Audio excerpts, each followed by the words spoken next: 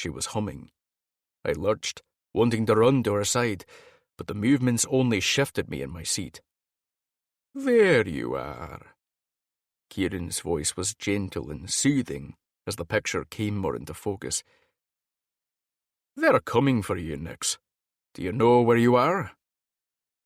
The humming stopped, and the sand shifted, turning into stark white tile. Flashes of white walls surrounded her before the humming resumed, her world bleeding back to the beach oasis. "Just hold on, Nix. Just a bit longer," Kieran repeated, and I bit my cheek hard enough to draw blood as we left her lying in the sand. Dio's commanding tone reverberated around the plain, the gruffness of his kraken shining through. "Kieran, thank you for your help, but you, Rainey and Donovan need to stay here. If Hero doesn't hear from us in a few hours, he'll come to you." He didn't wait for either of them to object, simply heading for the water. "Let's move. Now." Chapter 22. Ryder. "How the hell did she even get out here?" The icy spray splashed against me again, and I ground my teeth. Raptors were not made for the cold, and despite the protective blankets and winter gear James had provided for us, I felt half frozen. I'm more interested in why she's on a warded island and how Kieran even knew about it. Damien's voice was nearly as frigid as the water that sloshed onto us as Theo ploughed through wave after wave, his large body and impressive tentacles moving us faster than any boat I'd ever ridden on. We'd been searching in the dark, branching out in all directions to try and find the island Kieran had spoken of. Whatever wards it had kept it invisible. Whatever the hell they did on the island that required such strong barriers made my stomach twist with dread. Suddenly, Theo slowed, and I turned my attention back to Damien. "You can feel land up ahead," Damien explained. "It falls into the radius of where the island would be, if Kieran's directions were correct." "They will be." Killian's voice was tense but contemplative as he stayed huddled next to me. Killian was better in the cold than I was, but he still didn't enjoy it. While we appreciated the remote locations in Alaska and the ability to shift, many of us were not fans of the weather that was so different from our species' natural habitats. Theo suddenly jerked to a halt, causing the three of us balancing on him to fall into a heap, swearing as we tried to untangle ourselves. I could feel the tingling in the air, zapping static shocks against my skin, and I grimaced. Theo backed up slightly, pulling us from the direct path of the warding. "Well, there are definitely intense barriers here," Damien ground out, the tips of his ears lengthening as he fought with his gargoyle. "Theo can get through it." Killian sighed, sat down, and crossed his legs. "If he can't get through, there's no way I'll be able to. You two may be our only choices, unless we get someone out here to break it." Damien shook his head before extending his hand to try and push through it. "I can get past it, but it's hard. If I can, Ryder can." He glanced at me and I nodded, shaking off my blankets and tossing them onto Kill's lap. "I'll shift and carry you across. It's probably better if I'm shifted for anything that comes at us anyhow." He glanced briefly at Theo and Killian before squeezing his eyes shut and stripping off his shirt to change into his altar. He wouldn't say anything, but I knew what he was thinking. My skills weren't exactly geared toward combat. I was our healer. While I wasn't the best choice in terms of fighting skills, it also wasn't a smart idea for him to go into a severely warded, strange territory alone. I would do anything I could to make sure we got Nix back, and that included kicking some ass when needed. "Cool, Hero," I ordered Killian, as the glow of Damien's shift washed over us. "If Kieran was right about this location, I'm assuming he's correct that this is where Nix is. There's no point in him trying to get here, but he should at least be updated. We're bringing our girl home, no matter what it takes." Kill nodded, his mouth pressing into a grim line as he drew his phone from his pocket, checking for a signal. Damien unfurled his wings, shaking them out and letting them catch on the sea breeze. I had ridden with his gargoyle on a few occasions, so it wasn't exactly a new sensation as he picked me up against granite-hard skin and shot into the air, but I could still feel my stomach drop.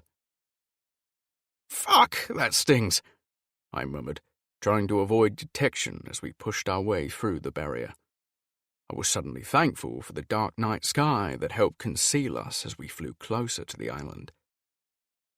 "There!" I pointed to an area of the beach shielded by trees and large boulders. It would be easy enough for Damien to land, but still give us some cover should there be assailants hidden in the area that we couldn't yet see. A grumbling hiss rang from his throat, and I knew his gargoyle was completely on edge, searching for nicks with his mind. "There's fuzziness, like a mind or minds that are blocked by something. You know my fucking range isn't good with strangers." "Dude, you didn't have a range at all with strangers until lately. Stop beating yourself up about this." I could feel his guilt hitting me, his disappointment in himself for not being able to find our girl. "Look, we need to split up." "No way. You don't have much in the way of offense, Rye. We don't know what we're going to run into or why this island is even here. Who the hell wards an island so strongly unless it's for something criminal?" His exasperation and fear broke over me like a wave, causing me to twitch. "Don't you think I know that? We're on limited time here until we're spotted. With your size, there are major wooded patches you can't get through quietly." Damien's gargoyle grunted as he flapped his wings. "You'll be more useful in the air. Search the non-wooded areas. Keep in contact mentally." He hesitated for a moment, contemplating my plan. It put both of us at a greater personal risk. If I got hurt, or he needed a healer, he would be out of luck. If I got into trouble, he could be too far away to help stage a rescue. This wasn't about us, though. It was about Nyx. I dragged up the sensation of her pressed against us, her laugh, the taste of the cookies she'd made for us only days ago. Screw what happened to us. We needed her, or there wasn't an us. "Fine.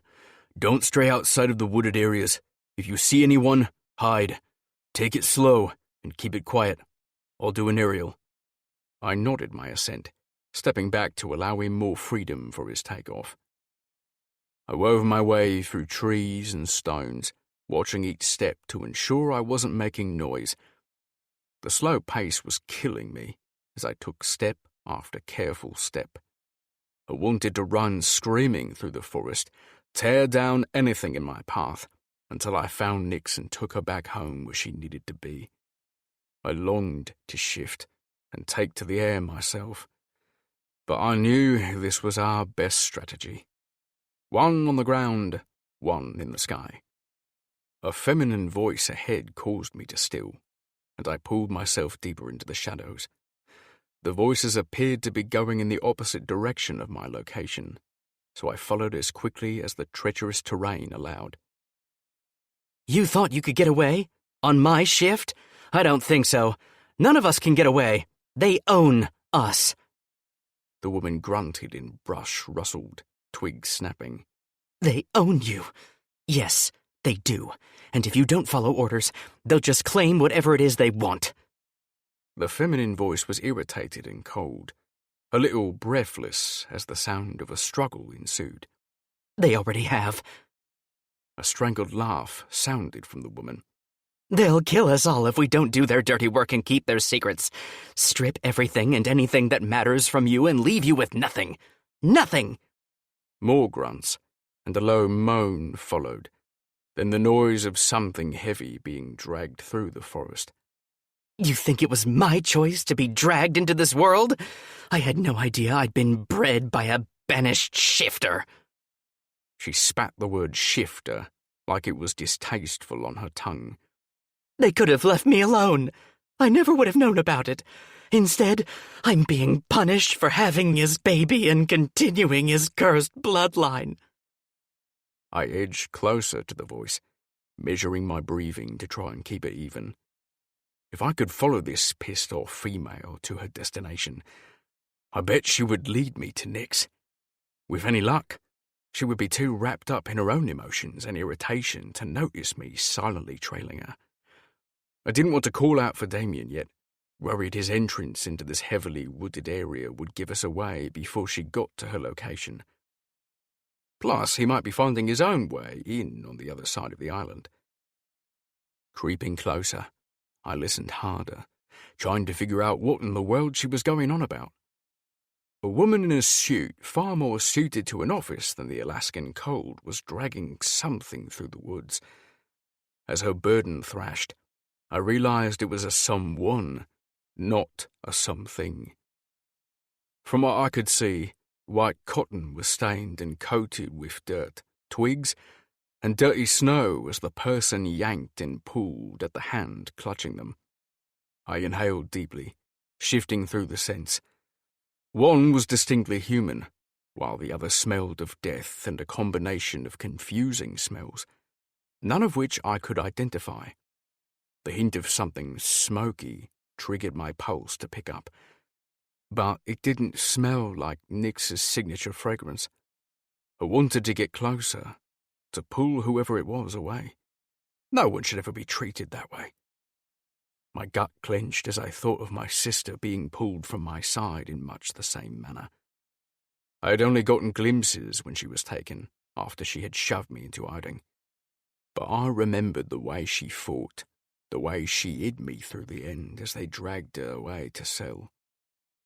Another moan followed as the well-dressed, though admittedly mussed, woman kicked at her captive, causing a weak cry and the scent of blood to fill the air.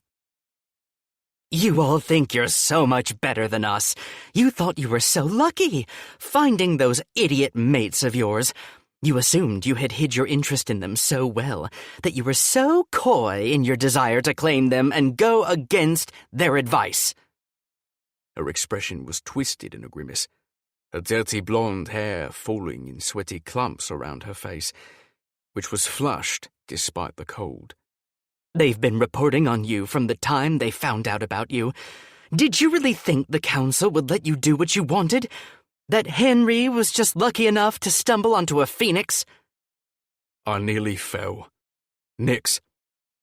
Damien! I screamed, praying he was within range. There's a female with her, an aggressive one. I scrambled forward, keeping to the tree line and moving as quietly as I could. I didn't want to give away my position and the element of surprise before Damien arrived. I cursed my failure as an offensive mate. I wanted to charge forward to tear this bitch off her and kick her in the head the same way she had just kicked Nix. However, I had no idea if she was holding a weapon, and I didn't want to endanger Nix because of my rash stupidity.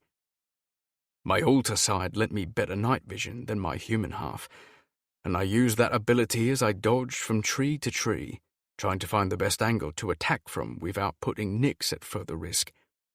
Grunting, the woman pulled Nix forward another foot, making slow progress as she raged. Damien, hurry the fuck up!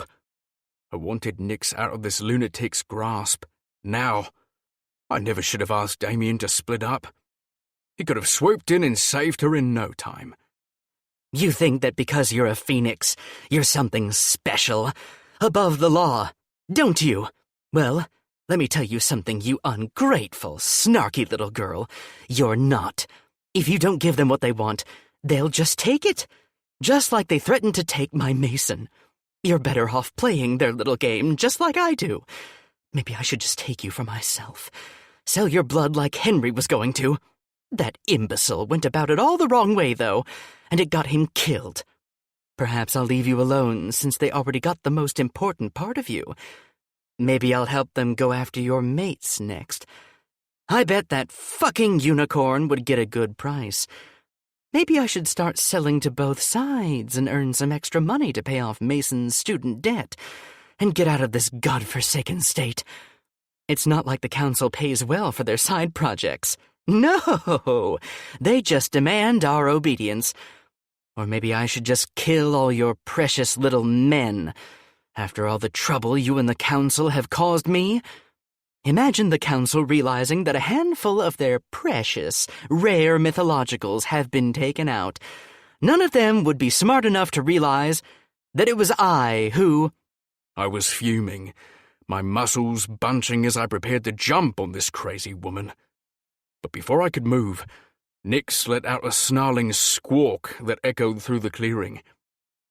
Faster than I could blink, a fiery orange glow surrounded her, and she shifted instantly into her phoenix form. Attacking in a blur of red, orange, and gold, she aimed for the woman's face with her talons. Fire shot forth in unwieldy strands, as if she had no control, and while I could tell she was trying to aim true, her entire body listed to one side, as though hurt or drugged. My heart burst with adrenaline as I raced into the clearing, trying to get close without getting caught in the inferno that was Nyx. The swearing woman didn't see me, and she fought back, pulling a weapon from her side and slashing out in wicked, untamed motions. Nyx's phoenix was usually so graceful, but now she lurched and dropped, missing her target and moving far slower than she was capable of. And I tried to search what I could see of her for injuries. Strike after strike, Nyx attacked with her talons, beak in fire, protecting both herself and eliminating the threat against the guys and me. The woman was slowly crumbling under each assault when I found my opening, a reprieve in the wall of flames Nyx had created, and I threw myself forward toward my shrieking mate, my hands up to stay her. "Nyx, stop! You don't want to kill her!" It didn't matter now if I was hurt, just that we got out of there quickly. I was sure the bright fire in the dead of night would bring more attention than we could handle.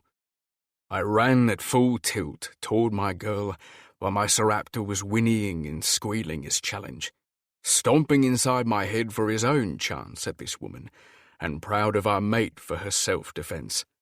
I knew Nyx needed medical attention, and didn't need the burden of taking someone's life on her already bruised soul, no matter how much they deserved it. The woman's blade glinted on the ground, covered in crimson liquid and reflecting the flickering sparks of Nyx's fire. With a pained sigh, Nyx's phoenix hit the ground next to the now unconscious woman, both bleeding profusely. Her phoenix was panting heavily, her wings at awkward angles, the snow around her soaked with the blood seeping from her feathers as her eyes closed and slowly opened, searching for my voice.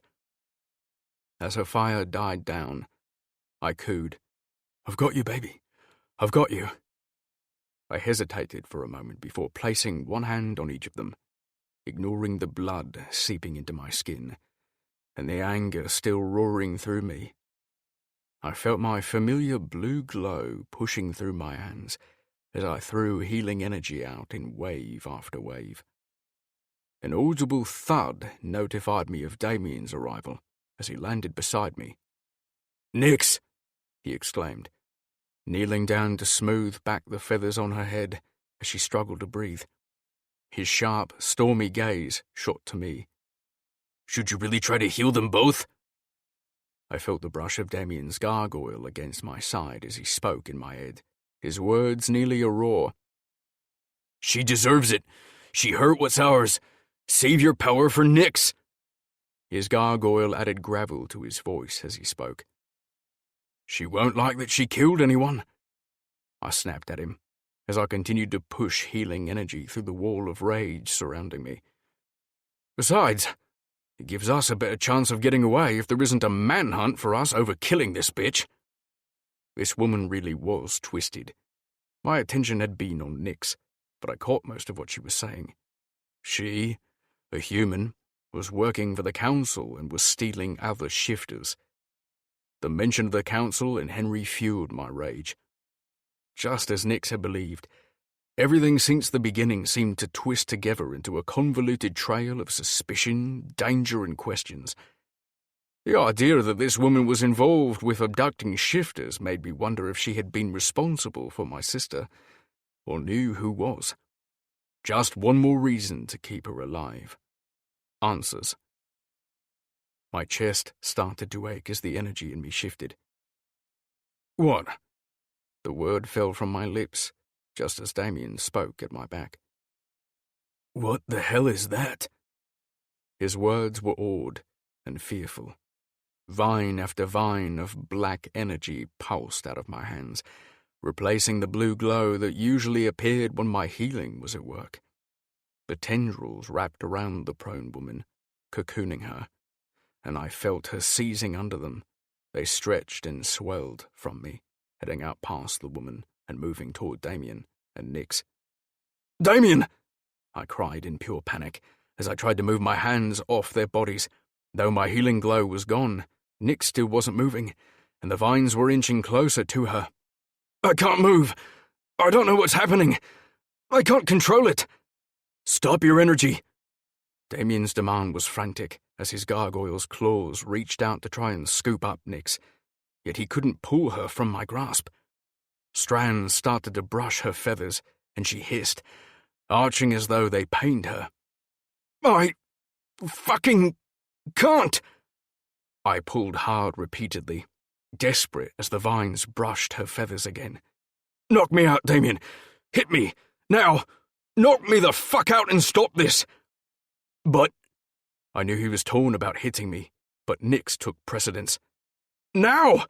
I screamed, as another strand wrapped around her wing, and I heard her heartbeat slow. Her agonized trill was the last thing I heard before the world went black. Chapter 23. Damien. I had never been more grateful for my gargoyle's strength than when I hauled Ryder's and Nyx's bodies through the sky. I groaned at the pressure and pinpricks of pain as I pushed hard through the barrier, focused entirely on getting to my brothers and discovering what the hell was going on. My heart was racing with adrenaline as I shot across the open ocean, scanning with my night vision to find Theo. My head started to ache, but I didn't let that slow me down.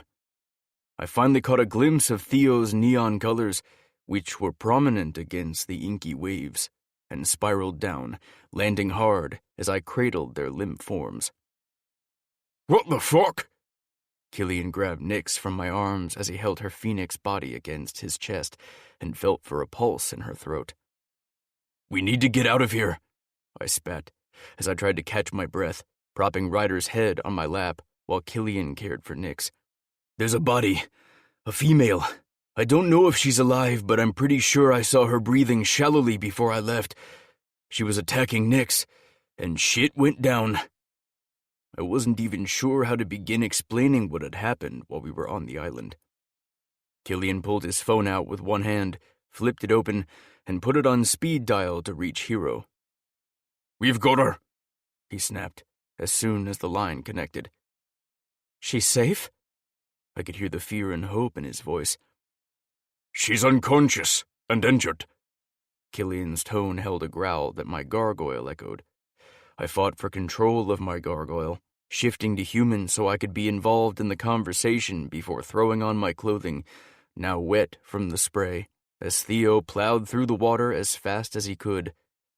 Taking my shirt, I pressed it against Nyx's wounds rather than donning it, hoping the pressure would help staunch the bleeding. Ryder? Hero's voice was nervous and hard, knowing that if Ryder could, he would have healed her. I knocked him out, I admitted, reaching down to stroke a hand over Nyx's throat and feeling her solid pulse beneath my fingers. Killian whipped his gaze up toward mine. Why? He needed to heal her. Unsure how to explain what had happened on the island, I pushed what I had seen into Theo's and Killian's minds. Theo's kraken screeched, and Killian swore emphatically. Someone better explain, Hero commanded stonily. Something went wrong with Ryder's powers. Killian's words were slow and confused. It was hurting Nyx instead of healing her. Hero's silence was ominous, and all we heard through the phone was his breathing. How is that possible? None of us had a response for him. Ryder's groan startled us as he began to wake, pulling his head off my knee and rubbing at the knot on his skull. "Fuck, D," Ryder groaned, sitting up with a grunt and trying to balance on the rapidly moving Theo. "I said knock me out, not split my skull open." I rolled my eyes at his dramatics, turning my focus back to a still unconscious Nix. "Damn, is she still out?" All levity fled from Ryder as he crawled over to Nix, holding out a hand as if to touch her before pulling back in fear. "Enough," Theo snapped in my head. "We need to figure out what we're going to do." "The council's involved." Ryder's words were low, but we still caught them. "I heard the woman talking on the island. It sounded like the council employed her, but it also fucking sounded like she was a bounty hunter." Curses flew from my brothers in the cold night air. "You think the council is working with the bounty hunters?" It seemed impossible. One of the foundational platforms behind the council's rule was their mission to keep mythological safe, hunters included. We all knew there were sadistic people in the world, some human, some shifters, who knew about our powers and wanted to harness that magic for themselves. Some mythologicals had rare, powerful items that could be harvested, like griffin feathers or phoenix blood. My blood ran cold. "That's what it sounded like, and the woman was going on and on like she knew us and Nix, talking about humans and shifters, about the council, someone named Maxon or Mason or something." His anger was pulsing in his voice, low and fierce. "Mason?" Hero snarled. "Wait, what did the woman look like? The one you said was attacking Nix." Ryder blinked his confusion. I don't know. Blondish hair, lots of tweed. Bureaucratic, really, with anger issues." "Fuck." Hero's tone was icy. "It sounds like Stone, the bitch counselor at the school I told you about. But I don't know how that's even possible. She's human. Was there anyone else on the island?" I could imagine him pacing as he tried to be involved, despite the distance. "I didn't see anyone." I glanced at Ryder, who nodded his agreement. "It was hard to see at night, and with all the trees, but it doesn't make sense that only she and Nix were on that island." "We need to go back," Theo stated. "There has to be more than this." He slowed his motions, pausing in the deep water so we could talk. "I know we need to do something about it." I made sure to speak the words aloud so Hero could be included. I wanted to wait for Nix's input, but with her unconscious and the situation dire, we had to figure out at least the basics of a plan and what came next. We can't go back now.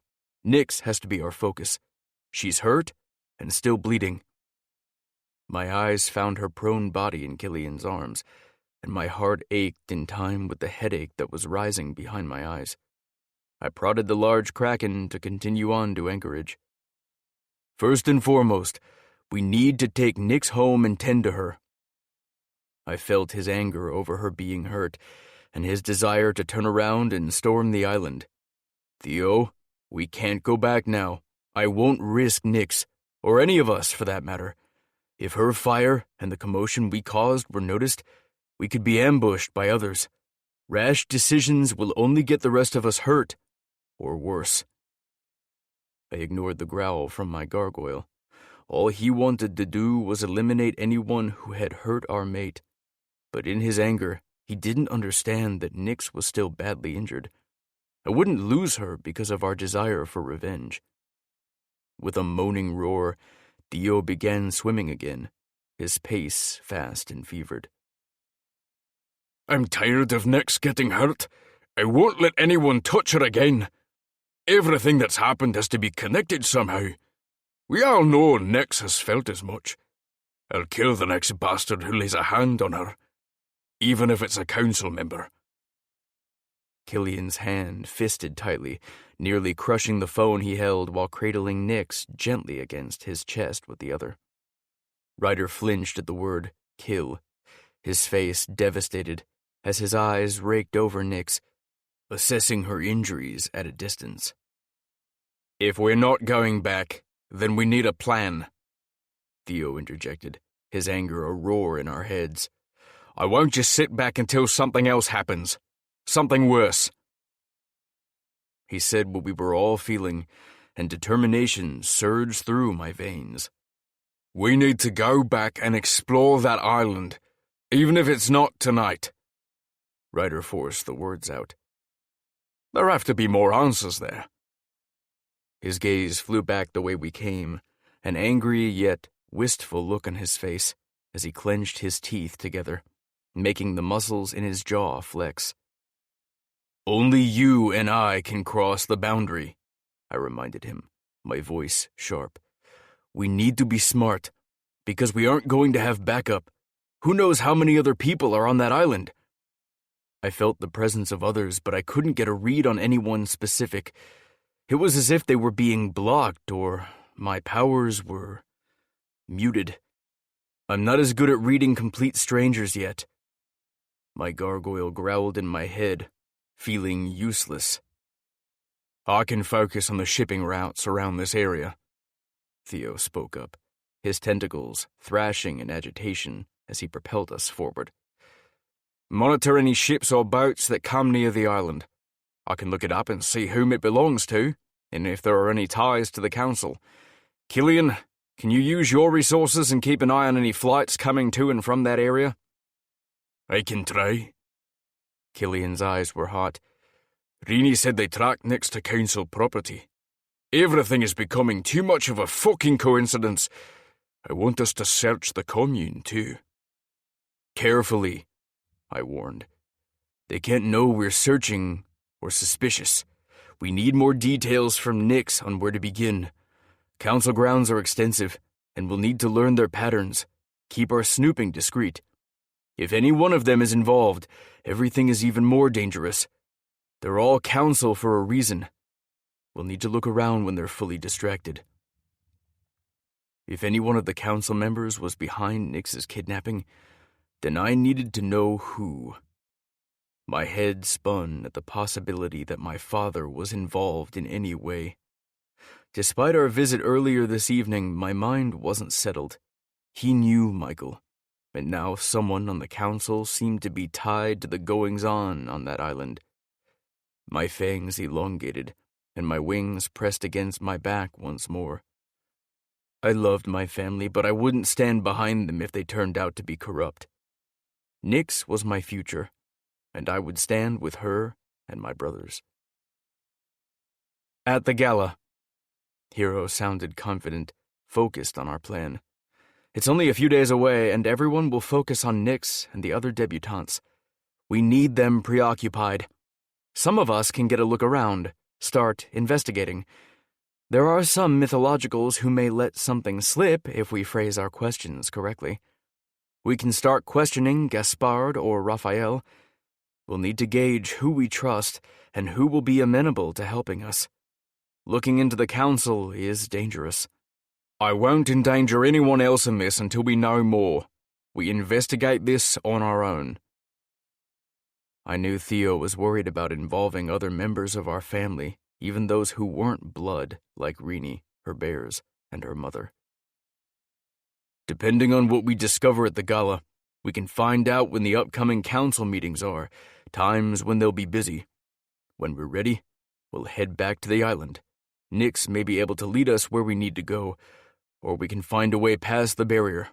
I don't like the idea of only a few of us going across, but we'll do what's necessary. I'm not sure I want to involve others yet, but Rini and her bears may not give us a choice. We need to be careful with how much we involve them. This whole conversation is treasonous, and our actions will be 10 times worse. Theo slowed as he neared the mainland, sinking down as much as he could to stay out of sight while keeping us dry.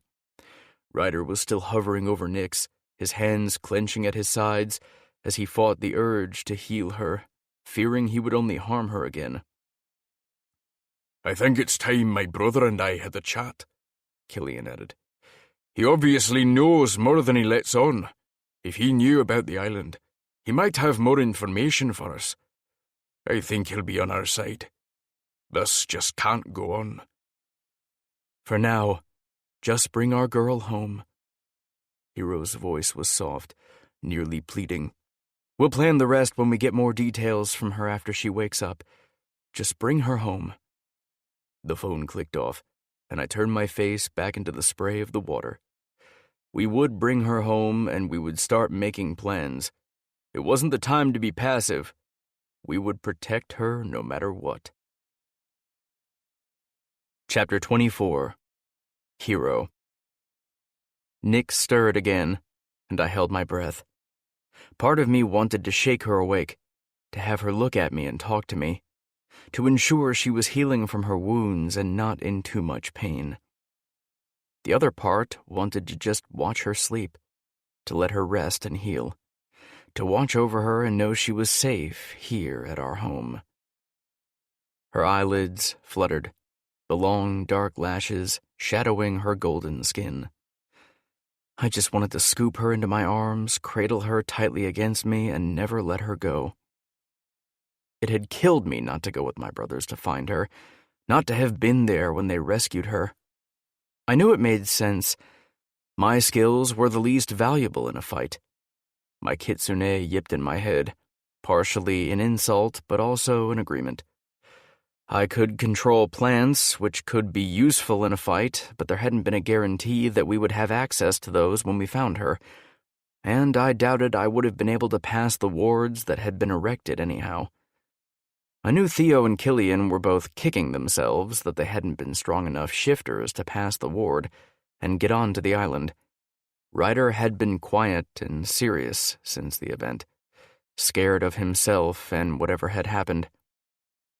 Theo buried himself in research, trying to find an answer to the phenomenon none of us had seen before.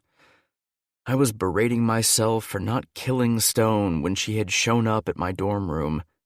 My kitsune had insisted on it, had recognized her for the threat she was. Yet because she was human, I had simply let it go. I'd assumed she really couldn't do any harm, and all we would have to do was monitor her interactions and keep a closer eye on Nyx. I never would have seen it coming. She murmured, tossing slightly, a wince crossing her features as some of her scratches and cuts pulled. My blood heated as I thought of the marks crisscrossing her chest and abdomen. Ryder had been right to try and heal her right away, despite everything that ended up happening.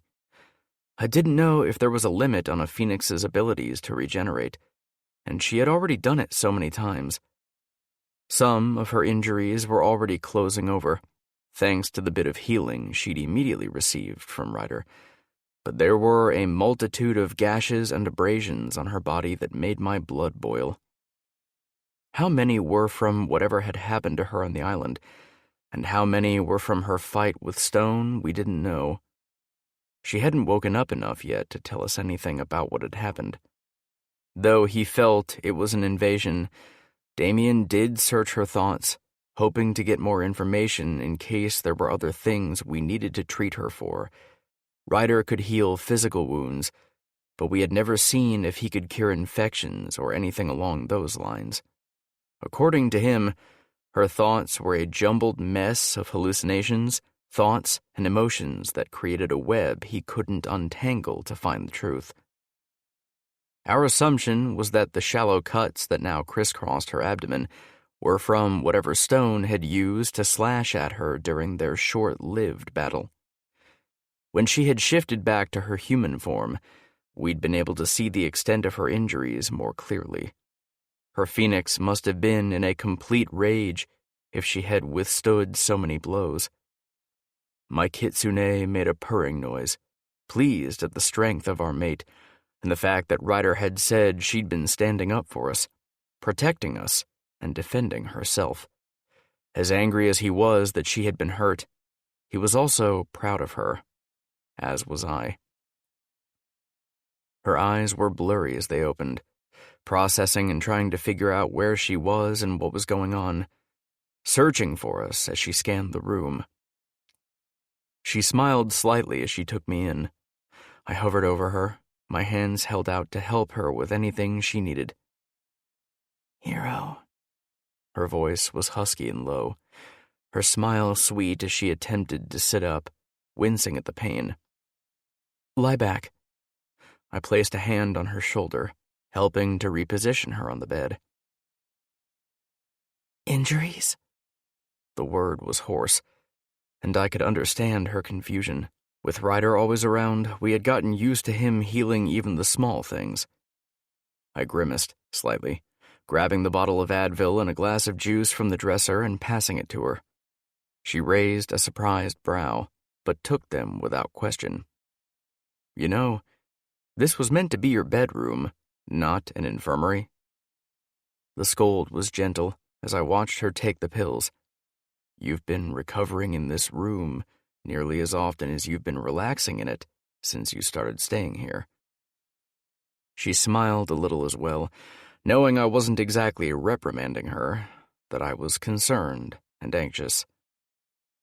"That's been my whole life, Hero," she replied weakly, coughing and placing a hand over the injuries on her stomach as she winced in pain. I hated seeing her like this. Her pain broke my heart. "What do you remember, Nix?" I didn't want to press her with her just waking up, but I could tell she was already trying to sort through her thoughts and how she got home. She trailed off, tugging at her hair. "I'm not sure. It's all so odd. The things I remember." She shivered a bit. "It's all nightmares and monsters and pain." "What's the last thing you remember clearly? The last thing before the nightmares?" I pushed her to sort through her memories while I sat down beside her, picking her brush up from the nightstand. I pulled her hair over her shoulder, brushing through the silken strands. I hoped the soothing, methodical nature of caring for her in that way would help to ease her confusion. "I was at Reenie's house. We were eating ice cream sundaes." She smiled a little at the memory, the classic Band-Aid I'd seen Reenie use when she was hurting. I kept the brush moving in smooth, soft strokes, an anchor while she shifted through the nightmares. "I snuck out when she was asleep." She glanced at me during her admission, as if expecting me to be angry with her. I continued the motion, my hands gentle, my face serene. I'd been hurt that she'd run off, but I understood why she did it. "I went to the council grounds." The words came out in a burst, her fingers twisting together in her agitation. I've never been satisfied with what they've said or done. I wanted to look around without everyone on top of me." She tensed for a moment, then hissed, grabbing her abdomen gently as her pain worsened. "Did you go there because of us? To leave us?" The words came out low, nearly a whisper, but not low enough that she couldn't hear the plea behind my question. When Reenie had told us that she had been on council grounds, I had been terrified, not only because she was missing, but because of the reason behind it. I wondered if she had been searching out the council or Gaspard, or if she had been considering asking for new guardians, that she had given up on us, that she was running away and not giving us a chance to fix things. Her eyes widened, and it was only my hand on her shoulder that kept her from twisting too far and opening up her cuts again. "No, Hero, no. I needed space and time, yes. I needed to be away from all men and just be by myself and with Reenie while I calmed down. The triggers are hard to manage, but I wasn't trying to leave." She cleared her throat, sipping more of her juice despite her mildly shaking hands. "I was angry. I was hurt. But I care about all of you, even if we fight, even when you drive me crazy. She tried to laugh a little, pressing her hand against the pain in her abdomen. I know things won't always be easy, and I don't want to give up on us. I just need certain things, just like you'll have things you'll need from me. Her eyes misted as she glanced at me. I won't try and stop your fights, but please don't call me names. No matter what, it's going to cause issues. I brushed my lips over her hair. Damien had projected her past to us, and though we had known snippets, I could completely understand why she had experienced a massive panic attack. We know, Nix. We won't do it again. We're going to be hyper-aware of it. I promise. A knock sounded at the frame, and I glanced up to see Theo in the doorway. May I come in? His voice was soft, his hands held out to show they were empty. He was being incredibly careful not to trigger her. Of course. Her smile was soft, but her eyes lit up as she took him in. Can you tell me what happened? I was just telling Hero what I remembered, but it's not much. It's all confused. I think maybe you were drugged. I winced, but kept my hands soft. Leave it to Theo to be blunt rather than pulling punches. You smelled different when you were brought home. She cocked her head, studying him. Isn't that normal? I mean, just being in a different place? Her brows pulled together as she tried to think through the remaining wisps of sleepy fog. He pushed his glasses up his nose, considering her question. To an extent, yes. My olfactory senses aren't the strongest in this form. My Kraken has a much better sense of smell than I do. She bobbled her glasses. Your Kraken can smell? She paused for a moment, shaking her head as she let out a tiny laugh. I guess that makes sense. I just never really thought about it. His smile was gentle, his fingers steepled as he explained. Yes, my Kraken can smell. Not with his nose, though. He smells through his tentacles, those suction cups you saw. Damien landed on my back with you, and my Kraken helped balance you as he juggled both you and Ryder. Her eyes widened, her mouth agape. Wait, Damien was flying with Ryder and me? She paused. You smell with your tentacles? She shook her head, waving her hand in the air. Not important right now. I guess I need a biology lesson at some point, though. We haven't really gone over what all of you can and cannot do. She blinked at me, those long, delicate lashes transfixing. Or what I can do, for that matter. I chuckled, enjoying the silken strands of her hair wrapped around my fingers as I brushed through it repeatedly.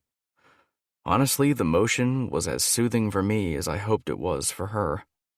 I wondered if she'd let me brush it every night, a time just for the two of us to talk and laugh and enjoy each other's touch. Let's back this up. I remember going to council territory. Everything after that is just kind of blurred. She shivered a little, rubbing at her temples as if plagued by her thoughts. I hated what came next. It seemed that Nix was blissfully unaware of all that had happened, and with her memories being so jumbled, we needed to fill her in. I was regretful that the calm bubble we were in right now was about to pop. We searched for you. Theo's voice was soft, his hand reaching out to stroke down the blankets still covering her lap. Damien even went to his father, trying to get information on where you were. I'm sorry. Her tone was remorseful. I didn't mean to worry all of you. I thought I could go look around the lodge, maybe find my file from when they did all that med work, and get some answers, some proof of my concerns. She peeked up at us, testing our reaction, but we kept our expressions calm as we nodded. We got a tip that you were on a warded island. I shifted and carried us there, and Hero stayed behind in case the tip was wrong. I froze for a moment, worried she'd think less of me for not having had an active role in her rescue. Her fingers reached up to stroke over mine as she looked up at me with those deep, chocolate-brown eyes. That feels good, Hero. The soft smile she offered me set my heart racing, and gratitude at having her home safe and sound overwhelmed me. Turning her attention back to Theo, she indicated for him to continue. Killian and I couldn't get past the wards. We had to wait. Everything we've learned is second-hand from Damien and Ryder. I'm sorry I didn't get to you faster, Ryder murmured from where he and Damien now stood in the doorway, and she grinned as she reached her hands out to them. Damien settled on the floor next to her, but Ryder chose a chair next to the door. I could see the hurt flash across her face, but she didn't request for him to move closer. I shifted, and Ryder and I pushed through the wards. I did an aerial scan while he searched the woods. Damien's voice was warm, his hands rubbing at Nyx's feet, as if desperate for contact with her, and she moaned at his ministrations. I'm sorry, Nyx. I shouldn't have shut you out the way I did. Emotion coated his every word. Do you remember me finding you? Ryder's voice nearly cracked. He was so nervous, his hands clenched in his pants, ruining the line of the fabric. I wanted to move to his side and soothe him, but I didn't want to leave Nyx, and I knew he wouldn't want me to either. Her brow wrinkled, her hand coming up to rub her temple as she tried to sort through things. I don't think so, she murmured. None of it makes sense. Stone had you. His tone was soft. She was yelling and kicking you. I thought she was human, but she was going on and on about shifters and mates. Stone? You mean Mrs. Stone? The counselor? She nearly toppled over as she tried to sit up with that revelation, and she hissed at the pain in her abdomen.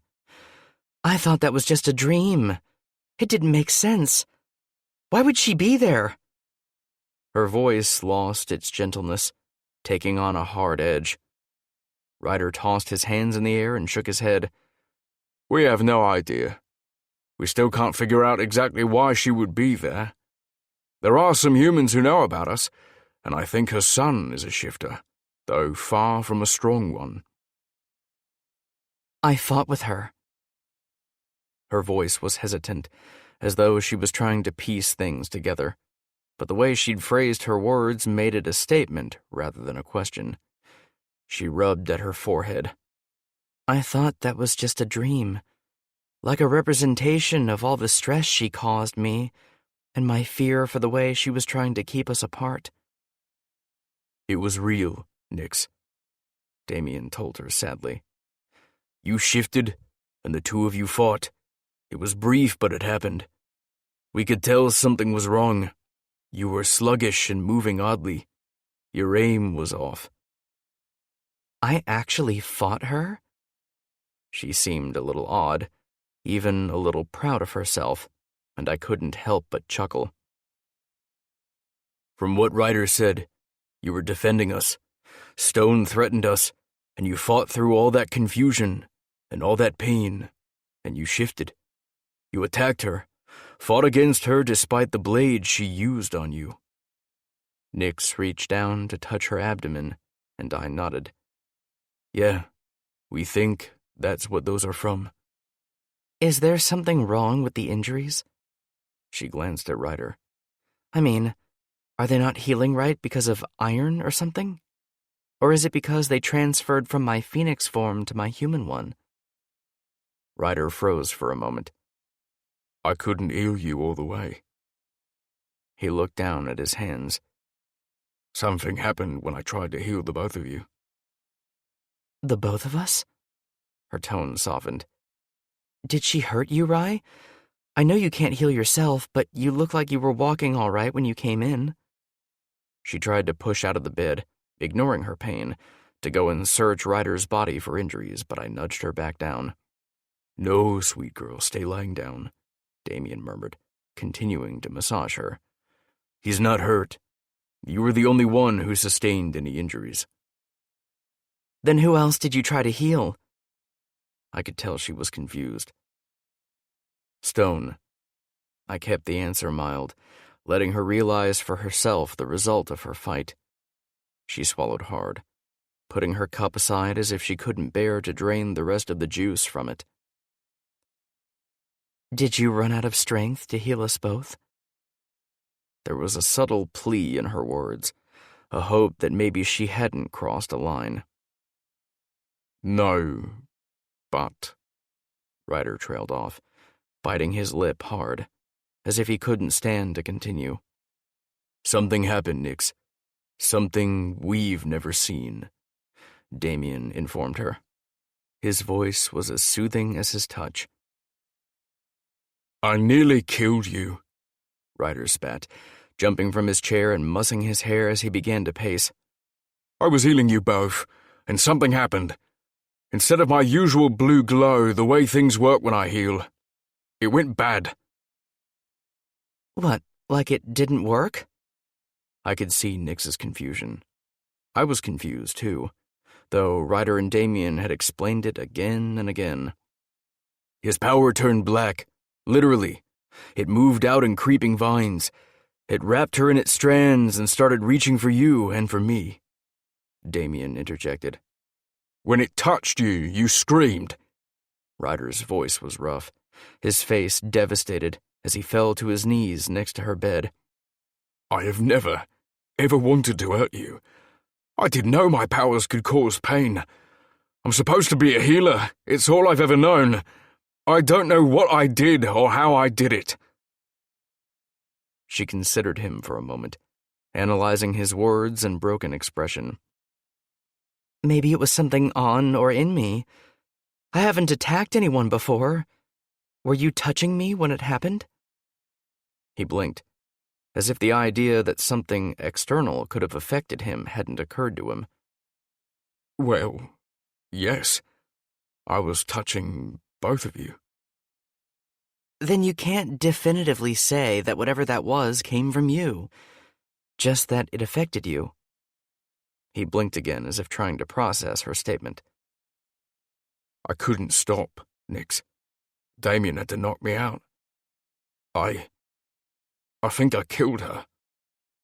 Shame coated his features, his hands rubbing against his thighs as if he could wipe away the invisible stain. We killed her. Nix's words were soft. I inflicted the wounds. We can't know if they would have been mortal. You tried to save her. That's the part that matters. She shivered, affected despite her words, but I could tell she was putting on a brave face for Ryder, sharing the guilt he put solely on himself. She glanced at all of us before reaching out to grab his wrists. He tried to pull away from her, but she held fast, unwilling to be shaken off. Heal me. Her words were firm. You said you're not injured. Heal me. I hurt, Rye.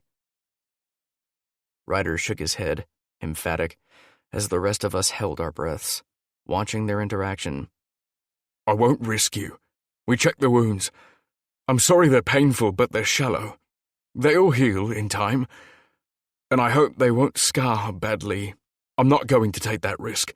Your life is too important to me. You said Damien knocked you out before.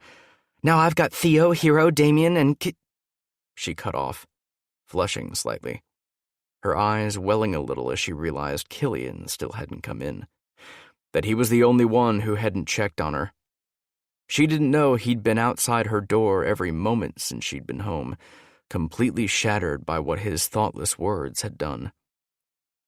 There are a bunch of them here to knock you out again. You can't be at odds with your altar. It's not good for you, nor for him. You need to try your power again and see that it was a fluke, that something outside of your control happened. He shook his head again, but she held firm. She's right, Theo chimed in. I don't want to make it an order, but I will if I have to. We need to try it again, and Nix is already injured. Best case scenario, you take her pain. If your power starts to twist, we'll be able to see and feel it in a scenario that isn't full of stress and panic. If it happens, we may be able to figure it out and prevent it from happening again, or at least help you learn to control it. All of our powers are growing, Damien added. We don't know what that will mean. Ryder squeezed his eyes shut, pressing his head into her thigh. Promise me you won't let me hurt her. No matter what, you'll stop me. We've got you, Rye. I reached a hand out, threading my fingers through his hair, massaging in nearly the same way I was for Nix, and being careful to avoid the sore spot from where Damien had knocked him out. We've got you. Taking a deep breath, he slid his hands under her shirt and placed them on her abdomen, letting her guide him to her injuries with her hands over his. A collective low hiss sounded at the sight of the angry red slash marks that marred her stomach. Ryder tensed, as if waiting for the darkness to overtake him again.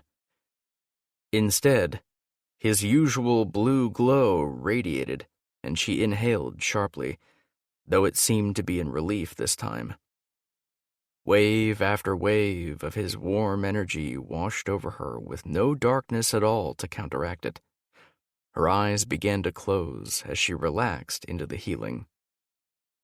Sleep, sweetheart, Rye murmured, as her eyes closed all the way, and Damien and I adjusted her back further into her pillows.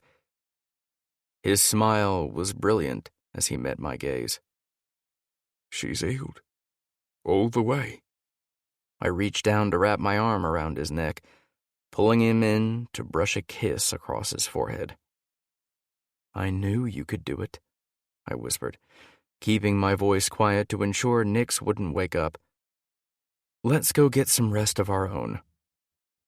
I'll watch her, Kill offered from the doorway, finally stepping into our line of sight now that she was asleep.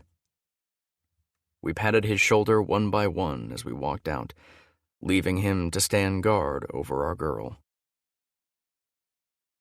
Chapter 25. Nix. I hated sleep. It was that simple. Nothing about lying in bed and trying to rest was peaceful. In fact, given my disastrous past, I wondered if I'd ever truly known a good night's sleep before. Between the creepy creatures and the kidnapping, my dreams were never lacking material to haunt me with. Every time I closed my eyes, no matter how exhausted I was, my dreams shifted into nightmares. Struggling to sit up, I relished my pain-free existence without the necessity of a rebirth and the weakness that plagued me afterward.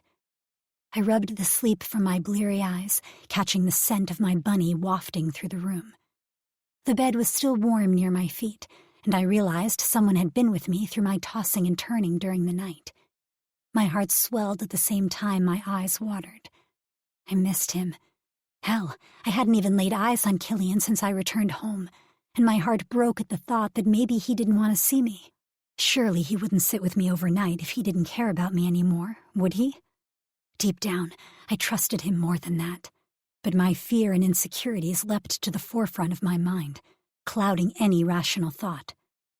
Crawling from beneath the green comforter, I placed my feet on the cold floor and winced as I stood, immediately missing the warmth my favorite pair of fuzzy socks provided.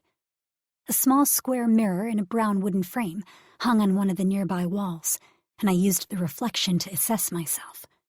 The mirror wasn't large enough to see much in, but I saw enough to know that the guys had taken the time to clean me up. Still, I desperately wanted to wash off the feeling of captivity that crept over my skin. Flashes of pristine white walls and cold tile floors were prominent in my nightmares, as were colorful feathers and mutated creatures that should star in their own horror flicks. I couldn't make sense of the pieces, but the memories were very real to me, even if I couldn't discern the truth from the falsehoods. I padded my way to the bathroom and turned on the shower, letting the room grow steamy as I stared at my reflection in the larger mirror. Dark circles lined my eyes, an outward declaration of my tiredness. My hair, while not filthy, hung in limp strands down my back, all luster and sheen gone from my tresses. My hands were clean, but there was dirt below my nails, which were in desperate need of a manicure. Their broken, chipped ends were a testament to the fight and struggle I'd endured. Stripping out of my clothing, I ran a hand over the light scars along my stomach. As odd as it might seem, I'd never sustained scars like these before, always dying before injuries such as these could truly leave their mark. I knew they would disappear with my next rebirth, but for now they were truly my battle scars.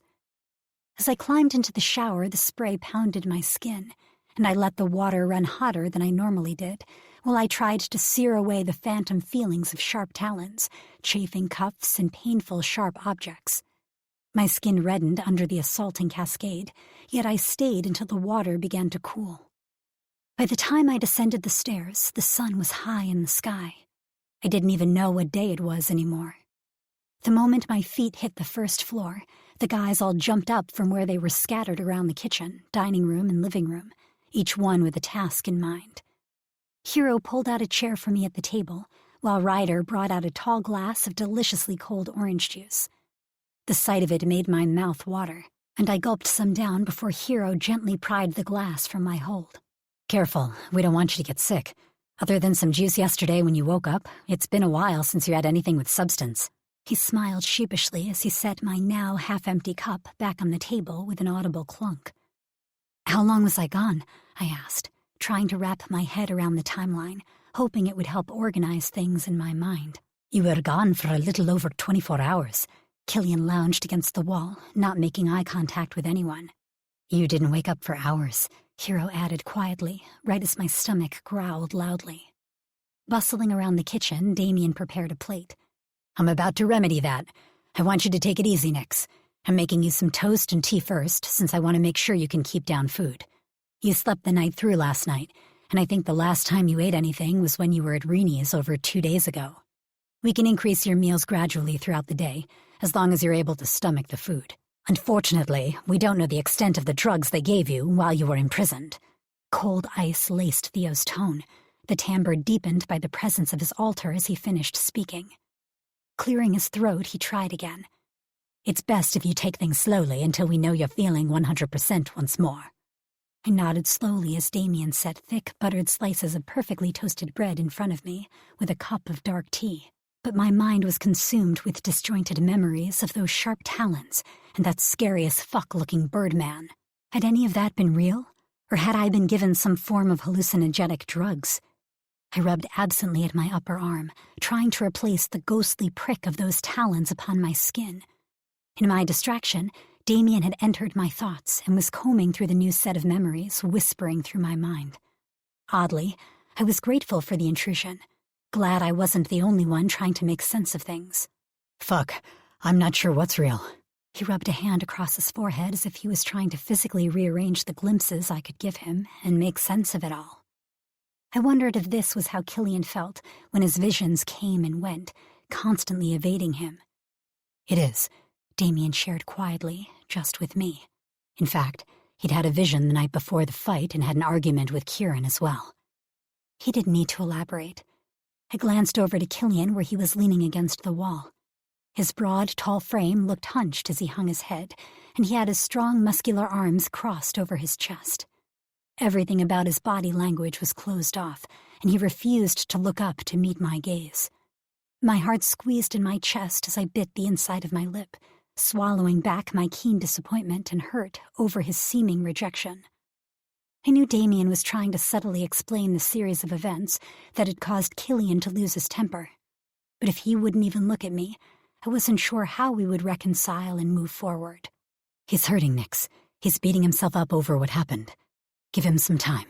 He'll come around. Right now, he doesn't know what to say to make things right." I knew what Damien said was true. I couldn't force things to go instantly back to normal, even though I wanted to. Deep down, I wanted to make everyone happy, and I worried again that I wasn't enough for all these men. Sighing, Damien scooted the plate of food closer. "Don't you dare start down that black hole. You absolutely are enough for us, sweetheart. You understand?" Damien's beautiful russet brown eyes captured mine, and I held his attention for more than a casual moment. Eventually, I nodded, and I promised to always try to be enough, to keep things even and to try and work out any problems that come our way before they spiral out of control. Leaning down, Damien surprised me by brushing his lips softly against mine. Intending it to be only a short kiss, he began to pull away, but I chased him, pressing my lips more firmly to his as I reciprocated. I needed to feel connected to him, and I enjoyed the sweet glide of his lips against mine for a single moment longer. When he pulled away, his eyes were alive and shining. Peeking around the room, I noticed all the sensual stares being leveled in my direction, and shivers raced up my arms. "Now that is a good idea." Ryder grinned and stepped forward, bracing his hands on the arm of the chair and looming over me. His purple hair was styled, and I slipped my fingers into it, playing with the shorter strands by the base of his neck. When his lips met mine, I groaned softly and deepened the kiss, enjoying his attentions. Pulling back, he pressed his forehead to mine. "You have no idea how scared I was." "I do, because I was too. All I wanted was to be home with you. All of you." I shot my gaze to each one of them. "My turn." That simmering tenor of Hero's voice sent tingles of awareness down my spine as he stepped up to the side of my chair, replacing Ryder. With a hooked finger, he lifted my chin. "From now on, we need to promise to try to work out our differences together. No matter how hard it is to stay, we stay. I'm not admonishing you for leaving, since it was what you needed to do at the time, and this was our first big fight. But if our family is going to work," he looked around the room pointedly, "we need to be more open and honest with each other and stop keeping our own individual secrets." Hero's commanding presence, firm grip, and flashing eyes had me squirming in my chair, and he teased me with his nearness, remaining completely still until I nodded my agreement. "Good girl," he murmured, just before his lips crashed down on mine in a clash of lips. I felt the smooth metal of his tongue ring tease against my lips as he licked across the seam of my mouth. Then the hot, fast, claiming kiss was over, leaving me breathless. His lips found my jaw, and he peppered light kisses all the way to my ear. "Now, kiss Theo." The controlling way he demanded for me to kiss his friend made heat surge through me like a tidal wave, leaving me wet and aching in the chair. His hand wove its way into my hair, and he tugged just enough to be gentle yet forceful at the same time. Theo was settled on my other side, with one palm flat against the table, while the other reached up to cup my cheek. The combination of Theo pulling my face closer and Hero pushing me toward his friend had a soft moan slipping from my lips and filling the area around us. "Are you going to follow orders?" I'd never have guessed that Theo would play into Hero's dominance, but suddenly thoughts of what he would like in the bedroom swamped me, and I threw myself into the kiss, letting Hero tilt my head to the side as my lips greeted Theo's. Out of all the kisses I'd had so far, Theo was the first one to seek entry, his tongue playing with mine before he retreated, breathing heavily. "Fuck, I don't know why, but there's nothing hotter than seeing you kiss each one of us." Damien's eyes were burning by the time I was oriented enough to look up. I felt like sexed-up jello. "Sexed-up jello?" Ryder snickered, and I arched an eyebrow at Damien, who had shared the direction of my thoughts. A laugh bubbled out of Ryder's chest in a rumble that had my mouth tilting up in the corners. I was sure my lips were a rosy color by now, and I felt my cheeks heat to match their hue.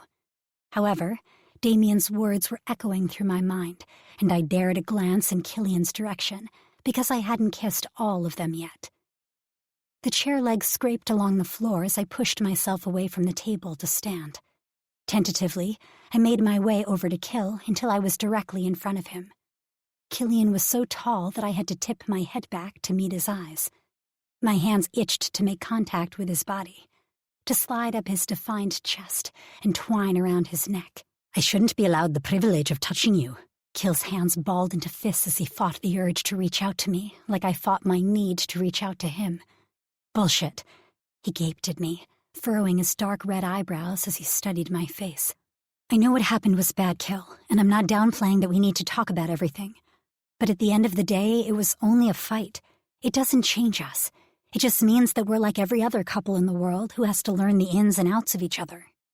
I reached for him, placing a hand on his chest. "I'm not saying that what you said wasn't wrong, because it was.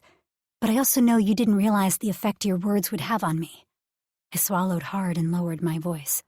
I know I'm not like other girls. I'm complicated. I couldn't look at him, not when the word I'd truly wanted to use was broken. He growled, and I figured Damien must have shared my self-doubt. Before I knew what was happening, Killian spun me around, albeit gently.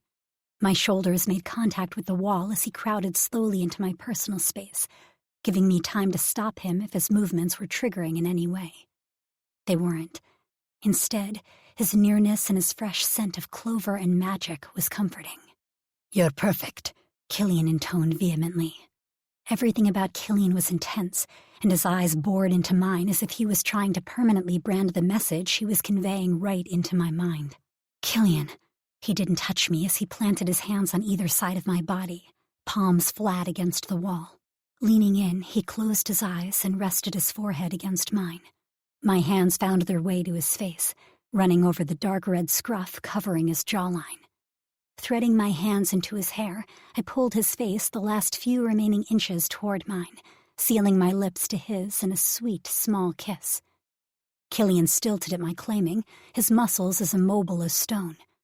I peppered light kisses against his mouth before trailing down his jaw, nipping him as I went.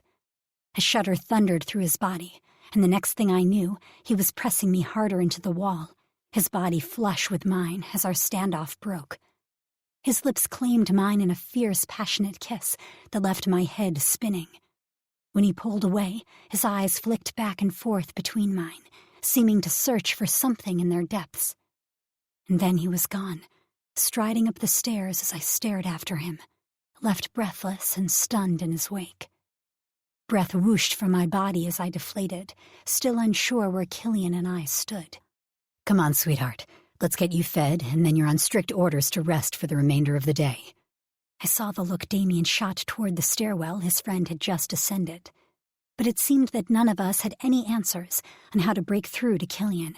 I figured we just needed time to move past everything. Time for me to heal and for him to stop beating himself up over a past we couldn't change. All we could do was move forward, and that was exactly what I intended to do. Chapter 26. Nix. The black boldness of perfectly typed letters mocked me as I sat staring at the newspaper article. As I read through the breaking headline, my heart was a steady pounding in my ears. UAA counselor mauled by bear.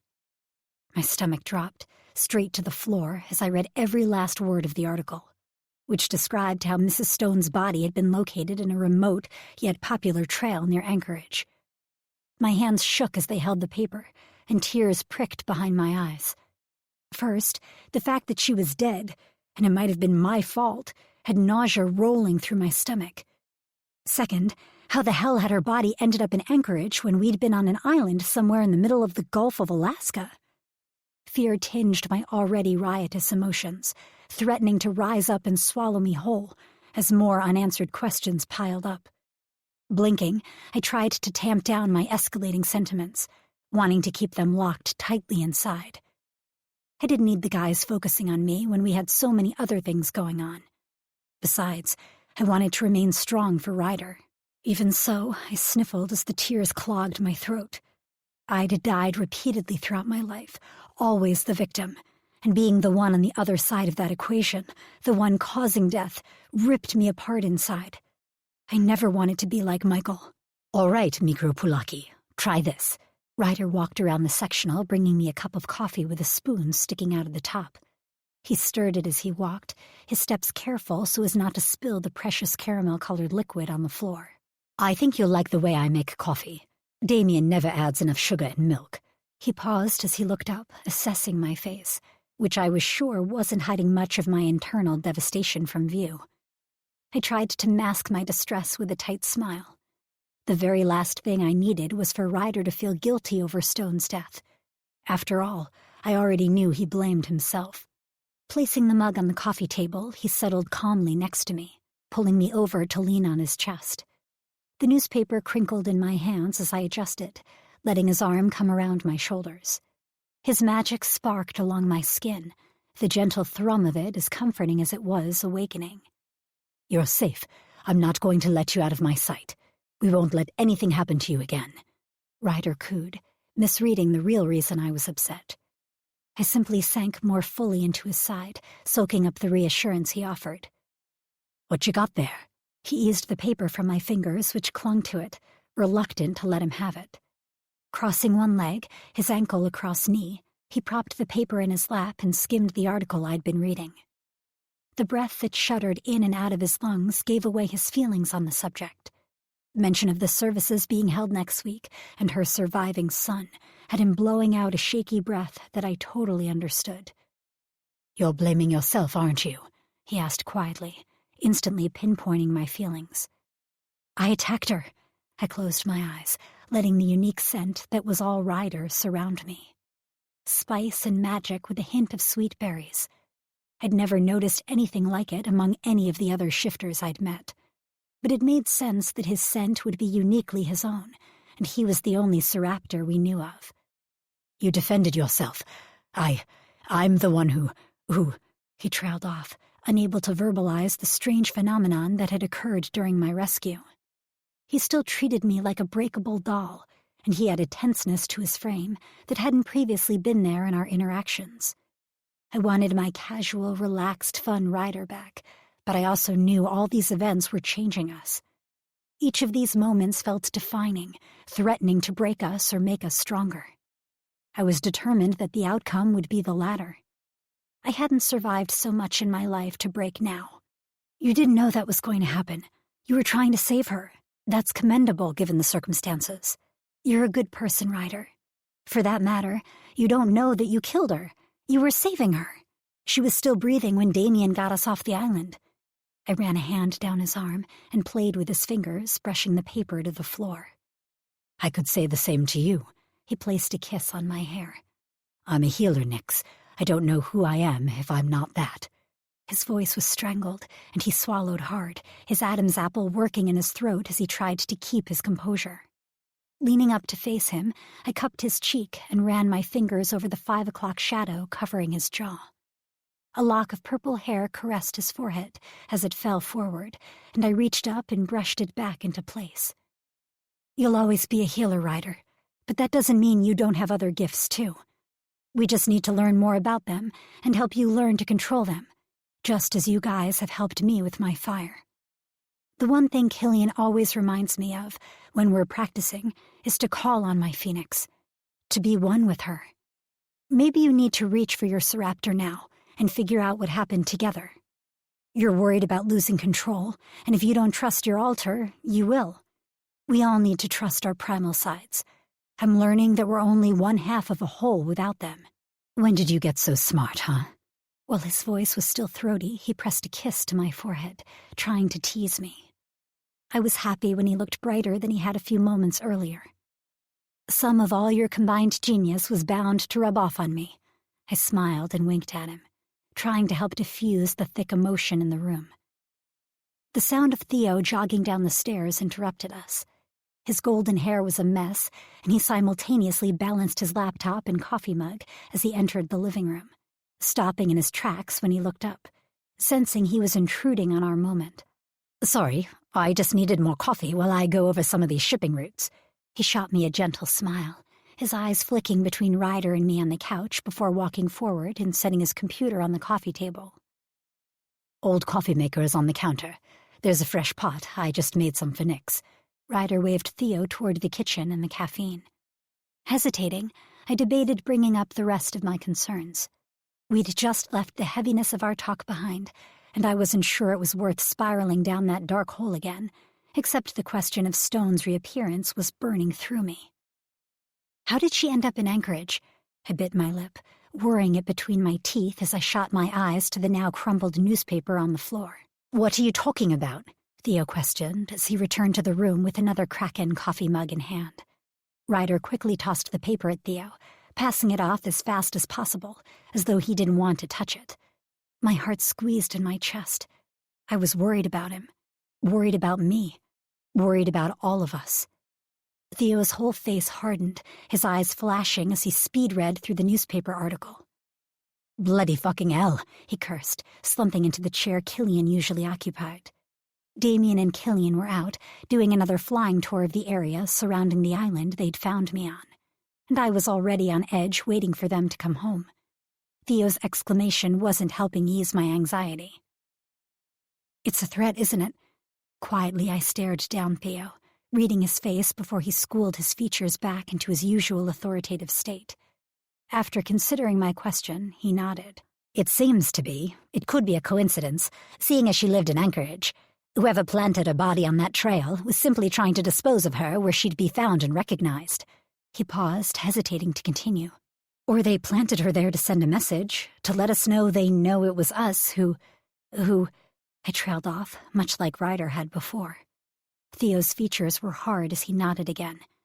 "Fucking hell," Ryder swore and stood, pacing the room. "What do we do now?" "We stick to the plan. If we deviate now, we could draw more suspicion to ourselves. We don't react. We need to carry on as normal as possible. Make whoever could be targeting us question our involvement. If we don't react, we don't add more fuel to the flames. The gala is only a few days away." He took a seat and placed his laptop in his lap.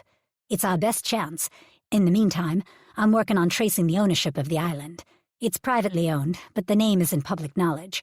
There's got to be a trail." He pushed his glasses further up his nose. "There's always a trail."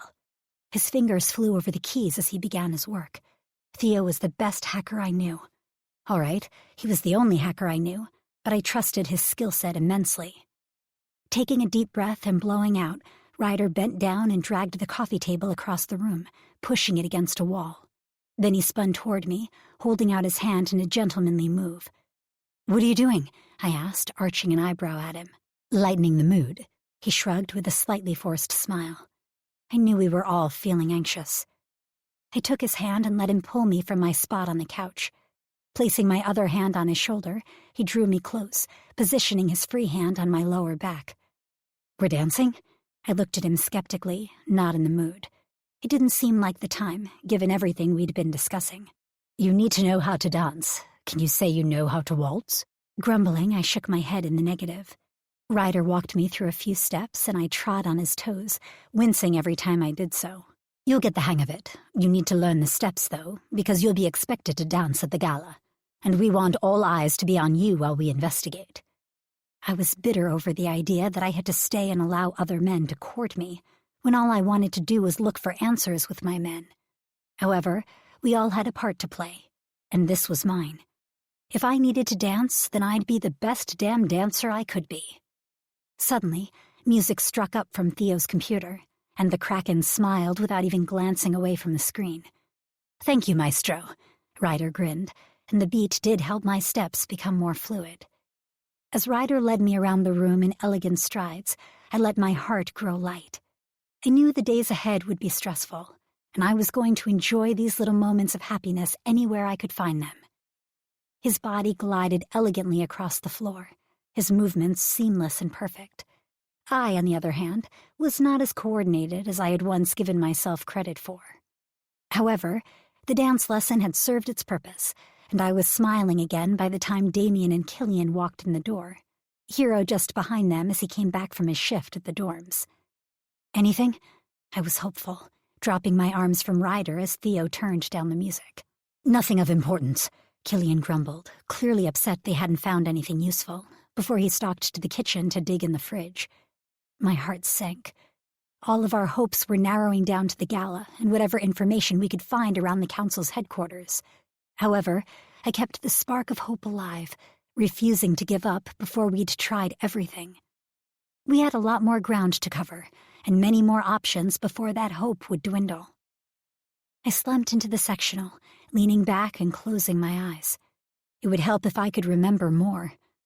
I twined my hands together, fidgeting with my fingers as my mind spun, trying to fill in the empty spaces in my memory.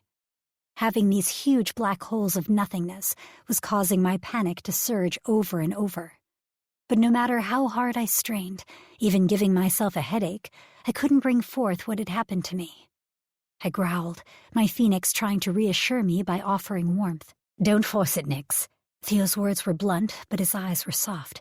"Remember, it's probable your memories will come back with time." I nodded, but worried the inside of my cheeks as I kept trying to find answers. If I could access my memories, we'd have more information to use in our investigation.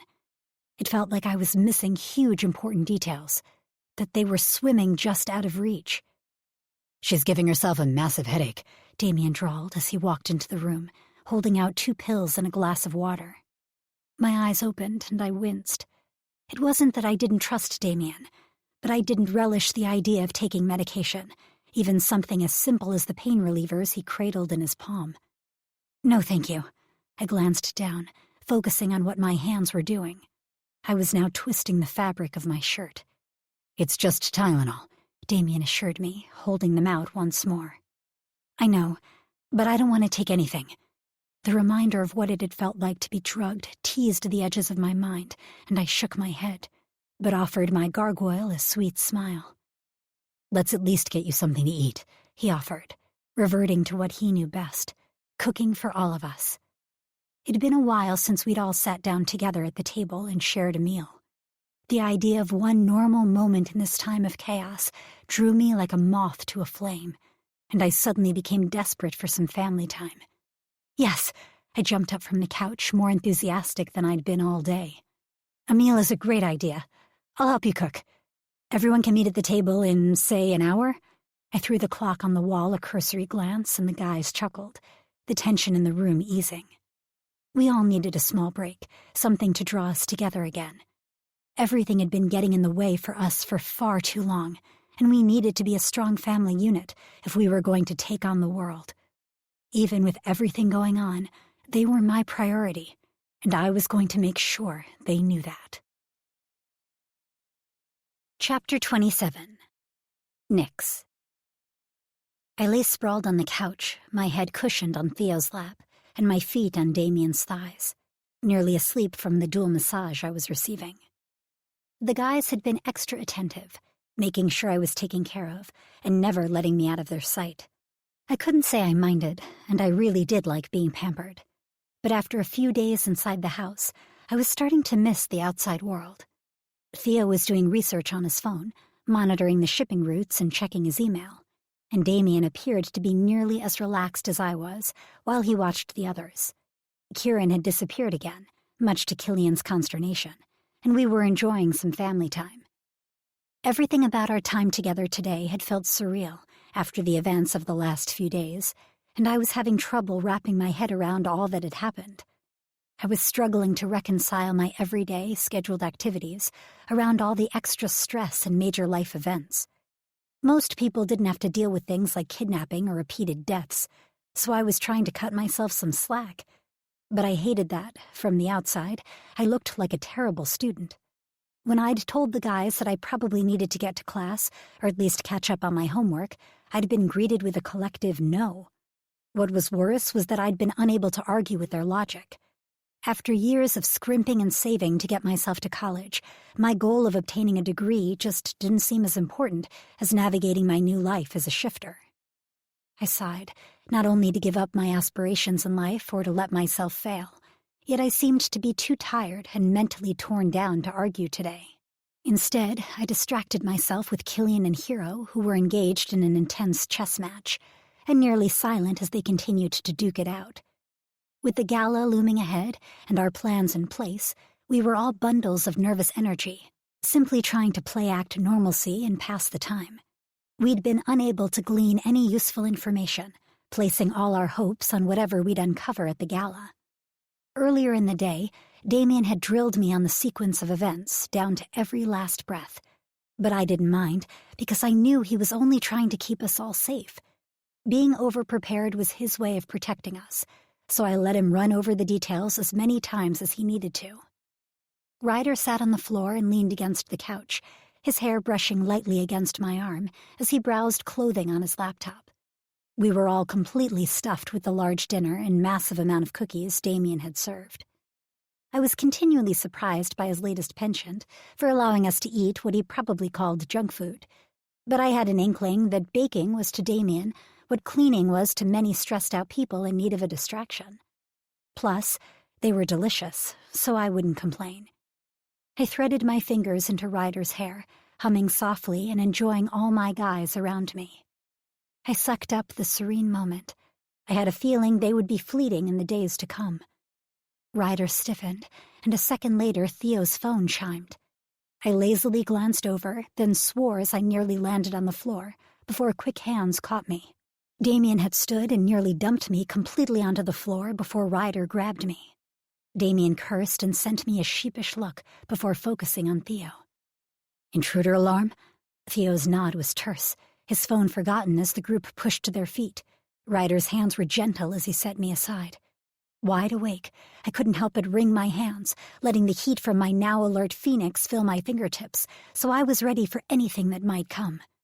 Theo was typing rapidly on his phone before shaking his head. I don't recognize the car, but they have to be high level. They aren't making an attempt to be subtle. They're just casually driving to the door. I need to place these damn cameras better. I can't see the vehicle well enough to identify the driver or passenger. Hero paced toward the door, his fists clenched at his side and jaw tight. Could it be Kieran? He threw the question over his shoulder toward where Killian and I now stood against the wall. Kill shrugged, sending a helpless glance around as he grimaced. I honestly don't know. I don't think he'd be dumb enough to bring someone else through. After we fortified the wards. Hell, we still don't know how he keeps slipping through the wards without setting off the alarms in the first place. You can never tell with him. Damien's hands were gentle as he framed my face. Don't worry, Nix. We've all got this. I smiled at my protective gargoyle. Even though they knew I was on edge, and I knew they were just as nervous about my well-being, they didn't try to force me to hide. They believed in me enough to let me stand by them, even in the face of a potential threat. Shade. Theo dropped back in his chair, his phone falling into his lap as he massaged his temples. It's Ashida. I froze, barely breathing. The councilman? Is there more than one of them? Nerves rode me as I wondered what they could be here for. Were they here to sanction me against my attempted intrusion of their medical building? Or was it something more sinister than that? I couldn't get over the memory of hearing one of them addressed before I was kidnapped, even though my thoughts and memories of the whole event were jumbled and confusing. Hero snatched Theo's phone, fiddling with the settings for whatever he was looking for, before he blew out an exasperated breath. Amaya's with him. Tension eased out of the guys' bodies before they all groaned and muttered. Hero glanced at me, noting my still rigid posture as I prepared for an upcoming fight. It's not formal council business, Nix, or he wouldn't have brought Amaya. He would have had a team and wouldn't have put her at risk. I tried to relax the way they did, but I didn't have their confidence. Even if it didn't have anything to do with my attempted break-in, anything to do with Amaya could only be trouble. None of us moved to appear casual. Instead, we chose to gather as a group at the door. Remember, stay calm, Nix. Keep your answers simple and don't give any more detail than absolutely necessary. We have no way of knowing which council members knew of your kidnapping, and it's quite probable he is coming here for entirely different reasons. Damien's mental voice was warm, though the anger and strain were evident. I nodded my understanding, flashing him a grin. My phoenix hissed at the idea of that girl stepping foot into our home or being near our men, and I had to agree. We all plastered on smiles and kept our mental walls drawn tightly around us while Damien answered the door. Councilman Ishida, Amaya, welcome. Is there something we can help you with? I nearly grinned before schooling my face back into a polite smile. Damien had definitely grown up near politics. I never would have guessed from his tone or expression that he was anything but happy to see the councilman and his daughter. He ushered them into our living room, shooting a warning glance at a silently fuming Killian and a stiff Hero. Hero, would you grab drinks for them? I'm sure they're thirsty after their drive. We all tried to appear casual as we took up spots around our home, waiting for the councilman to get to the point. You all have a lovely home. Amaya's voice was simpering as she reached out to try and touch Damien's arm. I bit my tongue to avoid hissing at her, and Damien smoothly stepped away from the movement to help Hero arrange the tray of drinks and cookies he'd brought in. Thank you. Theo's voice was cooler than could be considered welcoming, but I could tell he was attempting to be placating. Did you need help with something, Councilman? Or I would have come to meet you at the lodge. Councilman Ishida waved a hand in dismissal as he sipped his coffee. No problem at all, Theodore. Theo winced but didn't correct him. I would like an update on that database you're working on. However, that wasn't the intent of my visit today. His attention turned to me, and I forced my muscles to stay relaxed. Nix, we haven't heard too much from you since our last meeting. I hope you enjoyed the party we threw? Yes, sir. It was a lovely party. I met quite a few people. Not that I had enjoyed the party itself after the drugs I was sure I'd been fed, but I had enjoyed that night, not that he needed to know that. He smiled patronizingly at me, and I could see where Amaya got her attitude from. Very good. Now, I know Gaspard has been here already to speak with you about the gala. I nodded in confirmation, though he didn't appear to need nor want my response. We mentioned in our last meeting about your responsibility to bear children. His attention turned toward my men. I know we've spoken with all of you about all of this before as well. You're getting older. None of you have yet to bear a child, and it's important for all of you. He focused on Hiro, settling down his coffee cup so he could spread his hands and appeal. Hiro, your family is full of extremely strong kitsunes. I know you were disappointed that your powers were not of the offensive variety, but there is so much hope for your bloodline. You need to mate with another strong kitsune family and bear as many children as possible. He shot a not-so-subtle look at his daughter before continuing. You know there are few Celestials left. The more kitsune children who are born, the better. Amaya leaned forward, her breasts straining against the collar of her jacket as she tried to gain his attention. I'm aware, Councilman. Hiro's voice was chilly, but his face remained calm. Amaya slid closer to him, and I wanted to claw at her. My phoenix's anger heating my blood and bringing a flush to my skin. Theo, Krakens aren't that rare, but your bloodline is strong. You know we'd still prefer for you to mate with a higher-ranking shifter to lend your strength to their offspring. Though, as always, the choice remains yours. Your work with the Council is incredibly important and requires your constant dedication. Theo only nodded his acceptance, but I wanted to snarl at the slight, and I breathed deeply through my nose, trying to keep a hold on my temper. From Amaya's smirk in my direction, I could tell she knew the effect this conversation was having on me. Easy, Nix. Damien's voice flowed over me, an edge creeping in. We've all had these conversations before. Normally, we'd pretend to be attentive and accommodating. You've changed everything. They're testing the waters. Don't let him rattle you. I can't help it. He's being an ass, talking down to them like that. I wanted to rage. I couldn't stand seeing my men being disrespected this way. This culture was messed up, ran by a twisted, corrupted monarchy that was entrenched in patriarchy and classicism. Ryder, you're the only Seraptor in existence that the Council is aware of. You need to pair with a strong bloodline shifter and produce as many children as possible. We need to ensure the existence of Seraptors before your species dies out entirely. If you aren't ready to mate, you know there are plenty of appropriate shifters to care for your children. Amaya turned her attention to Ryder now, batting her eyes as her father reached out to pat her thigh.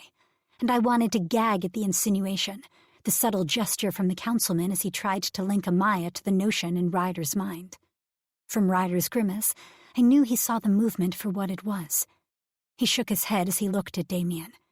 Damien, my boy, I know your father has impressed upon you the importance of settling down.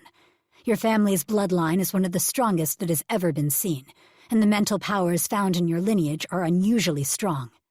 You're being groomed for a seat on the council, just like your father and his father before him. It is imperative for council members and their families to show the importance of kin, and that procreation is necessary to ensure the continuation of our culture. You have to protect that. It is your duty. His voice was firm, like a scolding parent exasperated by a wayward child. I ground my teeth together, wanting to throw this ridiculous, pompous man from my home. Nix, you've already received this lecture. I jolted as his attention returned to me. You have not been fulfilling your duty as a rare shifter, especially one new to our world, and involving yourself in shifter culture or reaching out to the council in regard to potential matings. Gaspard has several options picked out for you already, and I highly advise you to take as many approved mates as you can. I tried to smile at him, and Amaya snickered at my discomfort. His use of the word approved wasn't lost on me, and the animalistic need to claim the man I loved rose within me. You seem to have a propensity for finding trouble and ignoring cultural laws that have been in place for hundreds of years. You need a mate to take you in hand and ensure you're aware of your place in the society, and allow you to raise your children in peace. I bristled, biting my tongue hard to keep my mouth shut while I felt my mates stiffen around me. Now my animalistic side wanted to throw him out on his ass for his rude remarks. Screw animalistic, so did my human side. Silence, all of you. Theo's voice was harsh. He is well aware of what he's saying and the response we're having. He's expecting a reaction, and to get more dirt than we want to give. Don't let him win." We all sent our mental assents, though it was obviously grudging. "If you absolutely refuse to mate, I suggest you join us up at the compound and try to find suitable lovers, so you may begin bearing children. You are quite obviously fertile." I nearly started that proclamation. Was he admitting that they had tested me? That they had messed with me? I couldn't quite tell if he was simply referring to my age and my body type or something more. "Many shifters from the party expressed an interest in you, and yet you seemed to have disappeared early. I assume we didn't quite emphasize your duty well enough. Unless you're already carrying." His eyes fell to my abdomen, and I blushed, fighting against crossing my arms to cover myself. "Killian." Killian tensed behind me, his hands gripping the back of the chair I was sitting in tightly. I knew this would be the hardest test. Kill did not like being dictated to by anyone, even his own brother. "Keep it cool, Abra." I tried to send encouragement through our mental link, and I felt his fingers relax slightly, heard his deep inhale as he fought for control. I knew he would do his best to keep a hold on his temper after everything that had happened. "Your powers have not developed as strongly as the Council had hoped. You showed such promise with your abilities for premonition. Your illusions, though, are some of the strongest that have ever been recorded amongst Puka shifters. It would be wise of you to lend that strength to other Pukas, and see if your ability will pass to other Puka offspring. Maybe they could help develop it in a way that you were never able to accomplish." I saw sparks go off behind the councilman's head and sent more warmth through my link. "Brother dearest?" Everyone jolted as Kieran appeared at the top of the stairs. How the hell had he gotten up there? I swore he hadn't been in the house while we had been relaxing. In fact, he'd been gone all day long. Damien's winds drew my gaze, and I was sure Kieran's mental static or inane music was tuned up at maximum volume. "Brother?" Councilman Ishida bristled at the lack of attention being afforded to him, and Kieran's apparent inability to recognize him. "Councilman, this is Kieran O'Connor." Damien tried to keep his voice mellow, but I knew he was far more stressed with the addition of troublemaking Kieran into an already tense meeting. "Ah, Killian's younger brother." The councilman and Amaya both apparently dismissed him as beneath their attention, as they turned their focus back on us. "As I was saying, Killian, there is a possibility that you could pass on your gift to a child." "Of course there is." Kieran bounced down the stairs, humming to himself. "Well, that's what statistics say. I mean, who wouldn't want to be a bunny? I sure would." He sprawled across my lap, shooting a grin at his brother when he growled. He didn't mean being a bunny. The word was a sneer, falling from Amaya's lips, and I fisted my hands under Kieran to avoid punching either him or Amaya. He meant his ability for prophecy. "Kill has a philosophy?" "Huh." Kieran scowled at his brother. "Kill, it's not nice to keep a secret. If you have a different way of thinking, you should just tell us." He shot his dopey grin at a scowling Amaya. "He really is so quiet about it." Councilman Ishida glowered before focusing on Killian instead. "Is he right in the head?" "Oh, no, sir. I'm left-brained." Kieran nodded seriously. "Killian's the one who's good at math. Wait, that's Theo." He paused for a moment, pursing his lips.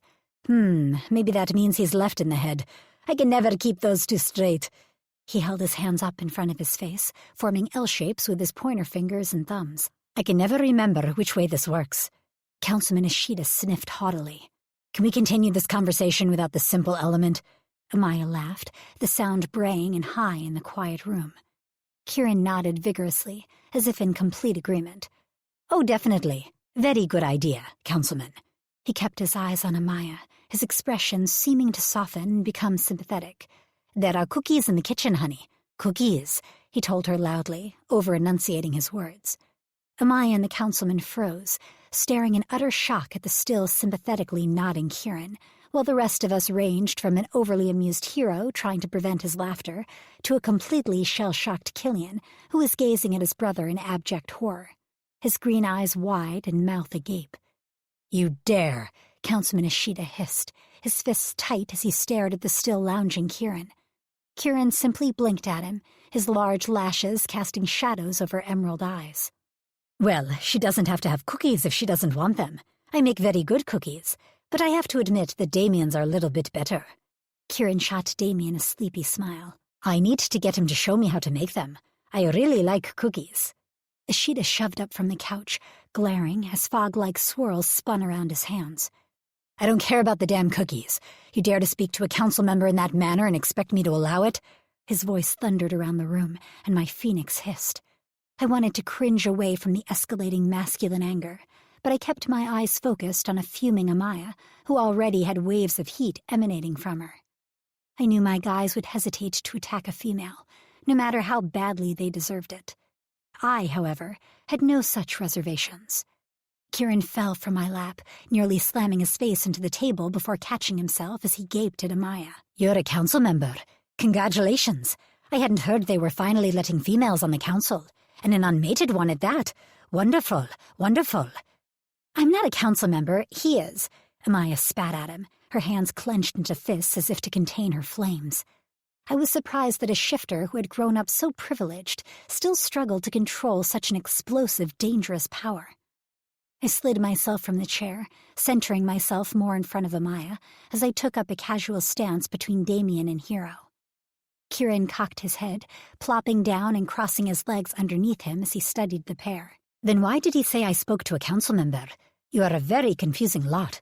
He waved a hand, apparently oblivious to the danger he was putting himself and us into. We really should stay on track. You were here to speak to my brother about having babies. He rocked back and forth, a grin widening his face as he shook a finger at a seething Killian. I've lectured him on it too. I suggest he keep Nyx, but then I decided maybe I'd put a bid on her myself. You bid on a phoenix? Ishida gaped, shaking with rage. You have no standing. You would never get approved. He simply blinked at the councilman. Why not? I'm of proper age to bid. I'm not of high enough rank to interfere with her bearing phoenixes. Plus, she's really cute. He wiggled his eyebrows at me and pursed his lips in a friendly kiss. You can't bid on her if I take you into custody, fool. Ishida snapped, grinding them out through a voice thickened with anger and deepened by his alter. You're going to take custody of me? Kieran brightened, jumping as though to shake his hand. I always wanted a new daddy. Ishida groaned and waved his hands, wrapping Kieran in bands of fog. Kieran studied the bands, completely unfazed by being contained. Neat. I usually prefer women in the bedroom. I didn't know you meant that kind of daddy. Amaya groaned, burying her face into her hands that emanated a subtle glow. Gross! Killian, control your idiot brother. I wish I could, Killian grumbled, shaking his head. Excuse me, councilman? Theo's cool voice had all of us turning our attention to him in shock. May I ask what you are binding him for? I'm taking the fool into custody. He's a danger to himself and others. The answer was a snarl. Theo stood, pushing his glasses up his nose as he spread his hands. Well, he is most definitely a fool, and a loose-mouthed one at that. However, being a fool isn't an offense for which you can bind him and drag him to the lodge for. For disrespect, then, Amaya snapped, glaring at Theo. Theo nodded in her direction, acknowledging her words. Unfortunately, there is no law against disrespect either. There is a law in regard to physical or mental assaults on a council member's person. Councilman Ishida expressed that he was not here in an official capacity. He was simply offering advice to us as an elder. We greatly appreciate the council thinking so highly of us, though we may not have expressed it yet. He bowed his head at a still fuming Ishida. Outside of expressing contempt in an official capacity, there is no current law enacted that would allow you to contain him, no matter how greatly he acts the fool. Councilman Ishida ground his teeth, clenching his hands into fists, but didn't release Kieran. I kept him in the corner of my vision, watching as he continued to smile with that foolishly broad grin, rocking back and forth as if testing the extent of the bonds that held him before falling onto his back, then standing again. I need to speak with Councilman LaCroix. The words were hoarse, as though Councilman Ishida was keeping himself from screaming them. He is not to be removed from this room. If he attempts to remove himself from this space, you are to prevent him. Oh, I won't go anywhere. Kieran nodded his head solemnly. I love my brother. I'll stay right here by him.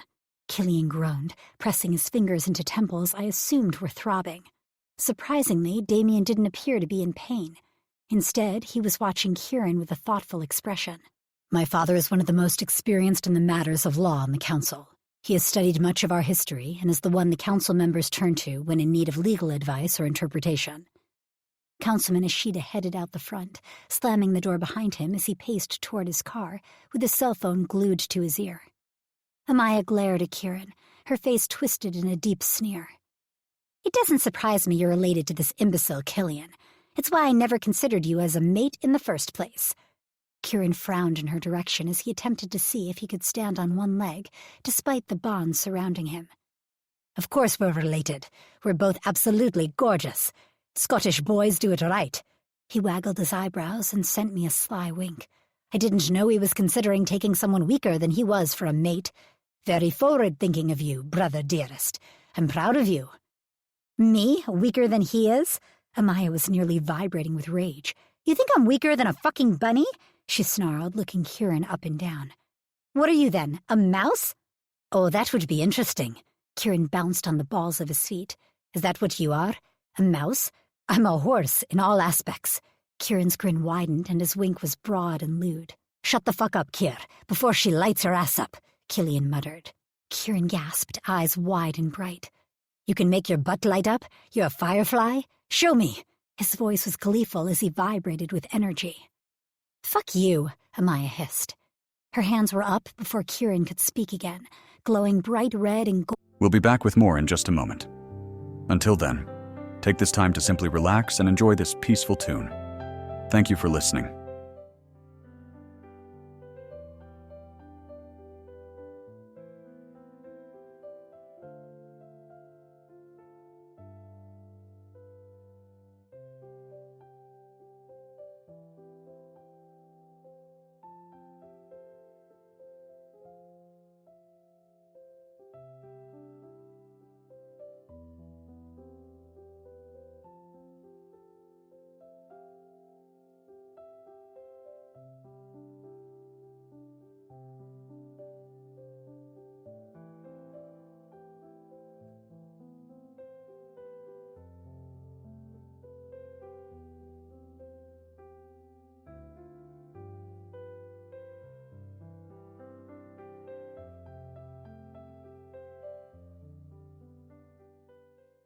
As flames licked up her wrists to encircle her arms.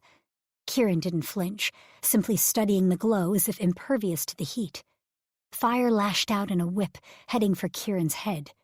My phoenix cawed, and I threw myself forward, the room becoming a blur around me as I launched myself between them. The flame she threw danced between my outstretched palms, a twisting, writhing snake of heat and energy, sparking with the fire inside me. Amaya gasped, staring at me in shock as I glared at her. Reaching out a hand, I called to the flames in her arms, encouraging them to cool, leaving subtle smudges on her previously flawless jacket. Do not attack a member of my family, ever. I warned you once before to leave Hero and his brothers alone. You have chosen to ignore that warning on multiple occasions. I don't know what it's going to take to get it through your thick skull. You're not the only fire shifter around here anymore. You can no longer use it to hurt them. This was a warning. I didn't strike you back. My flames are stronger than yours. My control is better, despite not growing up in this fucked up world. Try it again, and you will pay. My nose was nearly against hers at this point, my phoenix pushing against my skin, sending wave after wave of heat washing over a now flinching Amaya. Leave my home, now! Amaya grimaced but stepped back, bowing her head under the waves of power I was pushing against her. We were done anyhow. You're never going to be one of us, you know. This gala is pointless for you. You're too human. You will never understand the honor of delivering a rare child into this world. She sniffed, throwing her hair over her shoulder as she paced to the door. They knew it all along. It's better that they took it out of your hands. I froze at those parting words, my phoenix screeching her anger at the cryptic comment. As she wrenched the door open, Councilman Ishida ended his call, seething at his cell phone. Spinning on his overly polished shoes, he glared at us. I will release the fool for the moment. Bear in mind that any other behavior such as this will have serious consequences. He waved his hand, and I heard Kieran hit the floor with a giggle behind me. The guys were standing in the living room, their eyes wide after the showdown between Amaya and me. Kieran had apparently followed me, if the giggle in my ear was to be believed.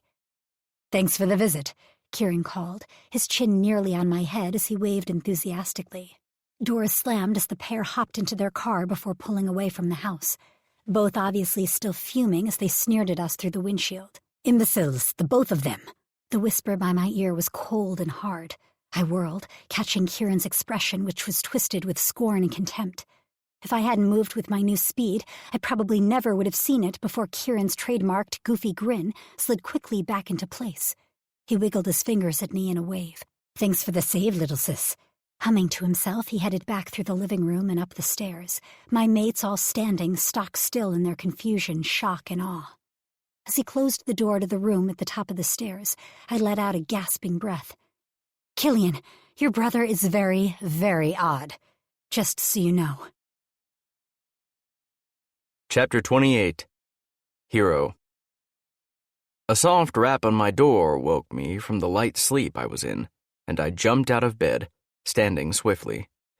There was only one person who would knock that softly, and a smile formed on my lips as I quickly pulled on a pair of navy blue pajama bottoms and a white t-shirt to keep myself decent when I answered the door. Worry swarmed in behind my happiness as I realized something could be wrong, and I grabbed my glasses, slipping them up my nose while I hurried to open the door. "Nix?" My adrenaline decreased as I laid eyes on her, realizing there didn't appear to be an emergency. "Are you all right?" I swung the door wide and stepped aside so she could enter. Nix twisted the fabric of her robe as she clutched at the sides of the flimsy material. Wearing a pair of pajama shorts, her legs were left bare, the long line of her golden limbs on display for my perusal. I envied the robe she wore, wishing I could be that close to her while getting a glimpse of the stunning body I knew the material hid underneath. With a soft click, I closed the door, searching my mind for a way to help ease that anxious look off her face. Her eyes flicked around my room, taking in the decor. Forest green paint covered my walls, the color soothing for my kitsune and me. Earthen colors were our favorite, but green had always edged the other colors out by a small margin. Various plants dotted my room, covering many of the surfaces, including the tops of my dressers and the few wooden shelves I hung on the wall on the far side of the room. Skimming a finger down a delicate pink flower petal, she let out a breath it seemed she'd been holding. After a long pause, she finally let me in. "I can't sleep. I keep having nightmares. Flashes of memories that don't make any sense. I hope it was all right to come to you. I realize now that I woke you up, I just thought that maybe I could. I don't know." She blushed as she glanced at me over her shoulder. My heart swelled with the knowledge that she'd sought me out, and if my detective skills were correct, she was asking to stay the night. My smile went wide, and Nix gave me a corresponding beautiful grin, her lips curving up in that way I loved. Taking away the embarrassment of her having to outright ask, instead I offered, "Stay with me."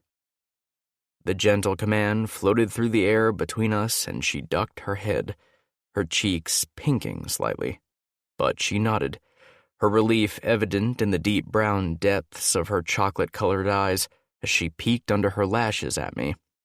The look was seductive, but I knew she didn't even know she was doing it. Nix was naturally sexy. Her fingers trailed along the various surfaces in my room as she studied all the plants.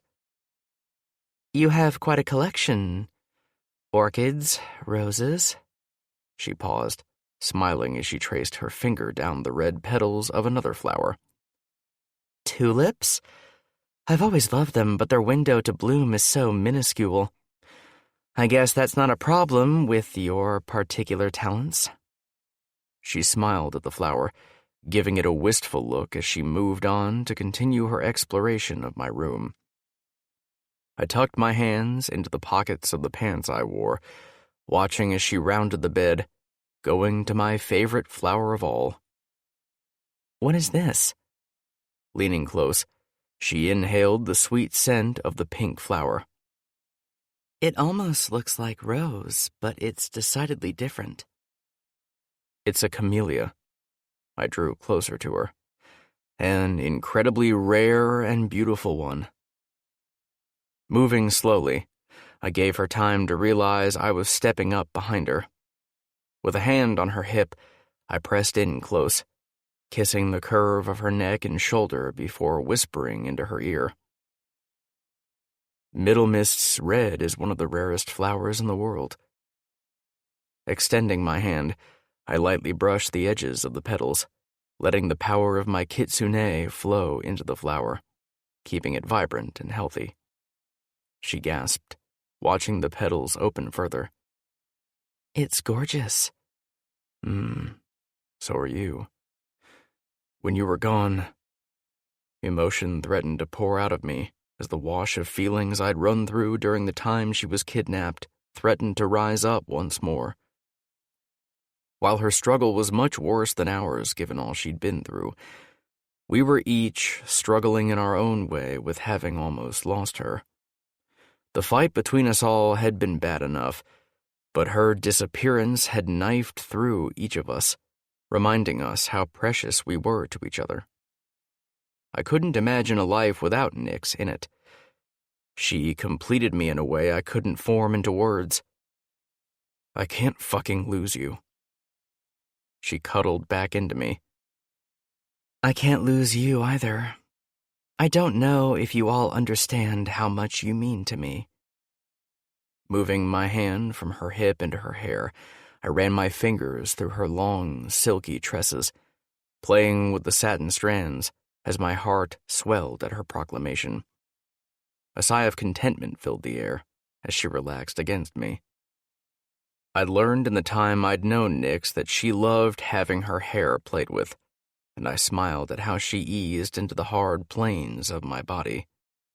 That's it, I cooed into her ear, giving it a little nip. The curve of her ass arched into my body as I hit a particularly sensitive area just behind her ear, and I flicked my tongue over the spot, driving her to distraction. The scent of her pheromones strengthened in the air, having an immediate hardening effect on my body. I hummed appreciatively as I breathed them in. Nyx smelled so fucking amazing. If her kidnapping had taught me anything, it was that life was too short to waste time.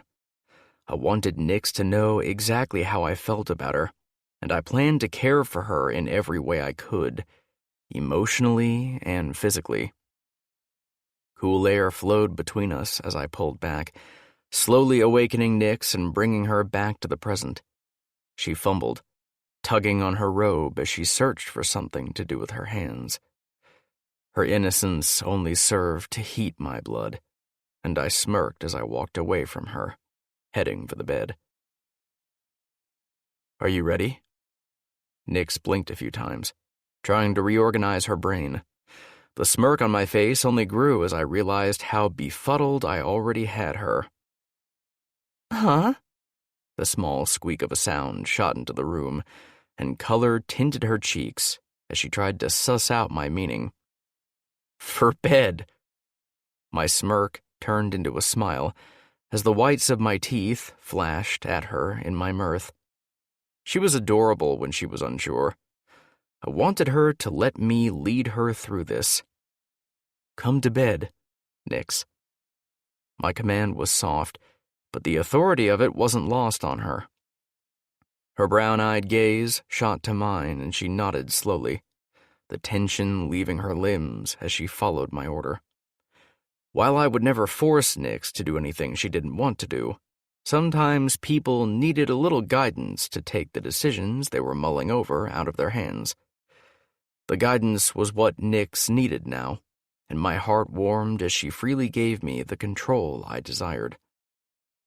When she stood only a foot away from me, I reached for her, my hands closing over the curve of her waist as I dragged her the last step, positioning her between my legs. Let's take this off.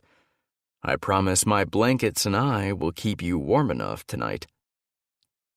I tugged at the material and watched as one side slid off of her shoulder.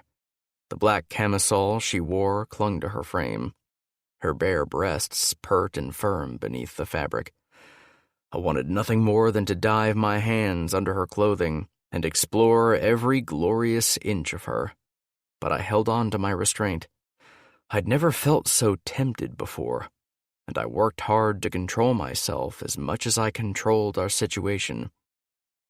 Compliant, she slid the fabric off her other shoulder, letting it glide down her arms to pool on the hardwood floor. Black hair fanned around my face, providing a natural curtain as she leaned over me, her lips hovering an inch above mine. The warmth of her hands smoothed over the sharp planes of my jawline before she closed the distance between us. Her mouth caressed mine slowly, and she kissed me, her sweet tongue slipping out of her mouth to flick at the seam of my lips. Groaning, I pulled her closer, granting her entry. As her tongue danced with mine, I let my hands smooth over the backs of her bare thighs, playing across skin that rarely got touched. Thickened pheromones swirled through the air and radiated from both of us as we enjoyed each other. When the kiss broke, I scooted back, patting the bed next to me. "Which side do you normally sleep on?" Desire clouded her eyes as she worked to comprehend my question, solidifying the smirk on my lips. Teasing and disorienting Nix were now my new favorite pastimes.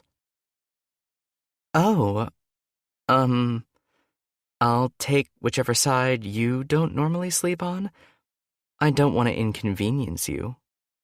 Shifting her weight from side to side, she squirmed and waited for my answer. "You are never an inconvenience.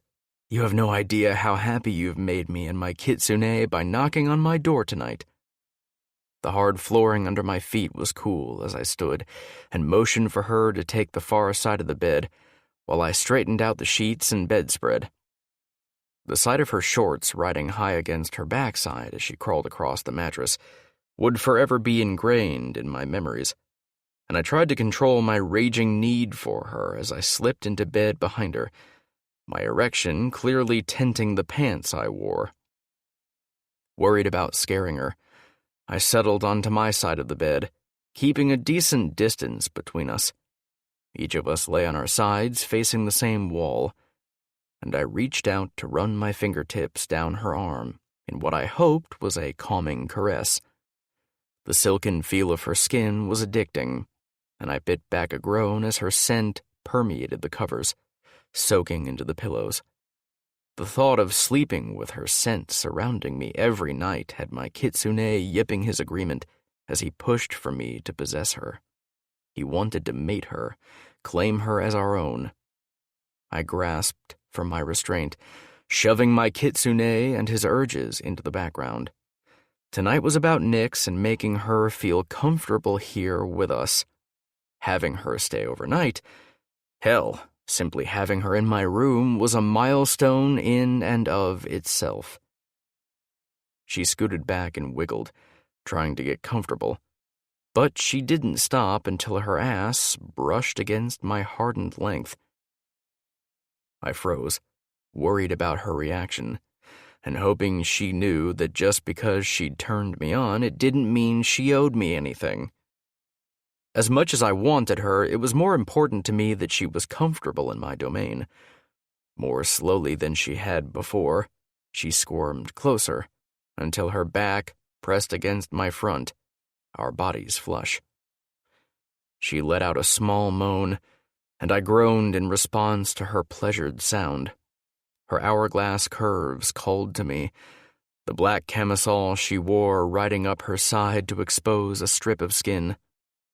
My fingers played over the dip of her waist, brushing over that inch of golden silk again and again. Nix pressed her thighs together as I teased her. Taking a chance, I reached for my control and held tightly. "You know what helps me sleep?" She hummed. My lips brushed her ear as I let the dirty words slip past my lips. "An orgasm." Her hips jerked back into mine, and I growled my approval, setting a slow but steady rocking motion as I gripped her hip, my fingertips teasing the sensitive skin of her waistline. You're telling me you masturbate every night before bed? Amusement tinged her tone, and I laughed. Not every night. But when I need a little extra relaxation to get to sleep, yes, that's what I'm saying. I felt the warmth radiating from her full-body blush. Sex is natural, Nix. It should always be extremely pleasurable. My fingers slid down the line of her waistband, teasing just under the edge of the fabric.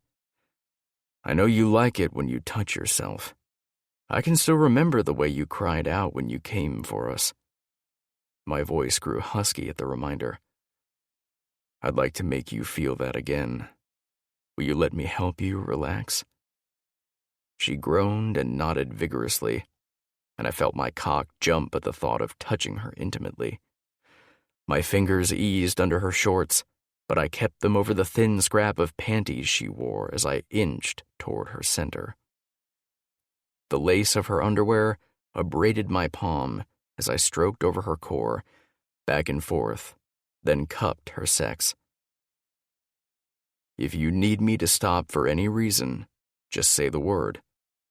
She nodded her understanding, her breath already hitching. Rubbing my hand over her center once more, I pressed with my middle finger, applying more pressure to her clit as I worked her up. When her body relaxed, pressing into my movements, I pulled back and let my hand slip under her panties. I felt the dampness that already coated the underwear against my knuckles as I slipped my fingers over her pussy, groaning at the trimmed, nearly bare feel of her.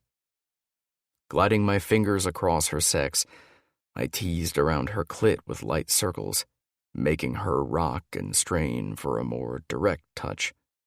Her thighs spread as I worked my knee between her legs, opening her to me. I kept her on the edge, building her pleasure as she writhed from my intimate massage. Every time she tried to shift to change where I touched her, I stopped, eliciting frustrated groans from her. Nipping her ear, I expressed my desire in a low murmur. Good girls hold still and take what they're given. My cock throbbed as she whimpered, inhaling deeply to calm herself and working to follow orders. Sweetly tormenting her, I finally flicked my fingers directly over her clit, watching her body buck as she cried out. Winding her tighter, her body coiled, ready to explode, ready to give in to my demands. She was so incredibly responsive to my touch. Propping myself up, I watched every pleasurable expression cross her gorgeous face before leaning over her to capture her lips with mine. Sweeping my fingers down, I circled her entrance, giving her plenty of time to realize what my objective was and stop me if she was uncomfortable. When she simply rocked into my hand, I couldn't restrain myself any longer, and I slowly stretched her, sliding 2 fingers into her tight, wet heat. I worshipped her, catching the moans she released with my mouth while I pulled my fingers back out, curling them to perfectly drag against her G-spot. Her pussy clenched, squeezing my fingers in a tight embrace. Learning Nix's body was, beyond a doubt, my new favorite pastime. I pumped my fingers in and out of her, spiraling her higher until I knew she was teetering on the edge of an explosive, all-consuming orgasm. Pulling back, I watched her face as I thrust my fingers into her body once more, rubbing her clit with my thumb at the same time I toyed with her G-spot. A keening cry flew from her lips as she surrendered her pleasure to me, flying apart as she arched against my body in complete bliss. The pulsing of her core had me wishing I was buried deep inside her, sharing her intense release. I peppered kisses down her neck as she returned to earth. "Oh my fucking God," Nix exclaimed, an aftershock racking her body in a satisfied shiver. I chuckled, pulling my hand from her channel and bringing her essence to my mouth. I sucked the delicious taste of her from my fingers, and she rolled over to watch, her eyes already growing heavy in the aftermath, just like I'd intended. Sleep now, Nix. I'm right here with you. Brushing my mouth over hers one last time, I let her taste herself on my lips, nipping at the bottom one as we settled down into the mattress together. As sleep claimed her, she mumbled, "Thank you, hero." I played with her hair as she drifted off, content to hold her for the rest of the night, keeping her safe in my embrace. Chapter 29. Nix. Good morning, beautiful. Hero's voice was rough from sleep, his lips soft as they brushed across my cheek. I smiled and stretched, letting warmth seep into my muscles and enjoying the sensation of Hero playing with my hair. Sleep well? My voice was still husky, though I could probably blame part of that on Hero's body pressing so tightly against my side. I wanted to squirm under his ministrations as he moved from twirling my hair around his fingers and massaging my scalp to skimming his fingers up and down the sensitive skin of my throat. A purr rippled in my chest as I turned further into his hand, enjoying the sensations that both soothed and excited. With you next to me, of course I did. The question is, did you? Yes, actually. With you beside me, I was finally able to actually get some sleep. My lip found its way between my teeth as I tried to hold back a smile, realizing how true my words had been and what a milestone I'd accomplished just by sleeping in Hero's arms without having any triggers. Good girl. Hero stopped stroking, his hand resting on my collarbone as he leaned down to brush his lips slowly against mine. The kisses were slow and sweet, as languid as we were. I moaned, arching into him, my body heating under his teasing touches. Beautiful, he murmured absent-mindedly, before taking my mouth with his again and deepening the kiss when I eagerly opened my mouth for him. I loved the feel of his tongue ring as his tongue tangled with mine. Well, isn't this a sexy sight? My two favorite people in one bed. Ryder's cocky voice had me pulling from Hero so quickly I almost fell off the bed. Hero's sturdy hands caught me, and he sent me a wicked grin before turning toward Ryder.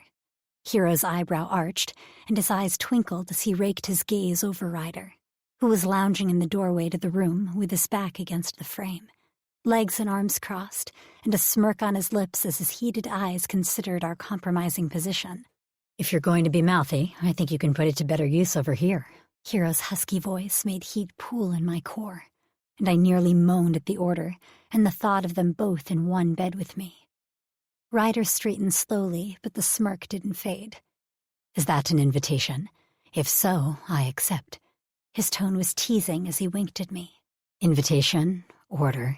You'll need to learn the difference. Come here, Ryder. Hero's voice left no room for argument. The order definitive this time. Riser froze for a moment, studying the pair of us, his gaze warring with Hero's before he strode forward after shutting the door and flipping the lock behind him.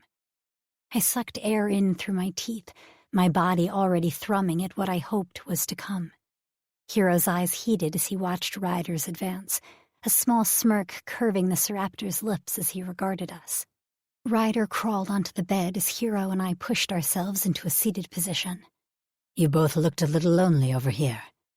I said I could put your mouth to better use. Hero's voice was smoky as he leaned forward to stroke a finger down Ryder's jaw. I liked watching you kiss her before. Why don't we start there? I squeezed the sheet tightly in my fists as Ryder leaned forward, threading his fingers into my hair. I don't think I need an order for that one, Hero. She was so sweet last time. I didn't want to let her go. I squeaked, completely startled as Hero hauled me into his lap, pressing me tightly against him. I want a better view this time. Ryder grinned, leaning over my shoulder to brush his lips along Hero's neck. Oh, there will be plenty for you to view. His lips grazed mine lightly, a tease of a kiss. They feathered over mine again and again, until I arched into him, desperate for more. Hero's hand wrapped around the nape of my neck, angling my mouth so Ryder could deepen the kiss. his tongue sliding across my lips and into my mouth, teasing me with little flicks, his body just barely touching mine. He pulled away with a groan, and I tensed in Hero's hold, wanting to follow after him.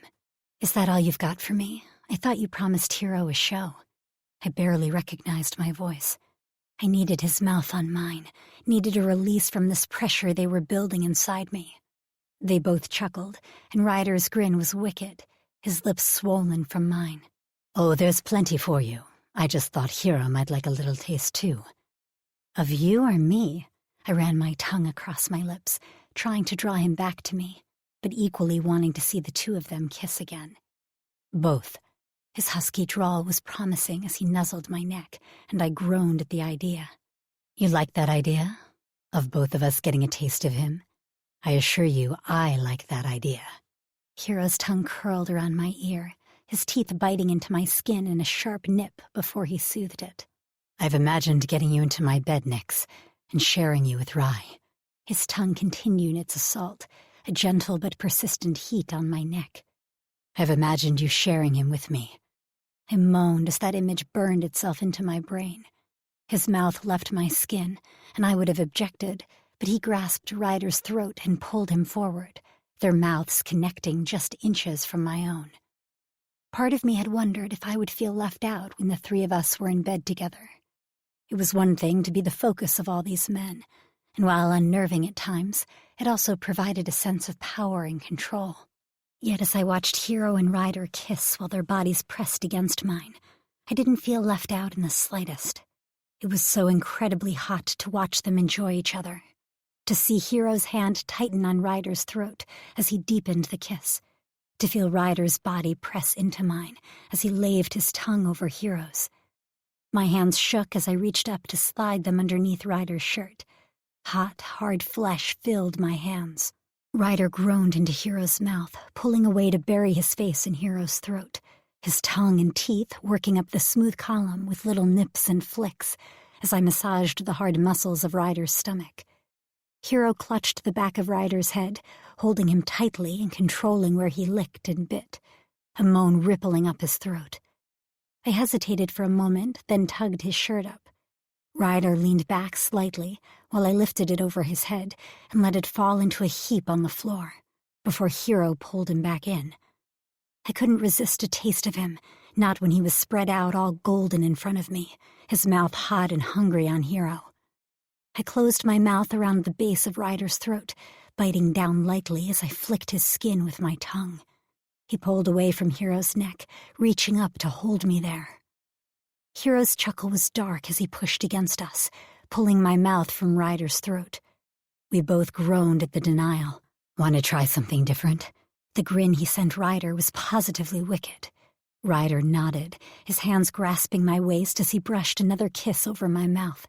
Hero pushed me forward slightly, stripping his own shirt off and tossing it next to Ryder's.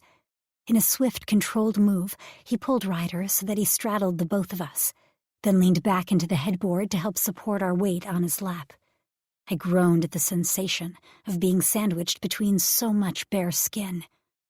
The camisole I wore offered almost no coverage, letting me feel nearly every inch of them. "Let me know if it gets to be too much." The words were a murmur as Hero brushed his fingers against my stomach, causing me to groan. He inched my camisole upwards, letting their hard stomachs pin me in.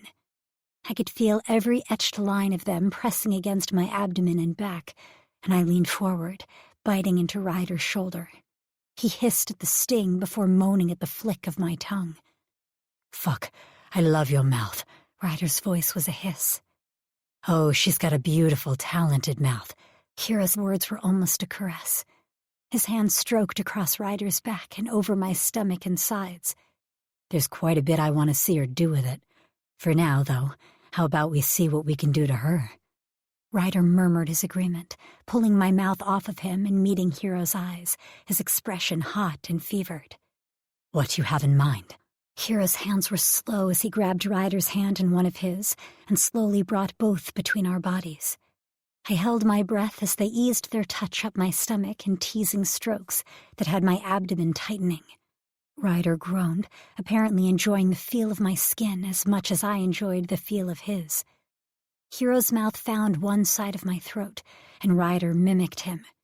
The sensation of both of their mouths on me at one time, Hero nipping and biting, Ryder with gentle flicks, was almost too much for me. Their combined hands closed over my breast, and I bucked, my stomach brushing against Ryder's hardness. Hero chuckled into my throat, his hand twining with Ryder's as they explored together. I groaned as they flicked my nipple, rubbing as it hardened, and squeezed the mounds of my breasts. Hero's hand guided and controlled Ryder's as they teased me to the edge of distraction. Ryder's breathing was ragged as his hand shaped me, his mouth active on my throat. My hand stroked over his pecs, familiarizing myself with his body. Using his free hand, Hero cupped my neglected breast, his touch so different from the way he controlled Ryder's hand on my other one. He groaned, enjoying the sensation of me writhing on top of him, with both Ryder and me completely in his control. "Ryder, pull off of her." His voice was husky and low. "Nix, are you willing to let us put our mouths on you?" I could have begged for that, so I nodded my enthusiasm. I had enjoyed Theo's mouth on my body before, and I was thrilled at the idea of getting mine on theirs as well. Ryder paused for a moment, a slight blush mantling his cheeks as he shot me a cocky grin while he slid off of me, his feet hitting the floor. "You two taste damn good, and spending my morning with you is way more fun than what I had originally planned. But I'm behind on schoolwork. I'm gonna duck out and let you finish without me." Hero and I sat in shock, staring after a fleeing Ryder. "Damn," Hero swore, cradling his head in his hands. "I hope I didn't fuck things up." I stroked my fingers through his hair as I slid from the bed, scooping my robe off the floor as I hurried to follow. "Let me talk to him. It's a big change in all of our relationships, and we really haven't talked it over. Maybe he'll talk to me."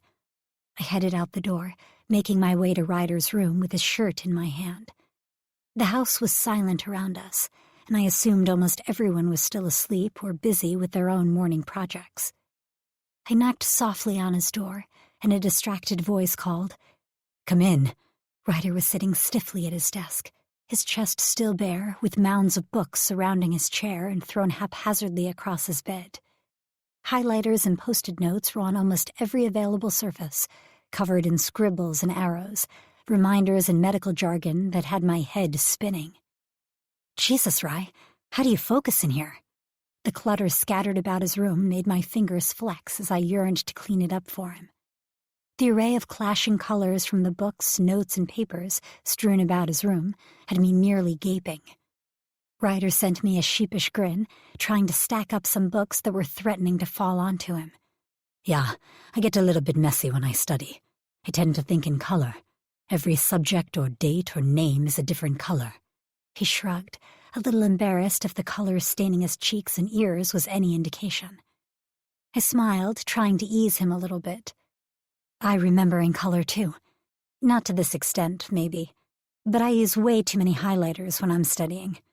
I closed the door behind me, sliding books aside so I could sit on the corner of his bed. "You okay?" I kept the words light, my tone warm. I didn't want him to think I was pushing for information he didn't want to give, or that he had to talk if he would rather be alone. Ryder smiled, the blush brightening his dark skin. "Yeah, I'm okay. I'm sorry about that, Nix." "Did I do something you didn't like, or did Hero?"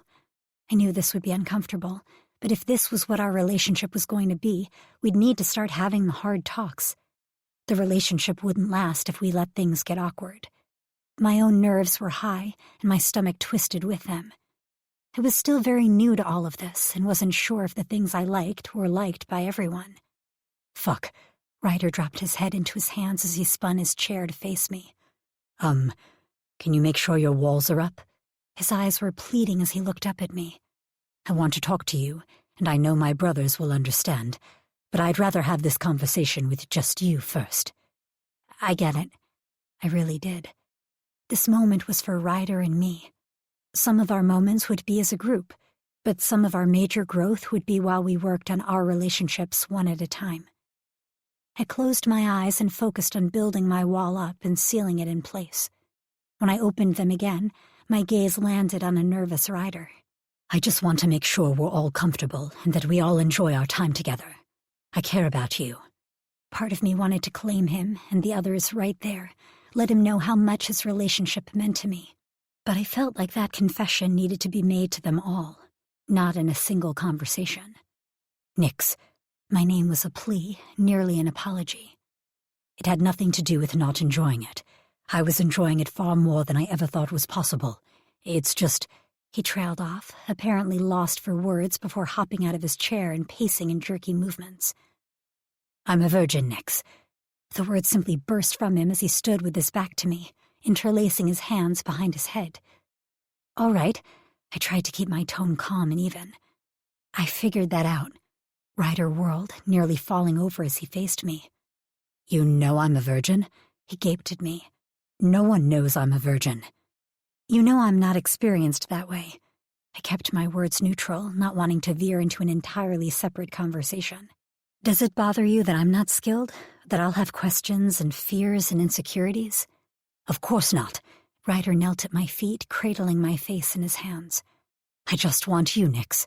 I don't care about any of that. Then why are you holding yourself to a different standard? I challenged, trying to get him to really listen to me. Why is it all right for me to learn with all of you, and for you to have to run rather than talk to us? Well, Ryder couldn't seem to meet my eyes, interlocking our fingers together as he continued to struggle for words. I'm a guy. I shoved him, laughing a little. Are you serious? Just because you're a guy, you think you should have experience? Ryder grimaced. Look, I know it's misogynistic. It's not exactly how I mean it. He nearly stuttered, trying to get his words in the correct order. I'm jealous of the other guys, that they know how to pleasure you. I hadn't even kissed a girl before you, Nix. His eyes met mine, nervous and sincere. I messed around with Hero that time in the kitchen when we were just goofing off. That's the extent of it. Did you always want Hero? I managed to get the words out, though I was still slightly nervous of his response. If Hero and Ryder wanted to be together, I didn't want to be the third wheel that they felt they had to accept so the family wouldn't fall apart. Ryder twisted. I'm not gay, if that's what you're asking. I'm most assuredly bisexual. His lips brushed my bare knees, just a tease of sensation. Hero and I both adore you. I wanted to wait. I wanted someone I could see having a future with. Sex is casual for shifters, and bearing children can be the same in our world. I've been encouraged from a very young age to have as many children as soon as I could. I guess this was my form of rebellion. I never found anyone I could see being with long-term. Then I met you. He reached up, brushing his lips over mine. I've been attracted to the guys. I hoped maybe we would eventually share a mate, even though we hadn't actually talked about it.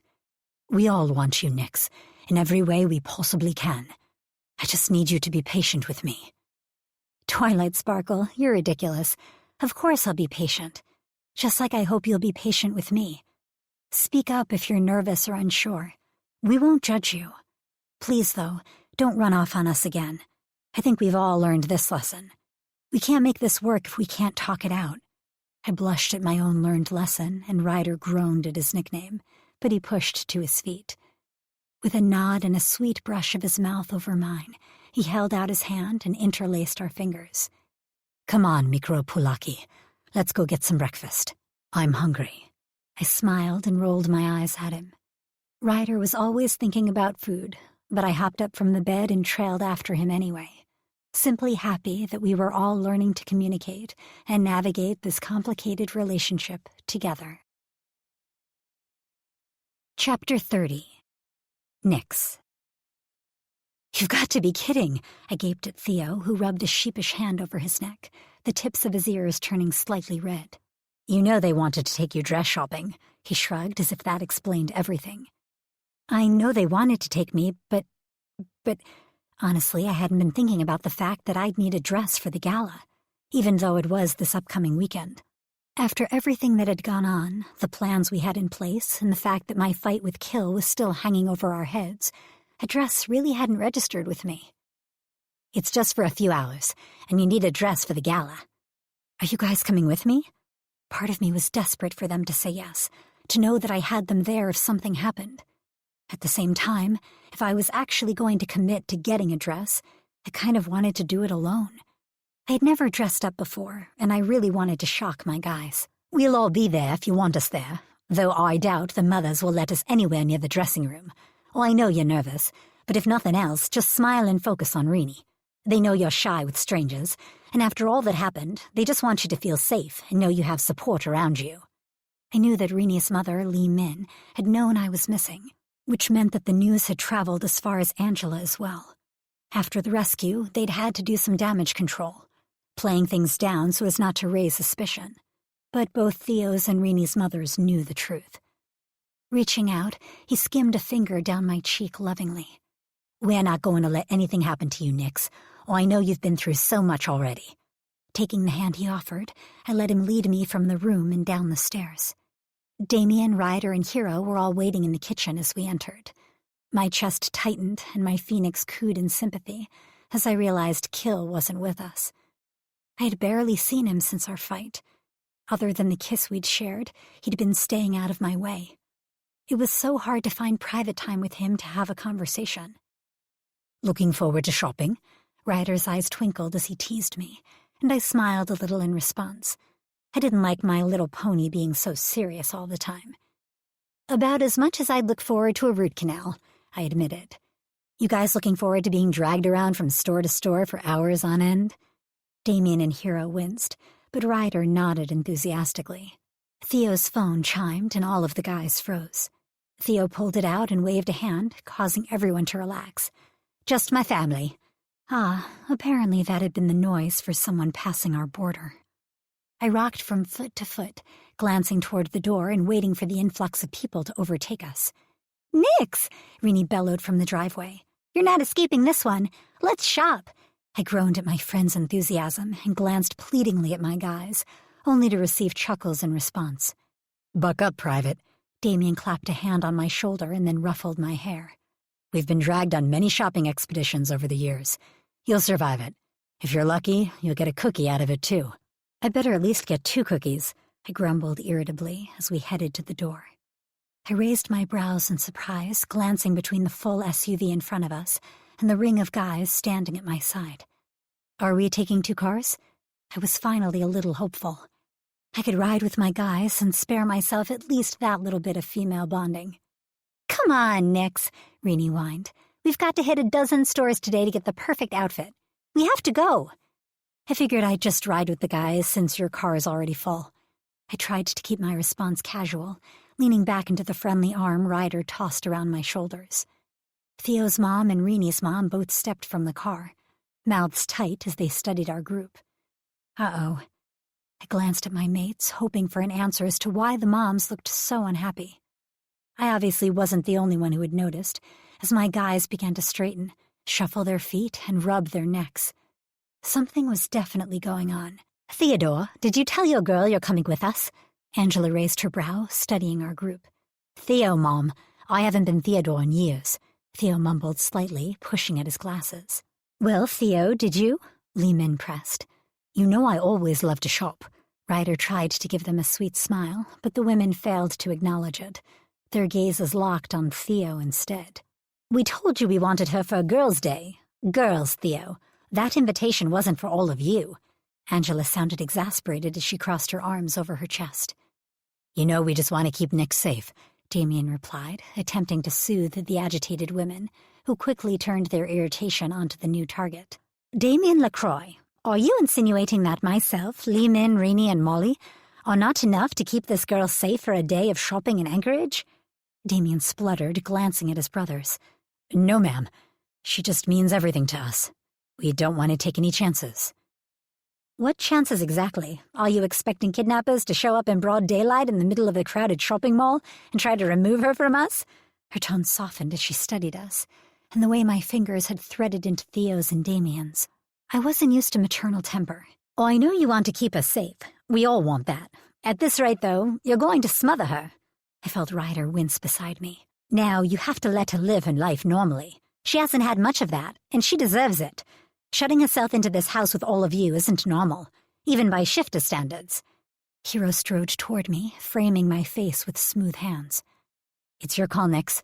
If you want us there so you'll feel more comfortable, we'll come." He sent a small smile to the women who were currently rolling their eyes at him. Despite the maternal wrath, my sweet hero, it felt like Angela was right, though. I always had an escort, and the few times I hadn't had one was when I ended up injured, or worse. My mind screamed to stay with the guys, to avoid any danger. However, I didn't want to live in their shadows.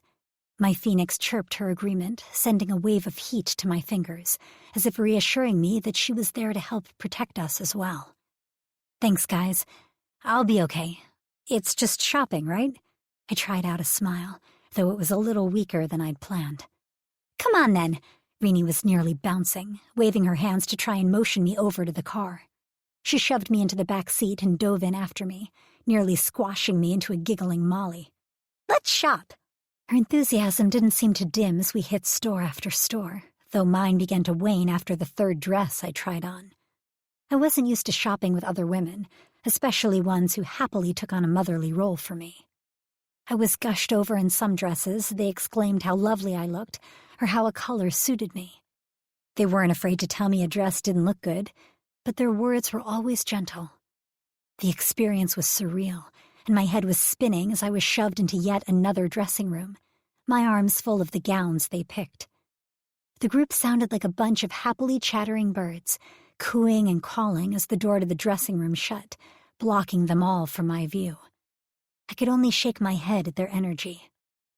At least I wasn't the only one searching for a dress. Molly was also pushed into dressing room after dressing room. After rejecting all of the dresses in this store's stack, I happily sat on the chairs in front of the changing room with the others while we waited for Molly to try on all of her choices. "Ooh!" Even through the dressing room door, I could hear Molly's excited murmur. The others chuckled as well, all of us waiting to see what her dress looked like to elicit such a noise. She swung the door open, stepping out into a waterfall of varying shades of teal, reminiscent of a warm tropical ocean. Crisscrossing bands of fabric held up the strapless dress that hugged her from chest to waist before gently flowing to the floor.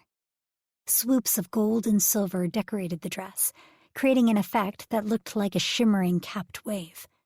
The fabric shifted to sheer and opaque as it pooled around her toes, like the ocean's edge as it broke against the sand.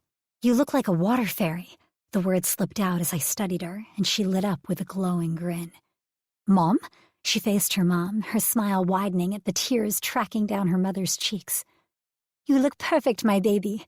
My chest tightened for a moment, wishing I could have this moment with my own mother. But I kept my smile in place, enjoying the warmth of the moment as Molly twirled back and forth in front of the mirror. "We can put your hair up in a twist." Rini was bouncing in her excitement, cocking her head as she studied Molly. "Put beads and seashells in it. Oh, maybe a starfish." The others murmured their agreement as Molly went to change so they could make their purchase. "We'll find yours too, hun." Li Min sent me a soft smile. "Just you wait and see." Even after 4 stores, they still tried to slip choices that weren't exactly me into the pile, and I could only chuckle. I assumed Rini was the one who had stacked the neon orange mini dress into the collection. Angela seemed to prefer lace and pastels, similar to Molly. A flash of red caught my eye, and I slid a long silk dress from the stack, my heart beating rapidly as I held it up to study it. My phoenix chirped her appreciation. The scarlet red silk was nearly the exact same shade as her feathers. The corseted top laced up the back, and a single shoulder strap emphasized the deep V of the daring neckline. I slid the silk on, letting it heat up against my skin. The bodice clung tightly to my frame, accentuating my curves before fanning out in a cascade of flowing, floor-length silk. My skin glowed and my hair looked nearly ebony as it tumbled over my bare shoulder. I opened the door slowly, hoping they loved it as much as I did, unable to keep the smile from my face. "Oh, sweetheart," Angela's eyes welled with tears as she pressed her clasped hands to her lips. "You look just radiant," Li Min gushed, her own eyes damp as she studied me. "Do a twirl," Rini bounced, clinging to Molly, who nodded just as fervently. I spun slowly so they could get the full effect, letting the silken skirt billow out like wings as I twirled. "Oh, Nix, it's perfect." I grinned even wider, stroking my hands down the skirt. "It really is. It's exactly what I needed." My guys were going to lose their minds seeing me in this dress, and hopefully it would give me the confidence I needed to get through the gala in one piece. I ducked back into the dressing room, careful not to snag the fragile material as I undressed. I winced when I checked the price tag and swallowed through the doubt. This dress would almost completely empty the little bit of money I had left in my account from Florida, but I hoped it would be worth it. I came out with the gown carefully draped over my arm, and we headed toward the checkout. Renee wrapped her arms around me for a quick hug. "I knew we'd find you the perfect dress." I could only laugh. "Wait, dear." I paused, glancing at Angela. "Gaspard gave us strict instructions. You weren't to pay for your own dress. It's his gift to you." I gaped, completely stunned. "I couldn't accept that. I have enough to cover it." "It's tradition for the elder of the family to prepare the shifter being presented," Li Min explained, her voice so low I could barely hear her as she leaned in to whisper in my ear. "It provides better matches if you are attired correctly." Angela slid the dress from my loosening grip as I tried to protest. She smiled as she did a quick check of the price. "Don't worry, dear. This is nowhere near the top of the budget he set for us. We still have plenty of money left for shoes and accessories." I could only sputter as the others began to chatter happily about the best places for us to check. "Isn't that a little much?" My voice was weak as I glanced between the happy faces. "The dress is bad enough, but you want to get shoes too?" "Of course," Molly tugged on my arm. "You can't go to the gala with shoes that don't match your dress. They'll laugh at you."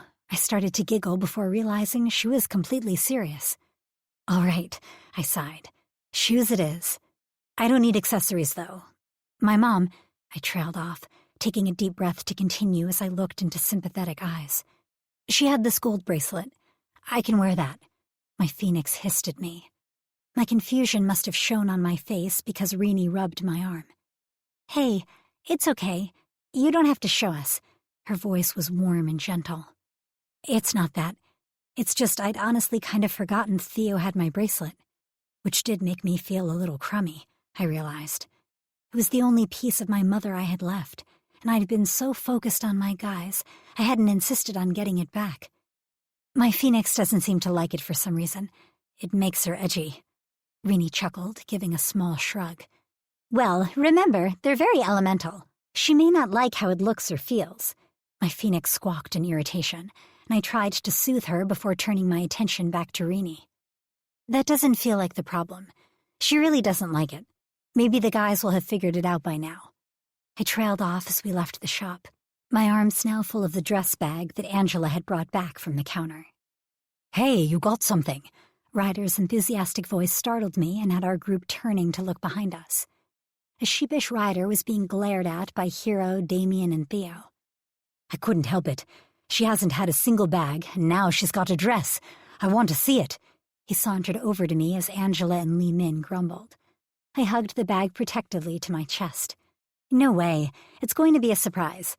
I ignored his pout as I glanced over my guys. Everyone but Killian was here, again. My puka had been distant and introspective, and I missed him. I pushed past the pain in my chest and the tears that wanted to well in my eyes as I asked, "Why are you here? You said you weren't coming." "Well, I needed new shoes." Ryder tried for innocence, batting his lashes in an exaggerated movement that he knew gave him away. I laughed as we wound our way toward the shoe store Angela had picked out. "We wanted to make sure you were all right." Hero's voice was sweet and a little hesitant. "It was good to see you laughing with them." I smiled in his direction. It was nice that they'd come to watch out for me, even though they had assured me I'd be safe without them. My heart warmed. "Theo," I called over my shoulder as he loped up beside me. "We haven't had much of a chance to talk. I never found out what happened to my bracelet." I ignored my phoenix's squawk of irritation. He froze for a moment, then sighed. "Mom!" The shout jolted me since I wasn't expecting the volume.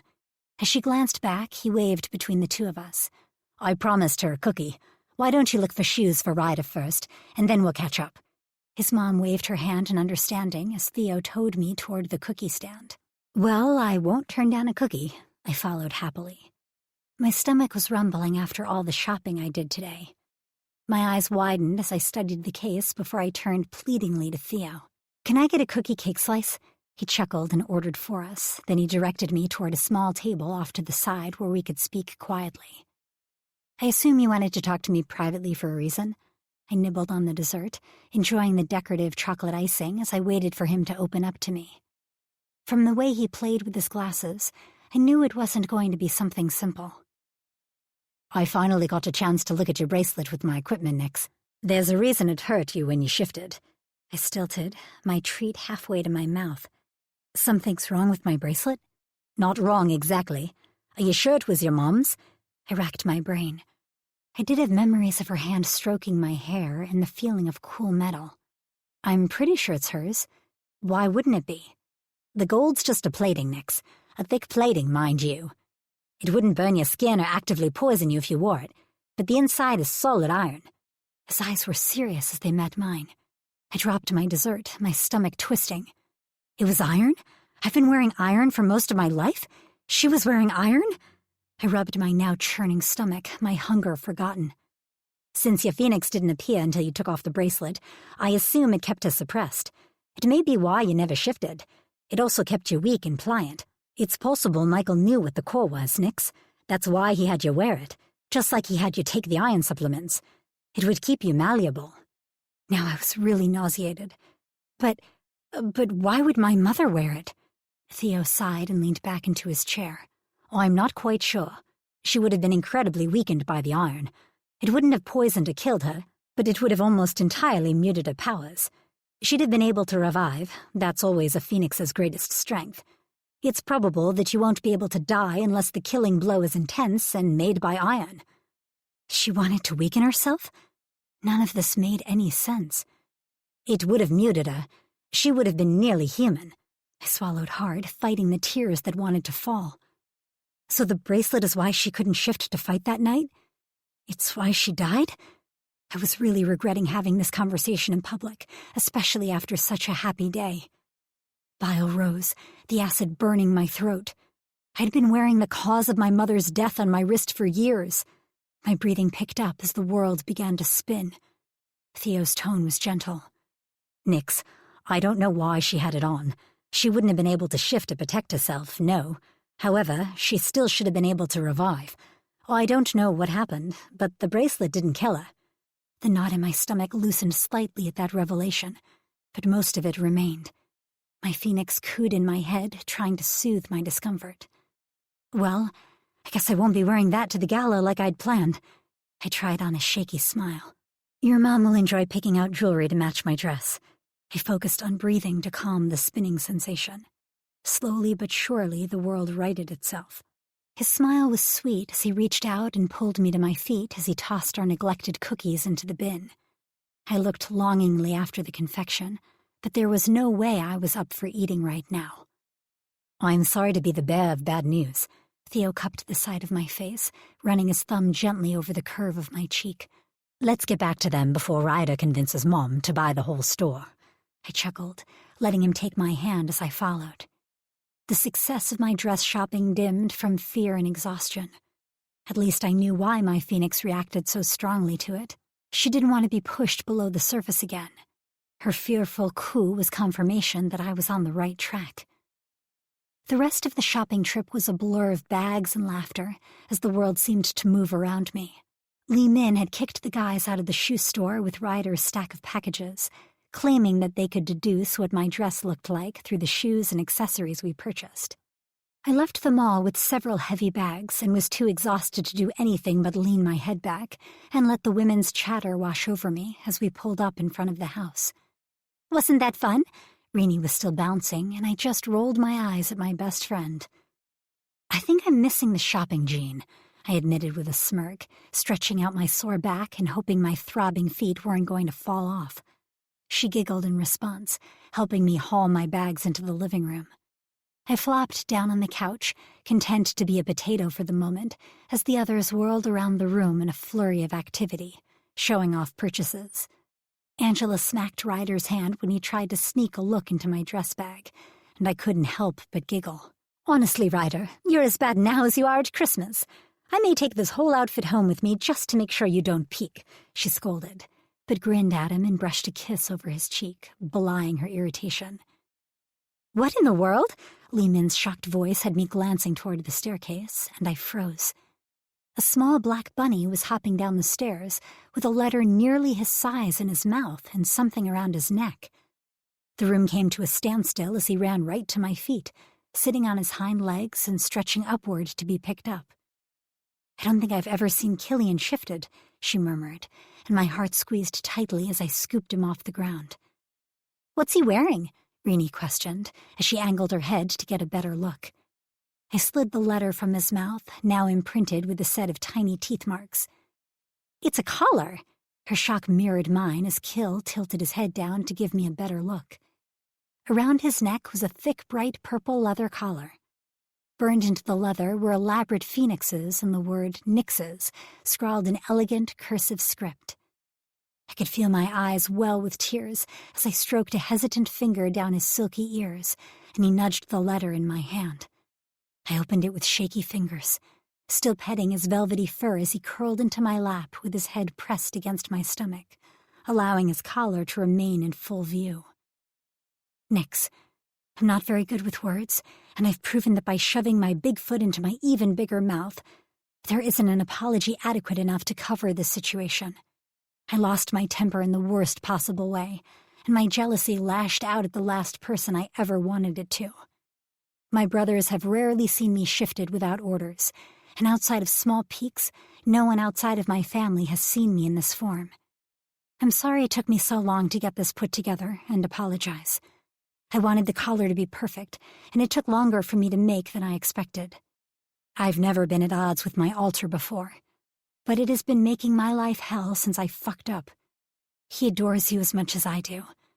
I thought my heart was going to stop entirely when I heard you were missing, knowing I was the reason you ran off, why you couldn't trust us.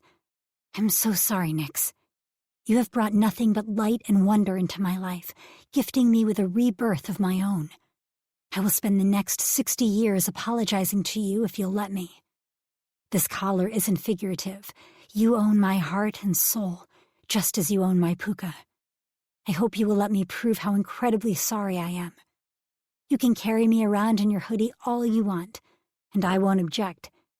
I like being held by you, and I want the chance to hold you again. Please accept my apology, and say you'll let me take you out and show you just how amazing we can be together. I'll always be your Abra. Killian. Tears fell fast and heavy onto the paper, smudging the words, and I didn't try to stop them. I've missed you, Abra. I dropped the letter, lifting him up so I could press my face into his fur. For the rest of the night, I snuggled with my bunny. Chapter 31. Nix. Cries of children rang through my head as I sat in class with my eyes closed, trying to dig deeper into my memories.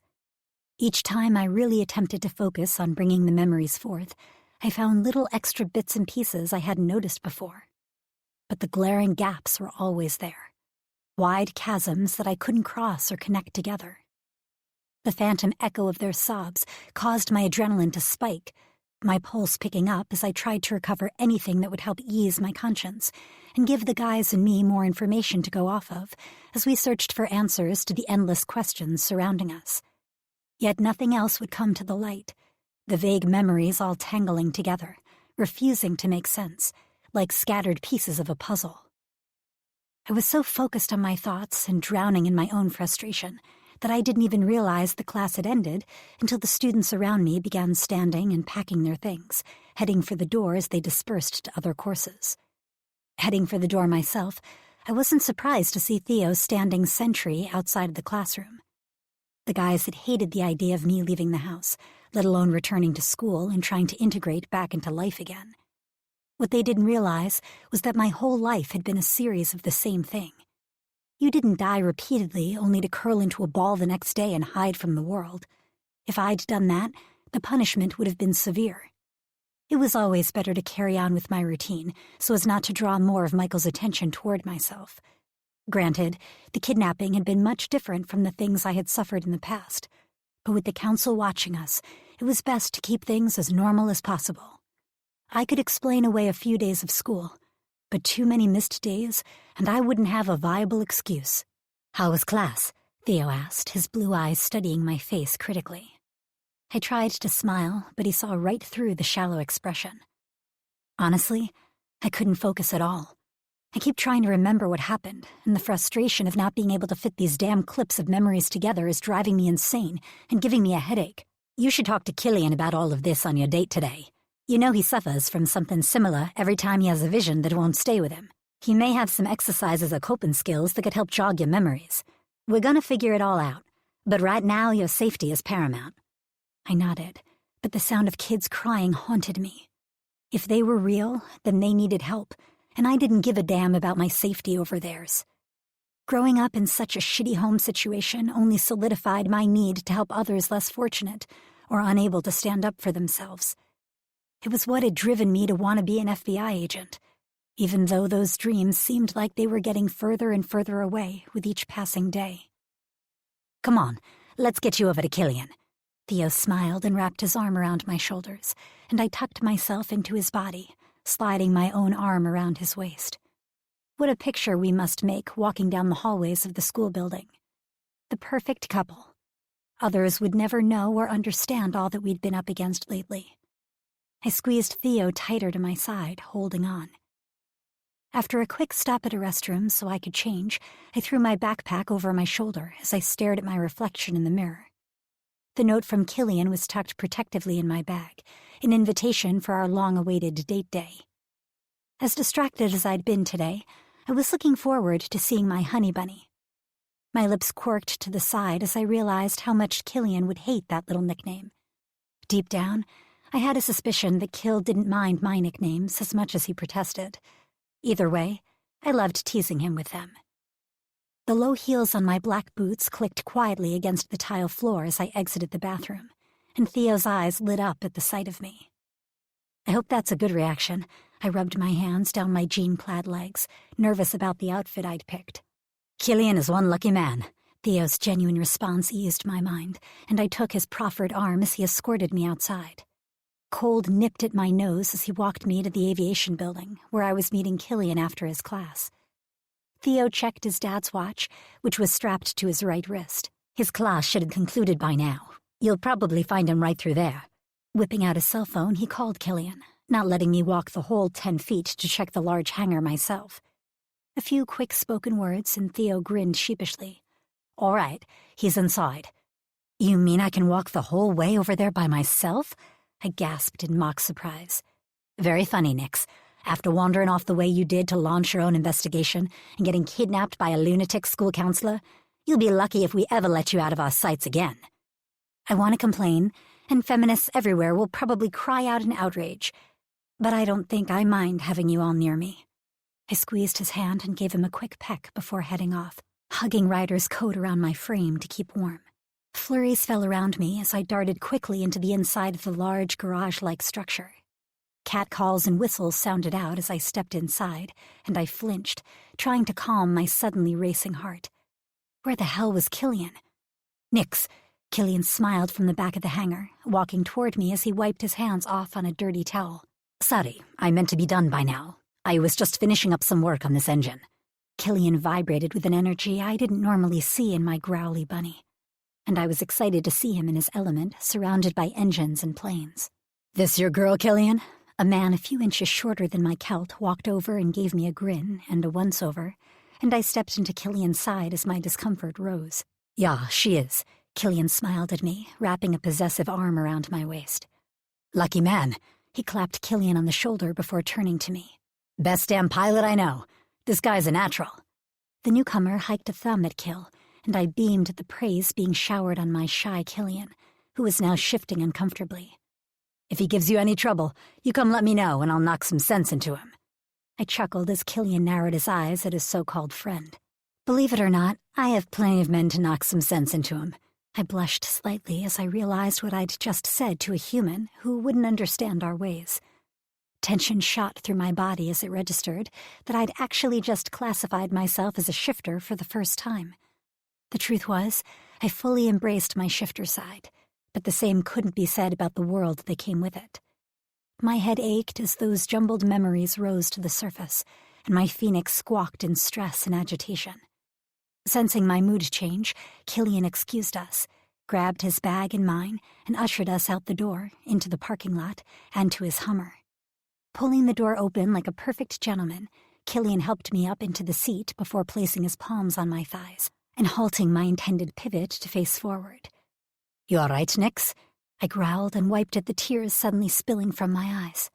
Releasing me, he gave me a gentle nudge to swing my legs into the Hummer before shutting the door with a soft slam. The vehicle rocked as he climbed in, shut his own door, and leaned across the console. Cupping my face, he brushed my tears away with the pads of his thumbs. "Nix, baby, what's wrong?" Killian's face swam in my watery vision, and I blinked rapidly, trying to get my emotions under control. "I can't make sense of the images, Kill, and it's eating at me. I keep hearing crying, like little children sobbing, and everything in me is fighting to remember. But the memories are blurry, unfocused, and unwilling to make sense." I growled again as more tears spilled down my face, and I pulled away to inelegantly wipe at them. I was sure my nose was red, and as much as I wanted to blame it on the cold, I knew it was from the tears. I'd never been a pretty crier. "I know the feeling," he murmured so quietly I barely heard him. "Your visions?"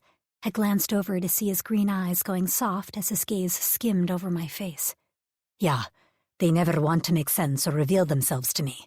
Lately, the only way I've been able to figure them out is when they actually happen, which is a little too late, you know," he grumbled, but I found his deep rumble soothing.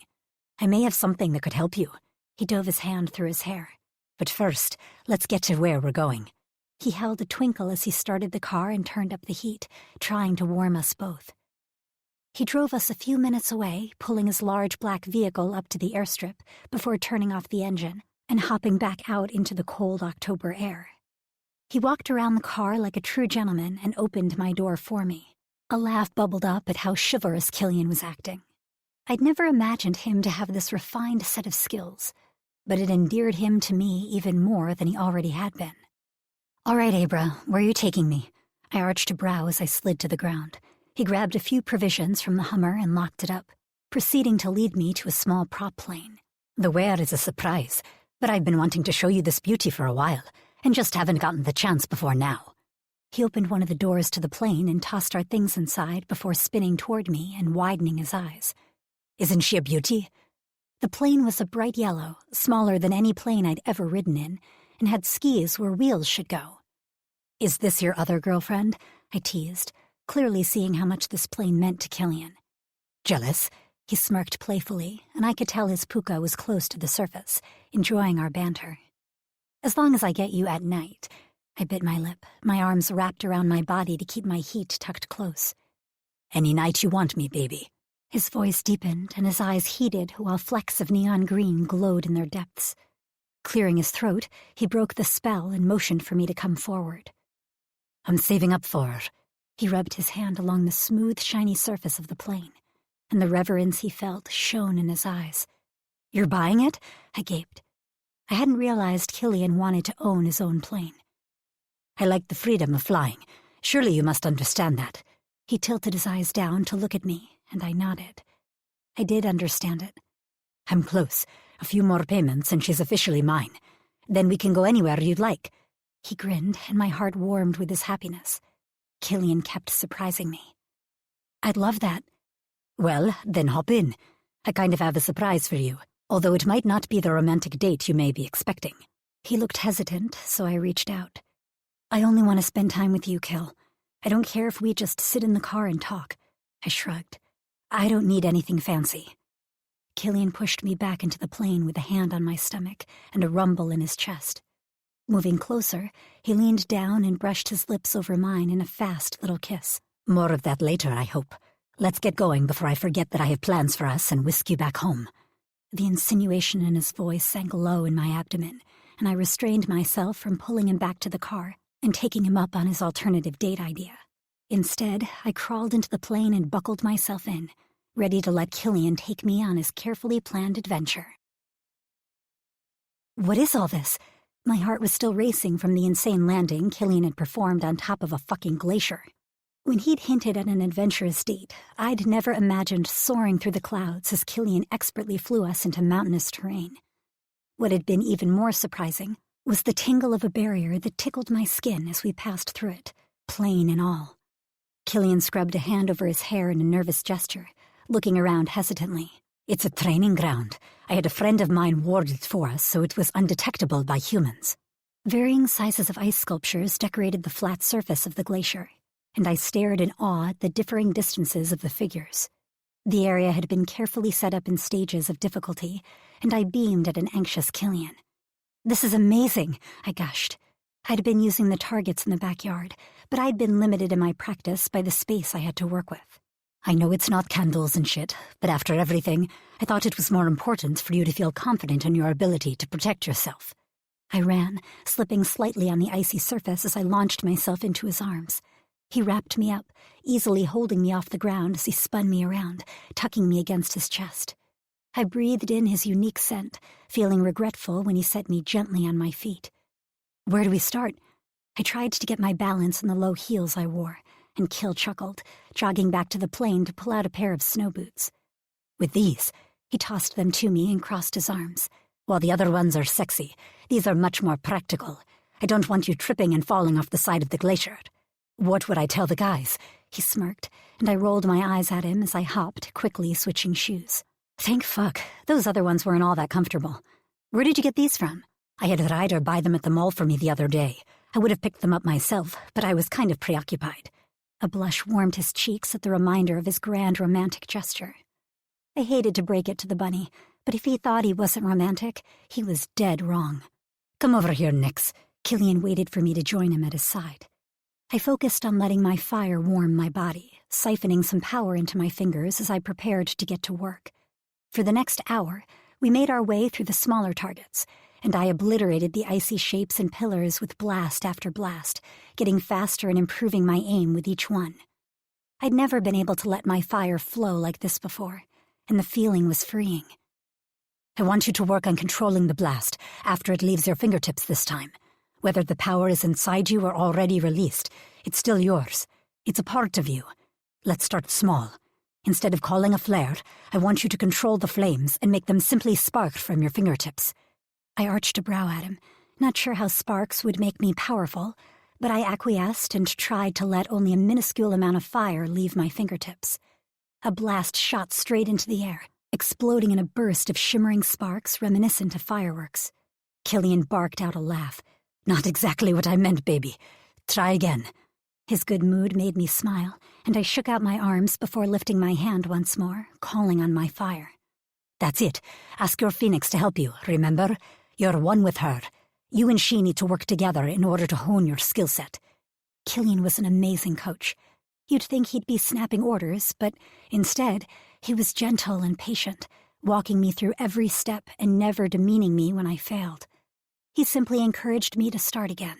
The fact that he'd planned this training for our date meant the world to me. His recognition of my need to feel powerful and take control of my life made my feelings grow exponentially, and I fell for him even more. This time when I called on my flames, sparks burst forth, flickering rapidly from my fingertips. "Yes," Killian whooped, his cheer causing me to lose focus as I beamed at his excitement. Adrenaline shot through my heart when I lost control over my sparks, and they popped like firecrackers before disappearing altogether. "You're learning to control it." His grin was infectious. A half hour later, I was able to bend my flames to curve them around some of the ice sculptures, aiming them at others. The orange, glowing balls of fire obliterated the ice, the force of their hits shattering the sculptures into a million tiny shards. "Now try it shifted." His grin was wicked. "You trying to get me out of my clothes, Abra?" I crossed my arms over my chest, sending a mischievous look in his direction. "I'd be lying if I said I didn't want to see that, but in this case, I want to see what your phoenix can do now that you've been practicing in your human form. Besides, I've shifted for you twice now. I think you owe me one." He leveled a perfectly arched red eyebrow at me, staring me down. My phoenix pushed hard against my skin, wanting to accept her mate's invitation to shift. "Turn around, bunny boy." He smirked and turned. The way his ass looked in his jeans should be illegal. I had to tear my eyes away from him as I focused on heating my body with my fire before stripping down like a crazy person. The sun was low on the horizon, and it had to be somewhere around 30 degrees outside. I shivered as my layers came off, dropping them into a pile on the icy ground. Heat rose in my skin as I let my phoenix come forth, the intensity of her flames scalding just before she emerged in a fiery orange, pink, and red glow. She chirped at our mate, and Killian turned slowly. Fucking stunning. My glow radiated off his light skin, and I rose into the air, stretching my wings and tail as I soared through the sky, careful to stay within the buzzing power of the ward. When I'd done a few laps, I returned to Killian. Let's see what you can do. Keep it simple. Choose a target and blast it. My phoenix scoffed, fluffing her feathers and letting out a loud cry as she sent the largest blast of fire I'd ever seen, blazing toward the largest ice sculpture, melting it into nothing. Her power rose, overtaking me. Fuck, Kill swore behind me, but my phoenix took off, flying around the training field and throwing bolts of fire at the remaining statues.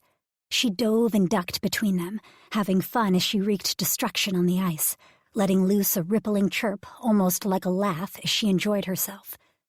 Twirling around, she appeared back at Killian's side, her happiness glowing as she waited for his praise. She wanted to show off for her mate and prove her worth. I gaped internally, awed by our abilities, and she preened. Well, shite. Killian ran a hand through his hair, continuing to look back and forth between the decimated sculptures and us.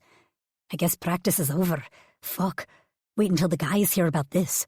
He pulled his phone from his pocket and proceeded to take pictures of the devastation. My phoenix chirped as I reined her in, happily allowing me control once more as I shifted back to my human half. I shivered as I quickly redressed, except when I held up my black shirt. I realized it had been singed by some floating sparks that must have fallen on it during my shift. I slipped into it but grumbled about the burnt holes in the fabric. I wrapped myself up in Ryder's jacket and met Killian back at the plane. After settling inside, he produced a plaid blanket, draped it around my legs to keep me warm, and started the plane before flipping on the heater. Reaching behind one of the seats, he brought forth a picnic basket. Kill pulled out our spread, obviously prepared by Damien, and we dove in while we talked. Listen, if you want, I could try to draw what you remember from the island.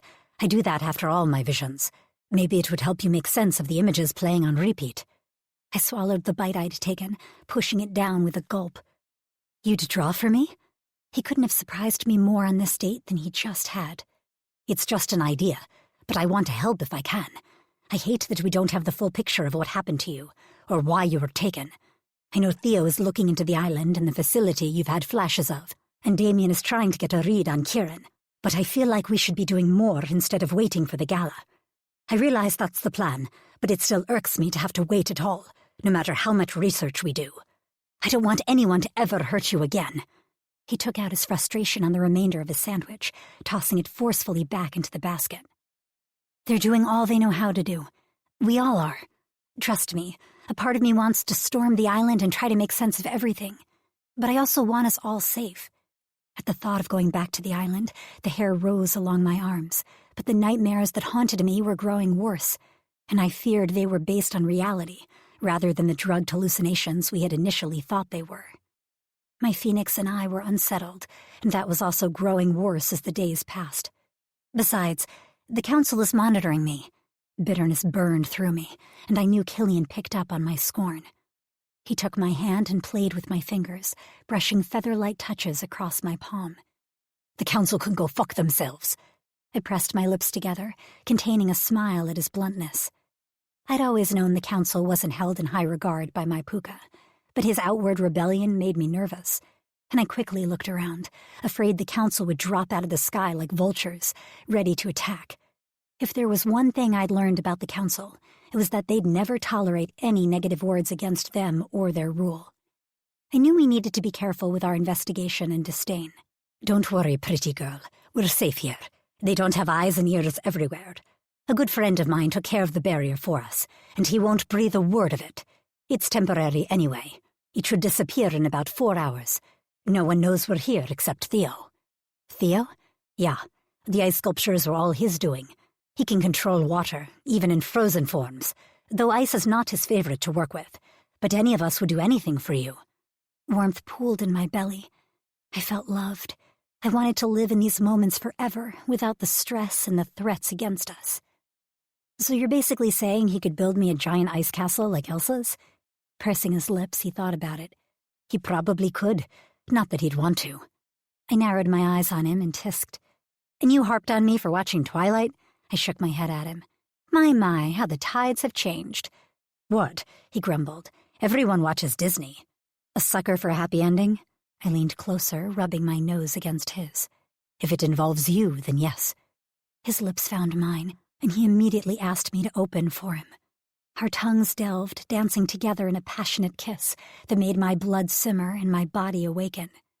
Dragging me onto his lap, Killian maneuvered me to straddle him with a leg on either side of his waist. My tight jeans restricted my movements, but I could still feel his impressive length growing against my center. I flicked my tongue against his and licked along the sensitive parts of his mouth, enjoying his taste. The groan he emitted curled my toes as hot, thick, demanding need blossomed in my core. In one swift move, Killian whisked me up and carried me to the front, causing me to giggle. What the hell are you doing? I squealed as he plopped me into my seat and started strapping the harness into place. Taking you home. The raspy quality of his voice did funny things to my stomach as he went about his pre-flight check, getting us off the ground and into the air in record time. Always a man of his word. Chapter 32. Nix. Killian ran around the car, refusing to let me open the door for myself as he concluded our date and remaining the perfect gentleman. The sky was dark as he helped me down, the chill in the air waking me up and lifting any tiredness I'd felt from the lull of the drive home. The simmering glances Killian had been shooting my way since we left the glacier had me turned on and on edge. My body brushed his as I slid from the Hummer. When my feet hit the driveway, I tipped my head back to look up into his handsome face. He was shrouded in shadows, and only the hard planes of his body were visible in the moonlight. Thank you for our date, I lingered, not wanting the night to end. He entwined his hands with mine, the hardened calluses on his fingers rough against the softness of my skin. Pulling me away from the vehicle, he kicked the door shut, then walked me backward until my spine hit the smooth, cool metal of the Hummer. The night's not over. My stomach tightened in anticipation, and my phoenix chirped happily, both of us enjoying his closeness and the way he towered over our petite form. His body was wide and tall, and I gasped when he pulled my hands up, pinned them above my head, and pressed the length of his body flush against mine. Stooping, he kissed me over and over again, leaving me breathless and wanting. Ready to go inside? The reminder of the others was like a bucket of ice water. I worried what they'd think if I chose to spend more time with Killian tonight after I'd been out with him all day. So far, things had been peaceful as we all enjoyed each other's company. But I worried about splitting time together and keeping things fair and even. You don't have to worry about these things, sweetheart. We're all very good at sharing. If it ever becomes an issue, we'll all sit down and work it out like the adults we are. You shouldn't feel bad about wanting Killian. Damien's intrusion made me jump against Kill, and he laughed against my throat as he pressed his lips to the column of my neck. If you keep distracting me, we'll never make it back indoors. I'd sounded breathier than I'd meant to, but I figured it only added to my sentiment. I may be good at sharing, but I won't lie and say that I don't want to keep you to myself tonight. I felt the possessiveness of his growl vibrating through his chest as he sucked on my neck, every pulse seemingly connected directly to my clit. Killian, He sucked again and I moaned, canting my hips into his. You need to stop.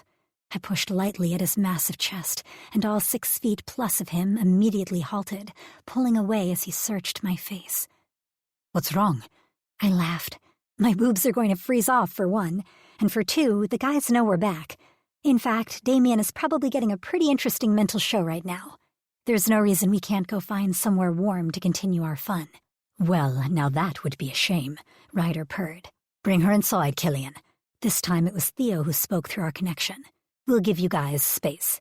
With a surly grunt, Killian captured my lips once more in a final kiss, and then pulled me indoors. Nix! Kieran's loud voice echoed through the entryway as we closed the front door. He appeared to be alone in the living room, seemingly waiting for us to arrive home. "You couldn't have warned us that he was back," Killian groaned, dropping his head into his hands. "What fun would that have been?" I could picture Ryder's amused face as he spoke from his hidden location somewhere in the house. In fact, all the guys seemed to be hiding, leaving us to deal with Kieran. "Just remember that you're the one who suggested we come back inside," Killian grumbled to me, already pressing his palms into his eyes. "Did you two lovebirds have fun on your date?" Kier beamed, rocking back and forth on his feet. "Yes, Kieran, we had a lovely time, thank you." I rubbed Killian's back and hung up the coats we'd shrugged out of, preparing to make a beeline for the stairs with Kill. "Look what I got you." Kieran practically bounced over to me, thrusting something soft into my hands. I shook it out and held it up for inspection, only to shoot him a confused glance. A bunny hoodie? It couldn't be anything else. Fluffy and white, the hoodie was long enough to fall to my thighs. Soft, pink-lined ears dangled from the hood, and on closer inspection, there was even a small white cotton ball tail. "What is this for?" Kieran's eyes were wide, crinkling with silent laughter as he studied my shocked face and watched Killian repeatedly pound his head into his palm.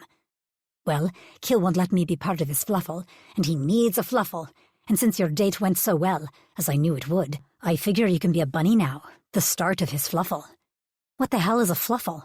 If he was going to keep using Scottish terms, I was going to need a dictionary. "Kier, I swear to God." Killian's fists were clenched, and if he wouldn't have needed to push me out of the way, I expected he would have lunged for his brother. "You know I hate that word." Kier pushed the hoodie at me, indicating that I should pull it on. "Aw, Kill, every bunny needs a fluffle. If you wouldn't let me be in your fluffle, at least let her be. Please, Nix, try it on. Go on." He waved at me, insisting I slip the hoodie over my head. "You're going to be adorable." He crossed his arms, waiting and looking insanely happy with himself. "So a fluffle has to do with bunnies?" Confused but highly amused at the brothers' antics, I studied the garment. I had never imagined dressing up as a bunny before, but it was soft and warm, and watching Kill turn red was quite adorable. "It's a group of bunnies." Kier bounced onto his toes, unable to hold still, and Kill lurched for him. I stepped into Killian's way with a smile, blocking his attack. "He doesn't have any other bunnies. He needs them. Imagine how lonely he must be, never having any other bunnies to hop and sniff and do other bunny things with, all alone." Kier nearly purred the words, cooing over his brother, while Kill was growling behind me. Luckily, his puka wasn't sending out sparks. I wondered if deep down he actually enjoyed the idea. I pulled the sweater over my head and Kier cheered. "See? Look how adorable she is." I reached back to pull up the hood and Kill just groaned. His eyes flashed briefly, and my phoenix chirped in recognition of his puka. I think he really did enjoy the bunny hoodie, even if it was just a joke at his expense. "See, I was going to get her the negligee, but I figured that had better come from you. Not that you'd ever actually take the bunny by the tail, but you guys could create a gorgeous fluffle together." That was the end of Kill's and his puka's chain. Kill jumped up and easily cleared the coffee table, grabbing his brother up in a headlock and throwing him to the floor as the room filled with black and red sparks. "Guys!" I yelled as the two rolled around on the floor, Kill apparently attempting to strangle his laughing and gasping little brother. It was hard to be stern and commanding when wearing a bunny sweater, I realized, and I nearly laughed at the scene we must make. I called for backup. "Theo, Damien, Kill's gonna strangle Kier." "So what?" Damien's tone was exasperated. "You know he'll regret it if he does." I couldn't help but chuckle, despite my irritation at the brothers currently brawling on the living room floor. "Eventually." "Enough!" Damien's roar echoed in the house, amplified by his gargoyle. Apparently that was much more commanding than a girl in a bunny sweater. I pouted for a moment, but my phoenix chirped, warming me as she pressed against me. We could have kicked their asses, but we enjoyed them too much. Better that one of the guys broke up the fight than me diving in. If Kier had touched me, Kill never would have dropped it, nor would he have forgiven himself if one of his blows had truly gone astray. Damien rounded the corner, entering the living room and stopping in his tracks. His gaze glided down my frame, taking in the bunny sweater, and then slid to the scene on the floor. The brothers, who had stopped wrestling, were still a tangled mess on the ground, both breathing heavily from their wrestling match. I saw Killian's lips twitch before his eyes sparkled, but I almost didn't even mind. A true smile from Killian was rare, so I didn't mind if it was at my expense. Bunny sweater be damned. Every time I moved, the bunny ears flopped around my shoulders. The tenseness of Damien's mouth gave him away, and I could tell he was trying to hold back a laugh. A strangled chuckle broke free before he cleared his throat and let his gaze trail over my body once more. "You look good like that, sweetheart." He was grinning, finally giving up on trying to keep a straight face. "See, Killian, everyone likes a fluffle. Give in already." "One bunny does not a fluffle make," Kill growled and pushed himself into a seated position on the living room floor. "Technically, she makes 2 bunnies, but I think you should get to work, brother." Kier waggled his eyebrows. "Breathe like a bunny, baby." Walking up to the guys, I smacked Kier on the back of the head, just hard enough to get his attention, and rolled my eyes. "Ow!" He over-exaggerated his response. "You tried to help a girl out." He shook his head with a mischievous smile. Reaching down, I assisted Killian to his feet. "It's not exactly a bad idea." I glanced over at Damien just in time to see his eyes darken, his pupils going wide and dark as he took me in. My phoenix squawked in my head, clearly in total agreement with the gargoyle. Kill just grunted, and I didn't miss the way his gaze raked down my body as well, taking in the bunny hoodie, this time without his brother's commentary. "No, it's not. In fact, I was already planning to commandeer Nyx for the rest of the evening. Someone else is on cure duty. Make sure he doesn't disturb us." Out loud, Kill said, "Come on." He pulled me behind him, his hand clasped in mine as he headed for the stairs.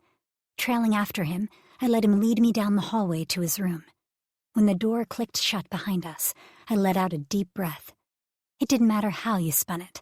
Kier was a lot to handle, even if he was amusing. However, the insight I'd received simply from Kill's puka made the whole ridiculous scene worth it. He was lonely, and I planned to fix that. Chapter 33. Nyx. "Here, you can wear this tonight." Kill reached into his drawer and pulled out a green t-shirt that reminded me of his eyes. After freshening up, we'd retreated to Killian's room and nearly barricaded the door. He tossed the shirt to me, and reaching out, I caught it mid-flight. I wondered if it smelled like him. The thought of being wrapped in Killian's scent sent my pulse racing, and my phoenix ruffled her feathers in my head, preening. She liked that idea too. No, correction, she loved that idea. While I lived right across the hall from Killian, I loved the notion of holing up with him in his room, and after the Kieran incident, I didn't dare open that door unless it was necessary. "I'll let you change," Killian murmured, sounding unsure as he scrubbed a hand across the back of his neck. I'd never seen him so nervous before. A malicious grin crossed my face, and I set his t-shirt on his dresser so I could pull my own slightly burnt shirt over my head. "Don't bother on my account."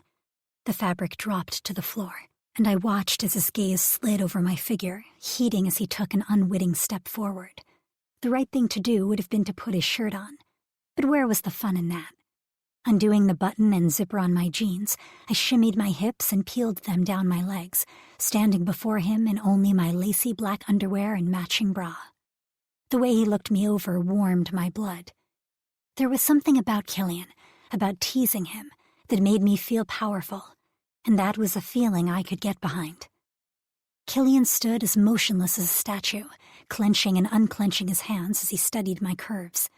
I could see the muscles in his jaw working, and I purposely turned so I could grab his shirt and end his torture. But as my back came into his view, he groaned. "Fuck." Then he was behind me, his hands lightly settling on my bare shoulders as he breathed me in. "Do you know what you do to me? I've been fucking dreaming of you in those lacy panties since our shopping trip." My heart soared and I beamed. Was it worth the wait? I didn't know what possessed me to ask, but my voice had come out breathier and huskier than I had intended. Suddenly, my body started to tremble as I realized I'd put myself, practically naked, alone in a room with a man. I worked to calm my racing heart. This was Killian, and I chose to be here. I stripped for him. I was in control. As my momentary panic subsided, it bloomed into heat, pooling between my thighs as Kill kissed a light trail up my neck to my ear. His lips were somehow smooth and rough, all at the same time, and the way they teased over my skin set me ablaze. "Fuck yes, baby." I felt his teeth scrape against my earlobe, and I trembled at the zing of pleasure that raced down my body to my core. Fingertips trailed toward my wrists, bringing his arms around me, encasing me in Killian. My phoenix flourished in my mind, truly happy, as my breath caught. His hands ran over mine and slowly gripped the green material clutched in my fingers, pulling it from my grasp and depositing it on the floor. "Let me touch you, Nyx. Can I?" His voice wavered with uncertainty, and I knew he was trying to make sure I was comfortable. An evening full of his touches and attentions had awoken every cell in my body, and I was desperate for more. "Yes," the words squeaked out, and I had to take a deep breath before adding, "Please." A growl tore from his throat, and his hands landed on my hips. I was suddenly lost in the sensation of large, calloused hands caressing my flesh. "You have no idea what you do to me, Nyx. You're so fucking beautiful, baby." His lips peppered more kisses along my neck, and one hand trailed over the curve of my hip, while the other worked its way toward my breasts. Light fingers teased along the underwire of my bra, and I squirmed, desperate for his touch. A deep chuckle that was all Killian resonated through me as he whispered into my ear. "My impatient little vixen, you want my hands on you, don't you?" The way my breath hitched was all the answer he needed. The heady feeling of pleasure overtook me as he finally cupped my breasts, teasing them through the lacy fabric as he lightly squeezed. I felt my nipples pebble beneath the lace as his thumbs strummed over them, bringing them to life and shooting electric currents straight to my clit. I bucked against him in pleasure, my ass brushing against the ample hardness encased in his jeans, eliciting a deep groan from the man behind me. I reached back and hooked my fingers into his belt loops, pulling his erection flush against me. His moan as I pressed my ass against the large outline of his cock was all the encouragement I needed, and I rubbed against him like a cat in heat, practically purring at the pleasure. "Please, Kill, more." That was all it took, leaning away from me slightly, which only caused his hips to anchor more fully into mine. He worked the clasp of the impeding fabric with his fingers, freeing me from my lady confines.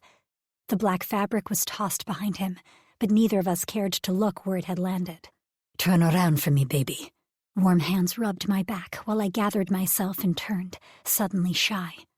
Killian took his time exploring my body with his eyes, and I watched as his gaze dropped down my half-naked form, running over my curves in a way that only my mates ever had.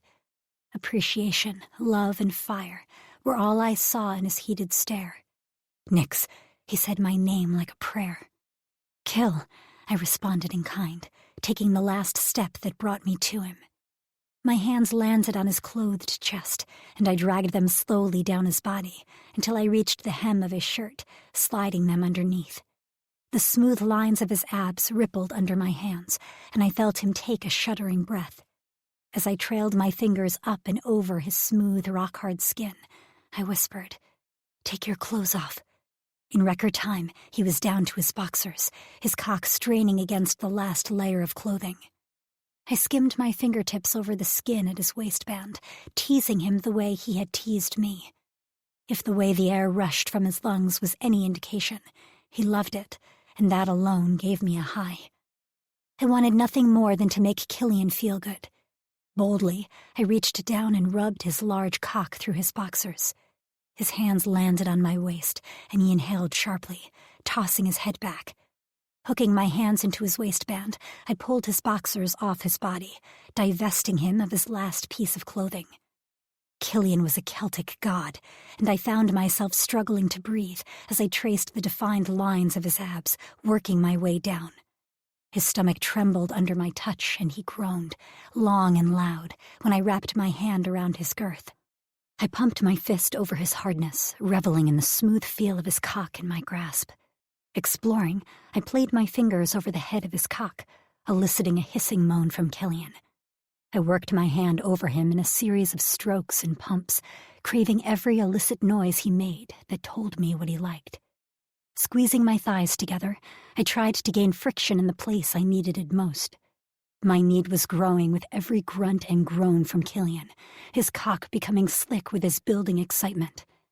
"Nyx," Killian exclaimed, gripping my wrist to still my movements. "If you keep going, I'm going to spill myself in your hand." His chest heaved, and the muscular expanse of his arms flexed as he worked to control his desire. With a hum vibrating in his chest, he swooped down and grabbed my lace-covered ass, hauling me up into his tall body and pulling my thighs around his waist as he spun. He walked us across his room, depositing me onto his smooth gray sheets. Leaning back, he caressed every inch of me with his gaze, the heated look in his eyes growing. I had the overwhelming urge to cover my breasts, but the moment I moved to do so, Killian growled. "Don't cover yourself from me, baby.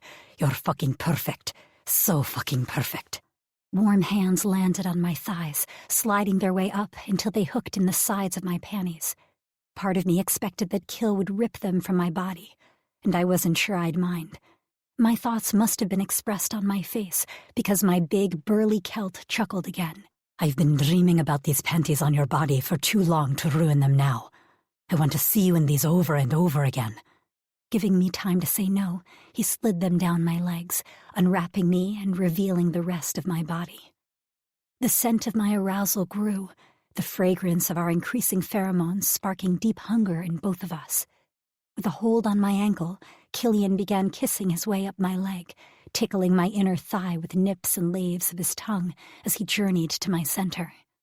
My needs skyrocketed as he teased me.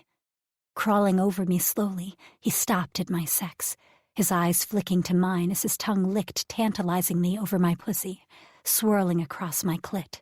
He wrapped his arms around my thighs and spread me further, sucking my clit into his mouth and flicking the tip of his tongue over the sensitive bundle of nerves. The sensation was almost too much, and my legs shook as he expertly worked me over.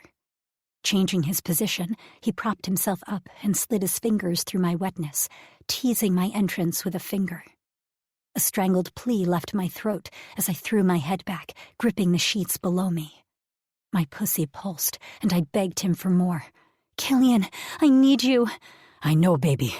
Gently he pushed his finger inside me, sliding in and out before adding another, preparing me to take him.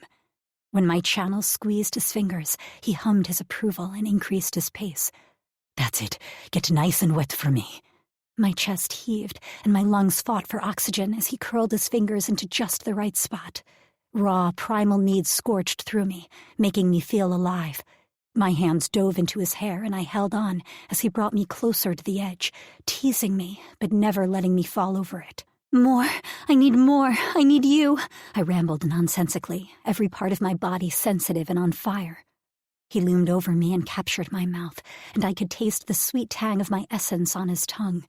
Strangely, that seemed to turn me on even more, but as he settled his weight onto my body, my heart rate increased. He kissed down my neck, and I squeezed my eyes tightly closed, willing the demons that threatened to rise to go away. I bit my lip, hard, hoping the pain would distract me enough to allow me to stay in the present. Killian's mouth felt so good, but no matter what I did, my pulse pounded in my ears. "Killian," Damien projected to both of us, speaking quietly. Gently, he shared my impending panic, and Killian pulled back quickly. "Fuck," he exclaimed, looking broken. I reached for him, glad that his weight was off of me, but not wanting him to go far. "Stay," I called out, worried he would pull away entirely. I didn't want to ruin this moment, and now that our position had changed, the grip of my past dissipated. The soft mattress shifted under his weight, and he stood before me with his hands on his hips like a sexy naked statue. "She's enjoying you, Kill. She just needs a different position," Damien offered, his tone low. "Maybe from behind?" Damien groaned at Killian's suggestion. I blushed as the two men talked about what position Killian should ravish me in, but my blood heated at the deepened tenor of Damien's voice, and I knew he'd been getting a read on our pleasure. The idea that he might enjoy listening in, or in the future, even watching, heated my blood to boiling. I bit my lip to hold in a moan as a fresh wave of desire rocketed through me. "She likes the idea of you watching, Dee." Killian didn't look upset, and I squirmed, wetness now coating my thighs. "She more than fucking likes it," Damien growled, as my pleasure thrummed through me. Oh, fuck. The expression on Killian's face darkened, and his cock throbbed as Damien connected us, allowing our pleasure and desires to flow through each other. The result was astronomical, and my nipples hardened to diamonds as my body coiled tightly. "Someone touch me, now!" I begged. and Killian quickly rejoined me on the bed, this time lying on his back as he settled into the pillows. "Come here. You want me to ride you?" A blush coated my cheeks, and my embarrassment and hesitance shot through the line. "You'll be in complete control this way. Straddle him, Nix," Damien commanded. Slowly, I lifted myself over Killian. Warm, rough hands found my waist as he guided me over him. Reaching to the nightstand, he opened a drawer and produced a condom, ripping it open and rolling it on before gripping my waist once more. My heart squeezed in my chest, grateful for Killian's foresight. My bunny always looked after me. He grinned as he read my thoughts, and I smiled until he lowered me so the tip of his cock teased my entrance. I bit my lip, my full concentration flying to where we were about to connect. Releasing his hold on me, he lifted his arms and rested them above his head. Having such a strong, virile man at my command was a powerful thing, and I slowly lowered myself onto his cock. His girth was hard to take at first, but the more I eased down, the more the stretch blossomed into a delicious heat. Killian's pleasure shot through the line, and we all groaned. I lifted myself off his hard length before I lowered again, taking more of him into my body. Setting a slow, seductive pace, I fed off the desire I created in Killian. Knowing I was making him feel good made my heart soar. Every muscle in his body strained as he kept his hands to himself, the muscles of his stomach rippling as he tried to remain still. "Touch yourself, sweetheart," Damien implored, his own breathlessness evident. "Make yourself come on Killian for me." Killian groaned as I shifted to sit up. I rocked my hips over him as I trailed my hand down my stomach, following orders. His gaze tracked my movements, watching as my fingers glided over my clit, circling it the way I liked. Those sexy green eyes of his were riveted on every move I made as I aroused myself even more, feeling beautiful and dominant when he tensed under me as my pussy fluttered around his thickness. The thrill of turning him on, of increasing his longing for me, brought me right to the edge, and I finally let my fingers make direct contact with the center of my pleasure, while my other hand cupped my breast, pinching and rolling my nipple. Tipping my head back, I cried out unabashedly, claiming my own release. My pussy spasmed over Killian, causing him to emit a guttural groan as he held himself back, and Damien moaned with us. As much as I loved the control this position provided, I wanted Killian's hands on my body. I wanted him to find his own release. "Touch her, Killian. She needs it," Damien growled. Killian's hands landed on my body, and his jaw clenched as his fingers played over my bare skin. "If it's too much, I'll tell you. Now shut up and fuck me, Killian," he groaned, gripping my hips and pulling my body up only to slam me back down onto his cock. I keened as he increased the pace, rocking me over his body with a vicious growl. My pussy gripped him tightly as he fucked me, and I braced my hands on his pecs, digging my nails into his flesh as I held on for the ride. Damien's pleasure joined ours, hot and thick in our connection. "Tilt her hips, drive her higher." Killian obeyed, shifting our bodies and changing the angle.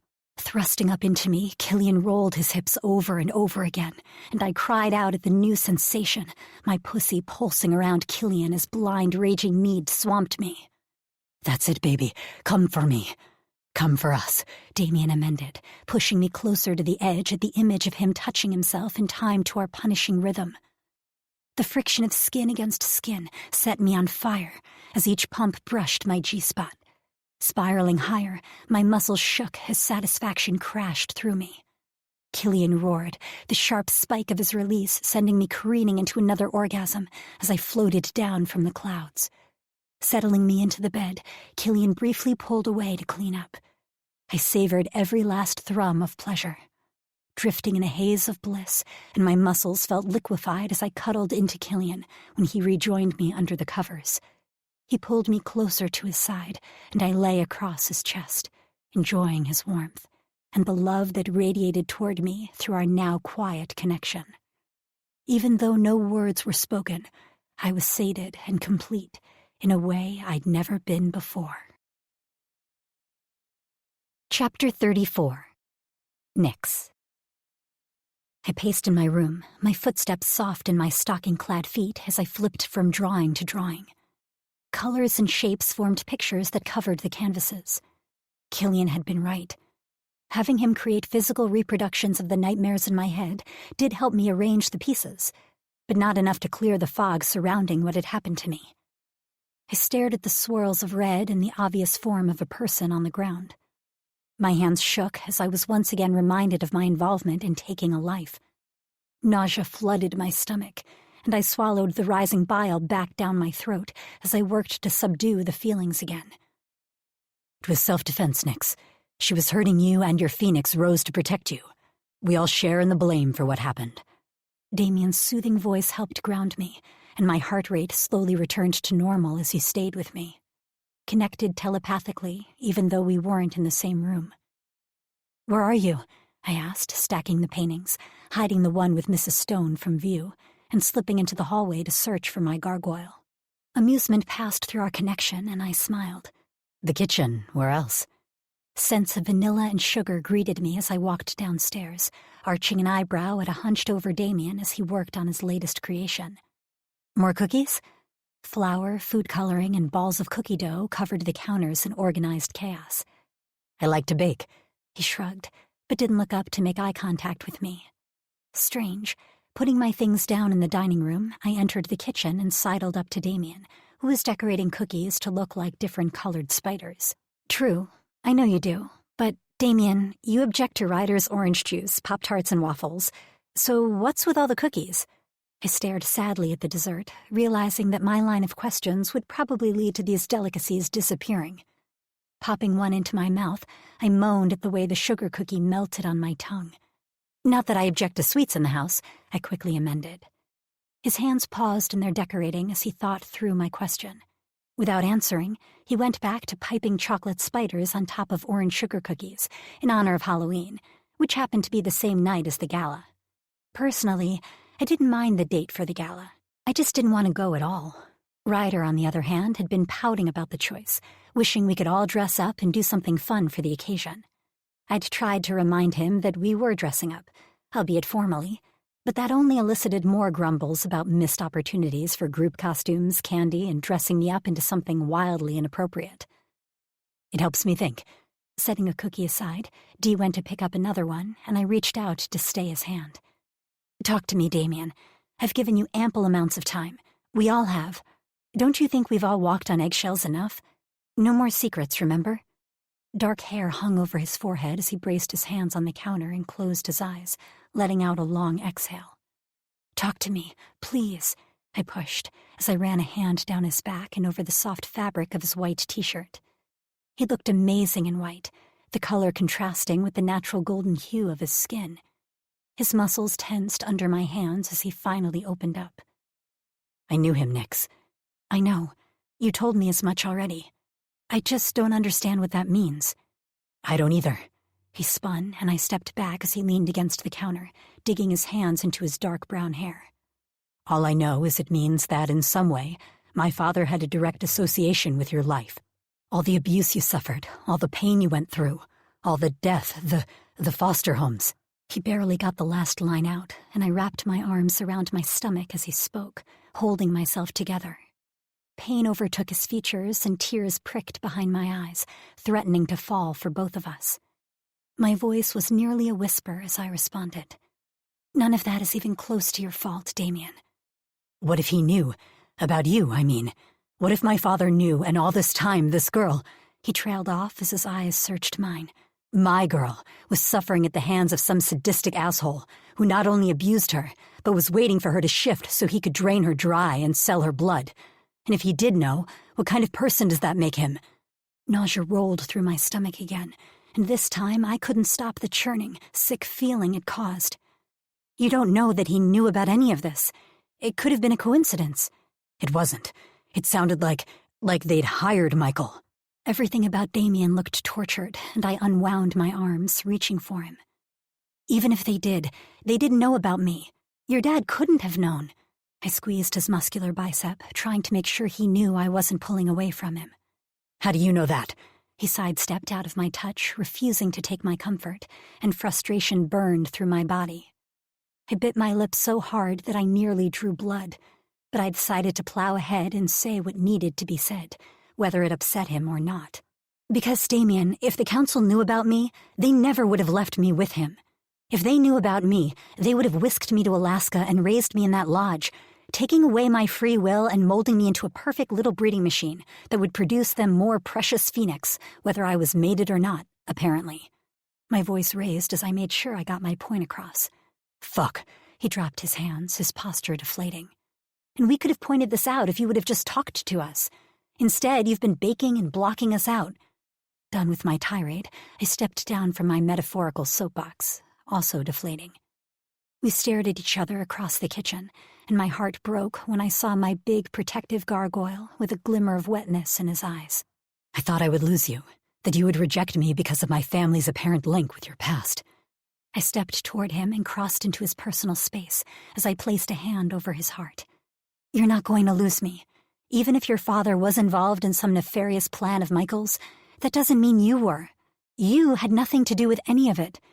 I take you right where you are, Damien LaCroix, as you are.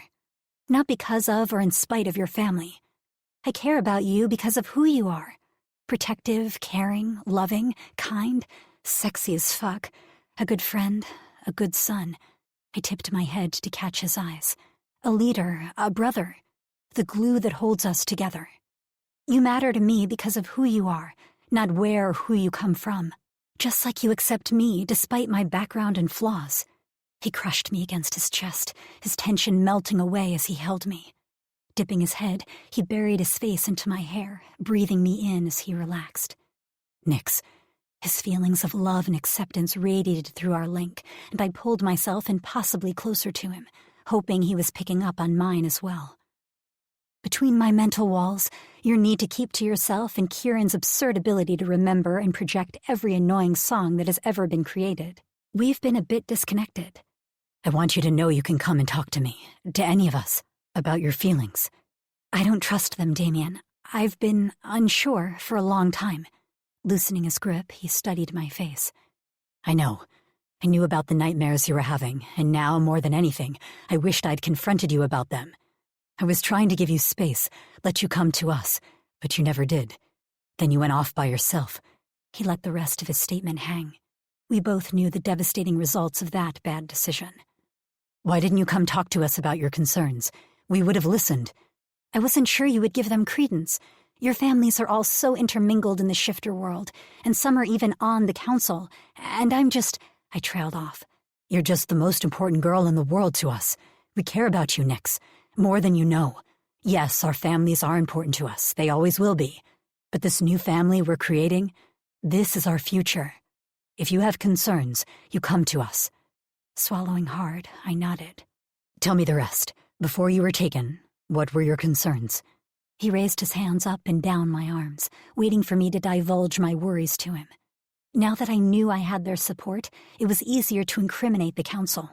I sighed, letting it all rush out of me in sentences that barely broke up. They value death and keeping their subjects in line through fear. I'm pretty sure they gave me something the night of the party at Ishida's.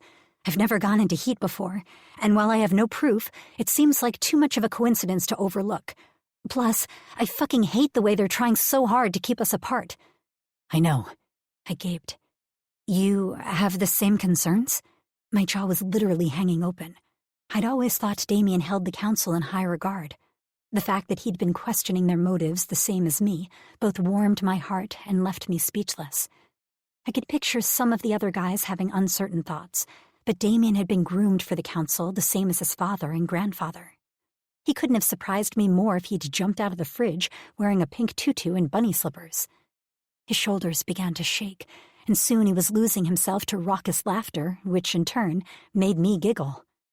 That was quite a visual. He smirked at me as he composed himself again, wiping at his eyes. The laughter had been good for us, breaking the tension that sat thick in the room. I know the council's ideals and way of ruling aren't always right. It's one of the reasons I wanted to get away and go to college, to get out from under their roof and their watchful eyes. If you ask any one of us, you'll get the same answer. College was a much-needed means of escape for us. I've been prepared to take over my father's place on the council someday, and I know they want to use me as another pawn in their political game. It's how they work, bringing high-ranking mythologicals and those with beneficial powers into their inner fold. Their practices of late, however, have been leaving me unsettled, especially where you are concerned. It's all just so fucked up. I don't agree with it, Damien. The way they treat people, how controlling they are. I just know they're underhanded and shady as fuck. I've been trying to visualize a way that I could fit into this world, but I don't feel safe. I didn't before I was kidnapped, and I certainly don't now. I mean, how are we even supposed to be together when everything is trying to keep us apart? Damien pressed his lips to my forehead, brushing a light kiss over my skin. We will find a way to be together. I promise you that. I don't have all the answers. I don't know what we're going to find at the gala, or what the future holds. But I do know one thing. We'll be together, sweetheart, as long as you'll have us. I've never felt like this, Nix. You mean the whole damn world to me. Russet brown eyes met mine as I gazed up at my gargoyle. Pressing up on my tiptoes, I nuzzled his nose with mine, moving closer until I could place a small kiss on his bottom lip, hoping to entice him to bend down closer to my level to deepen it. I won't fucking lose you, sweetheart, he murmured against my mouth just before he sealed his promise with a kiss. Damien didn't do anything half-heartedly, and the way he claimed my mouth was no exception. His arm wrapped tighter around my back as he lifted me up into him, walking me backward until I felt the cool granite of the kitchen countertop under my bare thighs, my pajama shorts doing precious little to keep me warm against the cool intrusion. It didn't matter, however, because as soon as I was sitting, my gargoyle was leaning over me, bracing a hand on either side of my body, palms flat on the counter, as he latched his lips onto mine once again. In a forward move, I widened my legs, granting him better access to my body as his tongue ran over my lips, prompting me to open and let him plunder my mouth. I followed his lead, his demand clear even when he wasn't speaking. Memories of the night before assaulted me, warming my body as I remembered the way he joined Killian and me in the bedroom, even if it was just mentally. I wanted him with a passion I couldn't explain. Scooting closer to the edge of the counter, I pressed my center against his, the height of the countertop aligning us perfectly. Nix. The molten sound of my name made me sigh against his mouth, and I chose to ignore the warning he'd infused into the word as I enticed him to kiss me again. When he went to pull away again, I sucked his bottom lip into my mouth, letting it go with a pop and an arched brow as he leaned back. It didn't escape my notice that he kept his hips pressed into mine, only allowing so much space between us as he leveled me with a look that I didn't want to decipher. Nix, he tried again, this time more serious, and I shushed him. No more talking. The time for talking is over. I pulled on his shirt, trying to bring him back to me. He had the nerve to chuckle at my efforts. You're not ready for me. He shut his eyes tightly as I stopped and leaned back. Don't tempt me, or I'm bound to lose control. Since his eyes were closed, he didn't see me smirk, and I reached quickly for the hem of my shirt, pulling it deftly off my body. Dropping his head, he groaned without ever opening his eyes. You're going to be the death of me, aren't you, woman? I smiled and ran my hands over his chest, exploring the dips and lines through the fabric of his t-shirt. Why are you pulling away? I arched my hips into his, feeling the obvious effect of his desire for me. I'm too much for you right now. The things I need. I refuse to push you, Nix. You need slow and steady, and I'm not that. My body instantly reacted to his words, wanting the things he promised as I read between the lines. I couldn't deny that I had triggers, but all the guys were opening me up to the joys of sex, breathing new life into me, and giving me new, amazing memories to hold onto in place of the bad ones. I wasn't sure they'd ever understand how much that meant to me. It didn't mean my past disappeared, nor did it lessen the effect it had on me. But it did help me look toward the future. A future I wanted to share with them. Fuck, sweetheart. He picked up on my thoughts, and I edged even closer to him, pushing on his chest to get him to back up. His eyes opened, and he gave me a confused look as I slid from the counter, my body brushing against his as I stood. My hands reached for the waistband of his jeans. I can give you what you need, Damien. I made quick work of unfastening the button, moving to grab the zipper and yank it down. With a quick step away from me, he gripped his jeans. You don't need to do that. He swallowed hard, and I knew the words cost him. He wanted what I offered, and I wanted to give it to him. I grasped his t-shirt and pulled him closer, only managing to move my gargoyle a small step forward again. It was enough. "Hold still," I commanded, channeling Hero and Damien himself. Lowering his zipper, I brushed my fingers against his sensitive cock, freeing him from the confines of his jeans. I dropped slowly to my knees, pulling his jeans and boxers down with me, exposing all of him. The sight of him made me moan. His cock was impressive, slightly longer than Killian's and nearly as thick. Having explored with Killian last night, I felt more confident as I wrapped my hand around the smooth steel, feeling happiness burst in my chest as he groaned, a visible shiver racing over his body. Sliding my fist, I primed him, getting used to the feel of him in my hand as I made sure he was nice and hard for me. The head of his cock was nearly purple, the veins straining under the silky skin as I worked him up. Looking up his body, I saw his head tipped back, and I pumped my hand faster, testing differing motions to see what he liked best. I teased my thumb under the sensitive underside of his cock, daring to move closer before opening my mouth and licking the spot he seemed to like so much. "Fuck." His gaze shot down to me as I knelt before him, and he watched as I opened my mouth and slid him past my lips, looking up at him from under my lashes. The salty taste of him hit my tongue as I sucked, bobbing my head to take more of him into my throat. I'd never done this for anyone before, and I tried to figure out the best mechanics as I sucked and simultaneously pumped my hand over the length I couldn't fit into my mouth. "I've never seen anything so fucking sweet in my entire fucking life," my gargoyle praised, as he tried to keep from thrusting his hips. "You have no idea how much of a turn-on it is to know I'm your first." I hummed, letting him know I'd heard him, and he let out a guttural groan. Using my free hand, I ran my nails up the strong length of his thigh, and he hissed, enjoying my touch. He leaned forward the extra few inches and braced his hands on the countertop, gripping the marble tightly. I picked up the pace, pumping him in and out of my mouth and massaging him with my tongue as I sucked him. "Yes, that's it. Use your tongue, sweetheart." "Touch me, Damien. I know you want to," I told him without missing a stroke. I nearly pulled him out of my mouth, swirling my tongue over the head of his cock. I felt him straighten, and he threaded his fingers into my hair, holding my head as he began to thrust in and out of my mouth, using me in the best way possible. "Open your throat a little more, Nix. Let me get deeper inside your sweet mouth."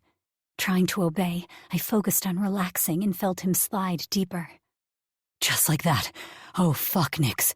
He pumped in and out of my mouth, and my panties grew wet, his pleasure becoming mine as he let me feel how much I turned him on.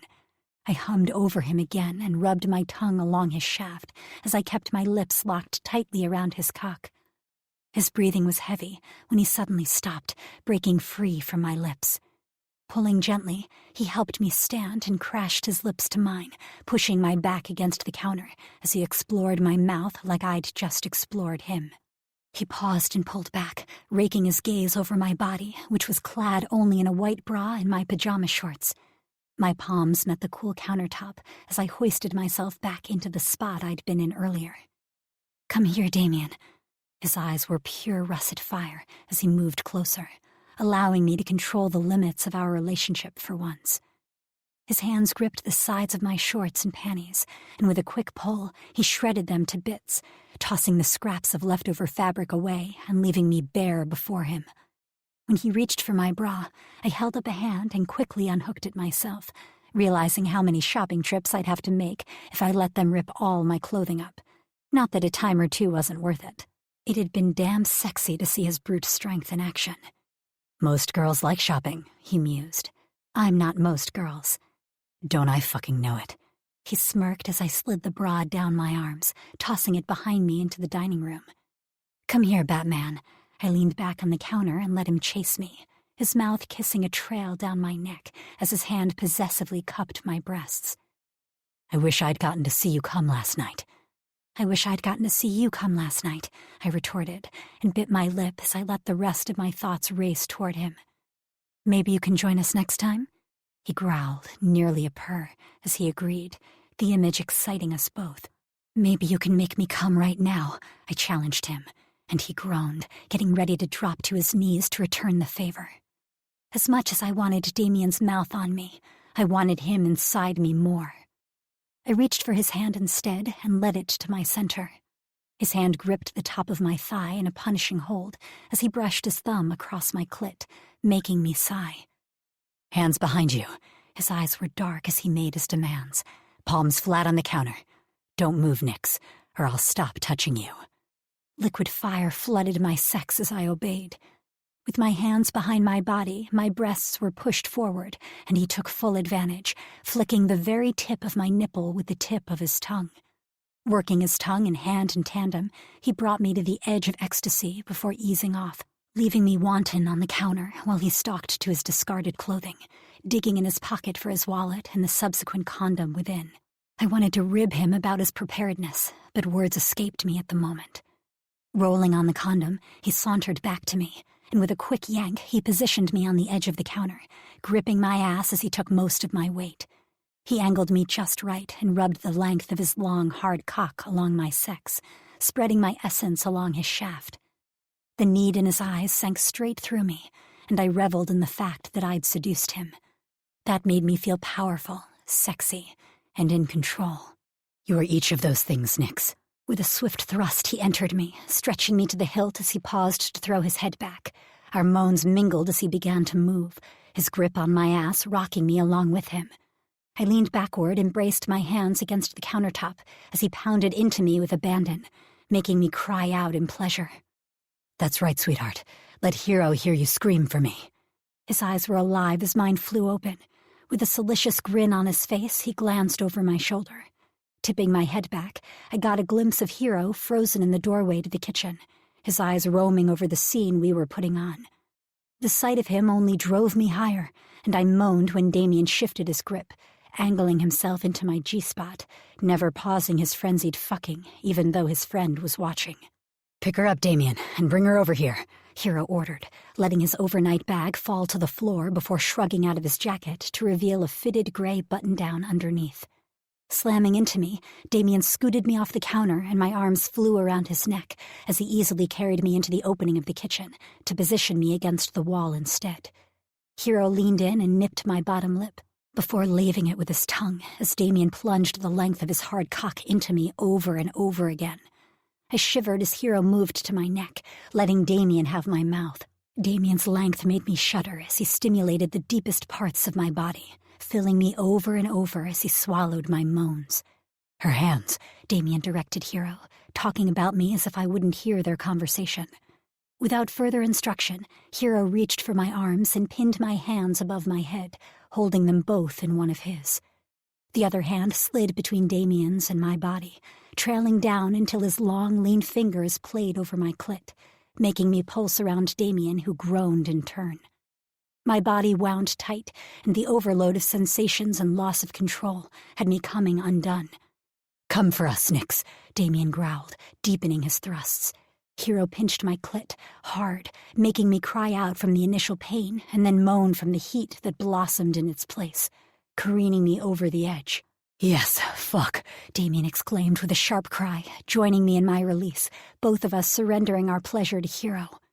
As I came down from my high, I cracked my eyes open to see not only Hero, but the others standing in the living room, watching the scene with a range of heated expressions. Heat suffused my cheeks, and I buried my face into Damien's shoulder, using Hero to block my line of sight. Oh my God. Embarrassment flooded me, realizing they'd all just watched me come. Don't be, Ryder replied out loud to the thoughts Damien must have openly shared. That was the most beautiful thing I've ever seen in my entire life.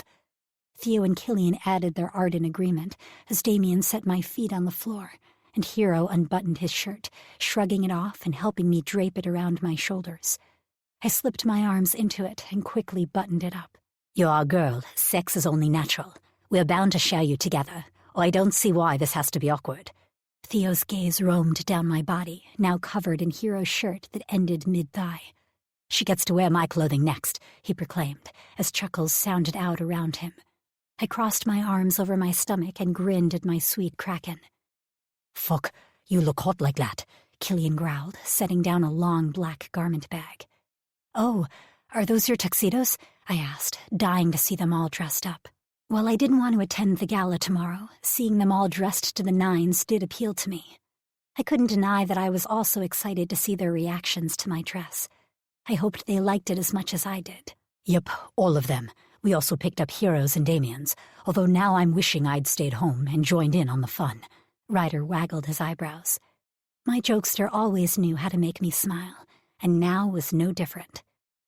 Next time, it's my turn, he murmured quietly as he sauntered forward and gave me a peck. I took that as the promise he meant it to be, looking forward to that special time with Ryder. Damien had already stepped back into his pants, making himself decent, and washing his hands in the sink. All right, guys, let's put the tuxedos into each room, and I'll get lunch prepped for everyone. Everybody moved into action, and I sent a mental thank you to Damien for helping to make things less awkward. Taking me in his arms again, he kissed me and brushed some of my hair away from my face. Remember what I said. I know tomorrow is going to be challenging for us, but just know you're ours, Nyx. We're going to find a way to be together, with or without the Council. Chapter 35. Nyx. Nyx! Damien's mother exclaimed as we walked into her massive house. The home was large and decorated to perfection, but each item held a personal touch, and it seemed homey despite its size. Hello, Ms. LaCroix, I greeted with a smile. Glad I had my dress bag in hand and wasn't expected to make contact because of it. Ryder had offered to carry it for me, but I didn't trust him not to peek inside when I wasn't watching. A blazing fire roared in the fireplace, the warmth filling the house as we all shuffled in, escaping the chill of the outdoor weather. Flurries already danced in the air, creating a thin coating of snow on the ground by the time night fell. It was my first experience with snow, and it was beautiful even though it was freezing. Ryder's blue jacket nearly swallowed me whole, and once I was settled indoors, I set my dress down carefully and shrugged off the jacket with Damien's help, who hung it by the door. Boys, how nice to see you all! She doled out hugs and air kisses to each of my guys as she greeted them. I have cookies in the kitchen for everyone. You best eat them before you put on your formal clothing so that you don't get crumbs all over yourselves before you have to leave. You're all welcome to get dressed in our room or Damien's, but the guest room is off limits. That's for Nyx. A girl's got to make a grand entrance after all. She smiled secretively at me, and I decided I liked Damien's mother. I could see where Damien got his sweet, caring personality, and while doubt shrouded Damien's father at the moment, I knew how much he cared for him, and that was enough for me. Ryder's sweet tooth was part of his baser needs, so it was no surprise when he headed straight for the cookies in the kitchen, throwing me a wink on the way.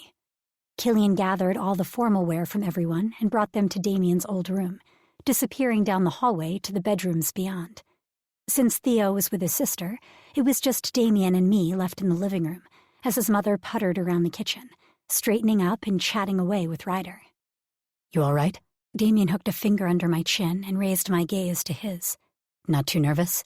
I let out a shaky sound, part laugh, part sigh, and shook my head. No, I'm nervous as I cut myself off, my eyes swinging toward the kitchen where Damien's mother was. Rephrasing, I started again. I'm nervous. Damien chuckled. You do realize she raised me and is very used to my friends, right? She won't be bothered by a little swear word. I want to make a good impression. When she finds out about this, I tried not to be so forward in my speech, worried about who could be listening and where Damien's father was. I want her to like me. She will. She already does. You don't have a thing to worry about. He glided his thumb down my jawline just as his father emerged from his study, newspaper in hand. When he looked up, he paused just as Damien quickly dropped his hand and took a small step back from me. Fuck, I threw the word at Damien as I spun around, trying not to look guilty. I shouldn't have to sneak around with the men I considered mine. I wasn't a child. I made sure my mental wall was firmly in place as I nodded in greeting. Councilman. Dad, Damien addressed him. Damien, good to see you, son. I'm glad you got here safely and in plenty of time. Nyx, how nice to see you again. Please, call me Mr. LaCroix, or even Raphael. I nodded. All right, boys, Damien's mom began as she joined us once again. I need to whisk Nyx away so she has plenty of time for prep. I wasn't sure what to think about her statement. Was she saying I needed lots of time to make myself pretty? Or just trying to be nice and give me a break from all the men? And how much time did a girl really need to throw on a dress? My smile was tight on my lips as I followed her from the room, feeling completely out of my element. Angela told me all about your dress. I'm looking forward to seeing it. I had Killian tuck it away in the guest bedroom with your shoes in your bag. I know Angela wishes she could be here herself, but I'm so thrilled you're here, and I'm happy to help you with anything you need. Thank you, Mrs. LaCroix. I appreciate your hospitality. She tisked me. No, dear. Call me Celine. While I'm used to going by the title, given my husband's position, Mrs. LaCroix sounds like my mother-in-law. God rest her soul. Well, thank you, Celine. I appreciate you letting us get ready in your home. I followed her into the guest bedroom. The walls were a pretty robin's egg blue, and the furniture was all vintage-looking, restored and distressed. Your dress is hanging there. She pointed to the back of the closet door, and I saw my shoes and bag sitting on a chair in front of a vanity. I felt so far outside of my element within the room, but I tried to keep my nervousness from showing on my face or through my body language. A trial run for the way I'd need to conduct myself tonight. I'll leave you to it. If you need any help getting into your dress, just let me know. There's plenty of time yet. Don't you worry. When I heard the click of her heels heading down the hallway, I sighed, my shoulders drooping as I tried to relax.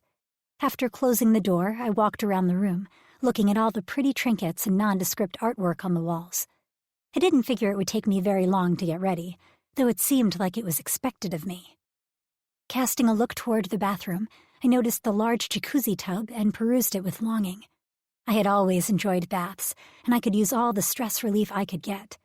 Stripping down, I threw my hair up so it wouldn't get wet and ran a piping hot bath, soaking in luxury to help keep my muscles from tensing up. The nerves were still prickling at me. I wanted to be perfect and surprise my men, not to mention avoiding any trouble at the gala. I decided to shave and drained the tub so I could wash in cooler water. I worried about being drenched in sweat from the heat of the bath I'd been soaking in.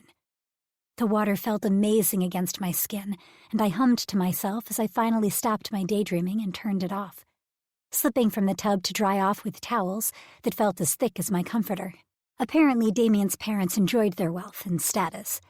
I hesitated for a moment before donning a robe, though I assumed it had been left out for me during my shower. I didn't want a chance getting my dress damp.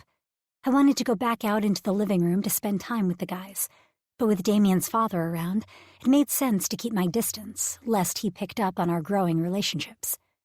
As a member of the council, I couldn't be sure if he would be happy for his son or upset that I wasn't planning to follow their precious rules. Digging through my bag, I pulled out my hairbrush and worked it through my locks, stroking until my long hair was silky and lying correctly. I rarely had to do much to it to make it cooperate, but I worked some leave-in conditioner into the layers to keep it soft, hoping the cold weather wouldn't zap too much moisture from it over the winter. With ample time to spare, and fear of appearing plain at the gala and shaming my men and Gaspard, I decided to throw on some eyeliner and mascara, which I rarely used. Slipping the red silk from the garment bag, I smiled at my gown. I'd never been one to dress up before, not that I'd ever had a reason to, but I was excited to wear this tonight, if for no other reason than to see my guys' reactions. I knew Ryder in particular was looking forward to seeing me in something other than jeans and leggings. If he had anything to say about it, we'd all have reasons to dress up and go out regularly, just for the clothes and the fun he'd have shopping for us. Sliding the dress carefully over my head, I let the cool silk flow over my skin, enjoying the smooth texture of it as it warmed against me. I reached behind me and attempted to tighten the laces, but without help, I'd never get the bodice tight enough. Creeping to the door, I hid behind it as I cracked it open, planning to call for one of my guys. "Hello?" I called out, trying to see which one was nearby. "Nix, do you need help, darling?" Celine answered, making her way back down the hallway. She was dressed in an elegant golden gown that hugged her figure before flowing loosely to the floor. The dress shimmered as she walked, her high heels clicking as she drew closer. Everything about the woman was put together and elegant. I was embarrassed but moved back from the door as she peeked her head around. She gasped, quietly exclaiming, "Oh, it's absolutely beautiful, and you look gorgeous in it. You need help with the back, don't you?" I nodded. Coming into the room, she shut the door with a soft snick. My nerves rose, but my phoenix cooed, not feeling any threat from the woman, even though she was married to a councilman. The whiplash from worrying about being near a member of the council, who might not have my best interests at heart, and the entirely separate concern about being around Damien's parents was wearing me out and putting me more on edge than I already was. I turned around to let her do up the laces on the back of the corset. Pulling tightly, she fastened it perfectly, making sure I could still breathe and move while accentuating my waistline and figure. I always wished I'd had a daughter. At first, I wanted to gape, thinking she meant she'd wished that Damien had been a girl. But then I saw the wistful look in her eyes reflected back at me in the floor-length mirror and noticed the misty expression there. "You wanted more children?" I asked softly, hoping I wasn't intruding on private memories she wasn't looking to share. "I did. We tried. It's rare for gargoyles to have only one child, but after a number of miscarriages," she trailed off, waving her hand in front of her as if to explain it all away. Turning, I touched her forearm carefully. "I'm sorry, I didn't know." "Oh dear, it's quite all right. It's not something people talk about often. In my case, it's more widely known than usual, given our status and position in the community." Shaking off her thoughts, she changed directions. "But with you here, it almost feels like I have one." She gave me a gentle smile, and I wondered if she knew how much her son and I meant to each other. If Damien and I mated in the future, she'd practically be my mother-in-law. My head spun at the idea of having in-laws, but I cared for each one of my men, and in kind, I cared for their families as well. When she was done lacing my dress, she gently placed her hands on my shoulders as we both took in the full effect in the mirror. Tamping down my anxiety over being touched by people I didn't know, I tried to ease the tension I had in my shoulders. "The men won't know what hit them," she grinned and then dropped her hands. "When you're ready, just come on out. The car is warming up already. We'll probably leave a few minutes early to ensure Raphael is on time." With one last soft smile, she disappeared, calling out to organize the others, making sure everything ran seamlessly. My hands found my stomach as I tried to take a few measured deep breaths. Sitting at the vanity, I slipped on my heels and secured a bracelet with my ruby-red stones adorning it onto my wrist. The look was simple, but I felt beautiful. I added a dab of lip gloss before throwing everything back in my bag and heading for the door. Sounds of the guys' good-natured teasing from the living room floated down the hallway, and as I walked as silently as I could, I caught a glimpse of them all as they fastened their cufflinks, straightened cummerbunds, and buttoned up perfectly tailored waistcoats. My heart raced and my pulse skipped as I took them all in. While my men always looked amazing, there was just something heart-stopping about seeing them all perfectly groomed and dressed up. "Nix!" Killian caught sight of my dress, drawing everyone's attention to me. I walked into the room slowly with a nervous smile. "You look bloody amazing." Ryder's grin was the largest I'd ever seen it, splitting his face so wide that it made me give a broad smile of my own. I stepped farther into the room, and Ryder moved to my side, took my hand, and twirled me. The dress fanned out, and I felt like a princess. "You look like one too," Damien beamed. "You're stunning."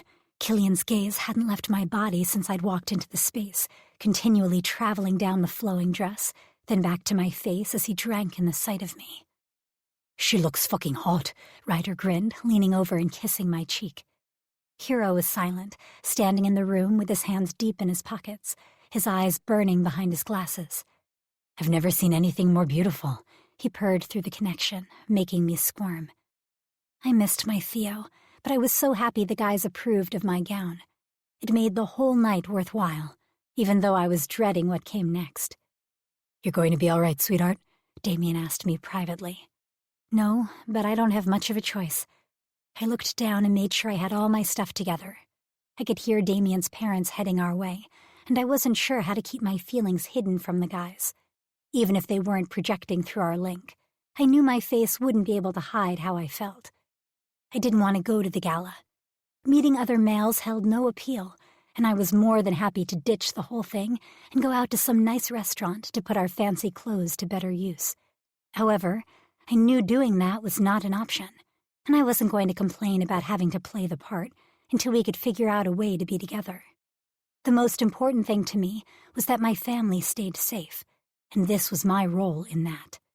"So fucking strong," Damien murmured as he moved closer, brushing a kiss over my hair. When his parents came into the room, he took a step back, and I missed his presence immediately. "Darling, you look radiant," Celine cooed. "Doesn't she look beautiful, Raphael?" She preened, much like my phoenix occasionally did. "That she does." He smiled kindly at her and then at me. Clapping her hands, Celine got everyone moving. "Everyone out to the cars. Let's get this show on the road." Ever the gentleman, Killian grabbed my things and carried them to the car, while Hero offered me an arm and escorted me to the waiting vehicle. "Just a few hours and it will be all over. Then we can take you home." Hero pressed into my mind. Nothing had ever sounded better. Chapter 36. Nyx. The sound of music wafted through the heavy wooden door as I stood before them, fidgeting. "Relax, girl, you're going to ruin your nails," Gaspar chastised quietly with a gentle smile from his place at my side. The line of girls being presented this evening was long, and as the eldest and highest ranked, I was to be announced last. The pomp and circumstance of the gala and the classism already bothered me. Dread weighed heavily in my stomach as I thought about all the eyes within the throne room sizing me up as the council practically tried to auction me off to the highest bidder, especially after the last time I'd stepped foot in the room beyond. Memories of the execution and the way the council had spilled my entire life story to shifters, who were supposed to be my peers, threatened to rise up, but I worked to suppress them. My phoenix cooed softly and reassuringly in my head, remaining close. Anxiety swirled through me as I stood on my heels I was unaccustomed to wearing. The red satin shoes were beautiful, but my ankles already ached and the straps rubbed uncomfortably against my feet. I'd had to practice walking in them across my room before I even dared to wear them out of the house. Breaking the heels in had helped marginally, and I was grateful I didn't feel as if I'd fall straight off of them and embarrass myself. Drawing more attention was the very last thing I needed. However, the thought of the guys' reactions when they'd seen me all dressed up warmed my heart and heated my cheeks. At the end of the day, the heels had been worth it. As the line grew shorter, I tried to focus on each of my men, letting their presence reflecting through the mental line calm me. While it wasn't fully open, I could feel each one of them with me mentally, if not physically. Their promise that, no matter what happened, we'd find a way to be together was the only thing that would truly get me through this evening. Glancing up, I saw Theo's gaze searching for me among the crowd of debutantes. Tonight, his focus needed to be on his sister, so I tried to make sure I didn't look as nervous as I felt when I offered him a smile. His logical, assessing eyes, however, didn't miss a thing. "Remember what we said." He pressed toward me, and Damien opened the connection wider, letting his thoughts flow. I knew my gargoyle was working hard to keep our mental connection open while shielding our conversation from others. Still, we needed to be careful what we allowed through our link while we were so close to the council and other powerful mythologicals. "I do." I kept my eyes locked on Theo's, drawing from his strength until it was Molly's turn to be presented. "You look stunning. We'll be right inside." I felt beautiful as Theo let his gaze drop down the sweeping lines of my scarlet dress once more before giving me a grin, straightening his glasses and his tie, and turning to offer his sister his arm. Molly squealed as the door opened and glanced over her shoulder, giving me a wave and a thumbs up before facing forward and allowing her brother to lead her into the room. Her teal gown cascaded down her body, hugging her from her chest to her waist before gently flowing to the floor. Swoops of gold and silver decorated the dress, looking like ocean waves. The fabric grew opaque in an ombre-like effect as it swept past her knees to kiss the floor. It was perfect for her. Her golden hair was elaborately styled on her head, with a waterfall of curls hanging down her back. She looked gorgeous, and my heart constricted as I thought about her finding her mates tonight. She was so young, only 16. "Don't let any assholes near her." My voice came through the link protectively, nearly a snarl. I'd seen too much of the world, and I didn't trust many people. In fact, my inner circle was preciously small. But Theo was family, and that made Molly like a sister. Emotion clogged my throat at the thought. "Don't worry, that will never happen. She'll be lucky if I let anyone bid on her." Theo tightened his grip on Molly as they continued into the room. His fierce protectiveness made me smile. Theo had been dreading this night for more reasons than my being presented. His sister was one of the most important people in the world to him, And since his father wasn't here to usher Molly through this extremely important event in her life, Theo took his responsibility to the extreme end of serious. It was one of the things I loved about him. I strained on my heels to catch one last glimpse of my Kraken's sharp tuxedo as the two of them disappeared into the crowd, and the engraved wooden doors closed behind them, blocking my view. Since the line was divided by status and power, and Molly was considered a powerful yet common mythological, there were 6 other girls between she and I. Each time the doors opened and closed, my heart raced faster until, at last, it was my turn. Just walk into the room like you own it. Mikro Pulaki. Ryder's excitement bounced through the line, his desire to lay eyes on me again ringing clear in my mind. My lips curved up into a genuine smile as I read his feelings about me. He wasn't blocking them in the least, and my heart swelled at the love I felt being sent in my direction. Slow and steady. Let Gaspar lead you, Theo advised, having just gone through this very thing. It's 1 lap around the room to show you off, and then you can relax some and let Gaspar do the work. They're going to be looking at her, Killian growled, upset about the ogling that was about to happen. I knew I was the hot ticket item tonight, and that made me as uncomfortable as my stupid heels. Hey, Ryder countered, you look bloody fantastic in those heels. Simultaneously, Theo chastised Killian. You can't stop people from looking at her, Kill. I know, but I don't have to freaking like it, my puka grumbled. I took a deep breath, realizing I needed to calm him down. It's all right, Abra. If we have to do this thing, if we have to put on a show, then we'll do it. Just know that I'm going home with you tonight. All of you. Resounding growls and roars of agreement surged into my mind. Tell those boys of yours to be quiet. Gaspar shot me a knowing grin and stepped up to my side, offering me his tuxedo-clad arm in a gallant gesture. I arched an eyebrow at him, but slid my hand around his arm, letting him tuck me close to his side. Don't think I don't know that they're all chatting you up inside that pretty head of yours. But now it's time to focus. We have a job to do. They know that. You know that. Trust me and let me lead you through tonight, and you'll be just fine. I wasn't sure that his words were true, but he was the best hope I had in this precarious and strange situation. If anyone knew and understood my relationship with the guys, it was Gaspar. In his own way, I knew he wanted us together as well. Yet he was much better at playing politics than I was, and for now, that seemed like a necessary skill. I straightened and double-checked my dress just before the doors pulled open, revealing the crowd beyond. If it was possible, there seemed to be a larger mass of people pressing to see me than there had been for the other girls. I tried not to flinch at the crush of mythologicals. Easy, Gaspar patted my head. There was quiet confidence and a gleam in his eyes as he straightened his posture and led me through the double doors, tall and proud. Don't let them see your fear, otherwise they'll be like sharks with blood in the water. I side-eyed him just as the announcer began his spiel, not given time to respond.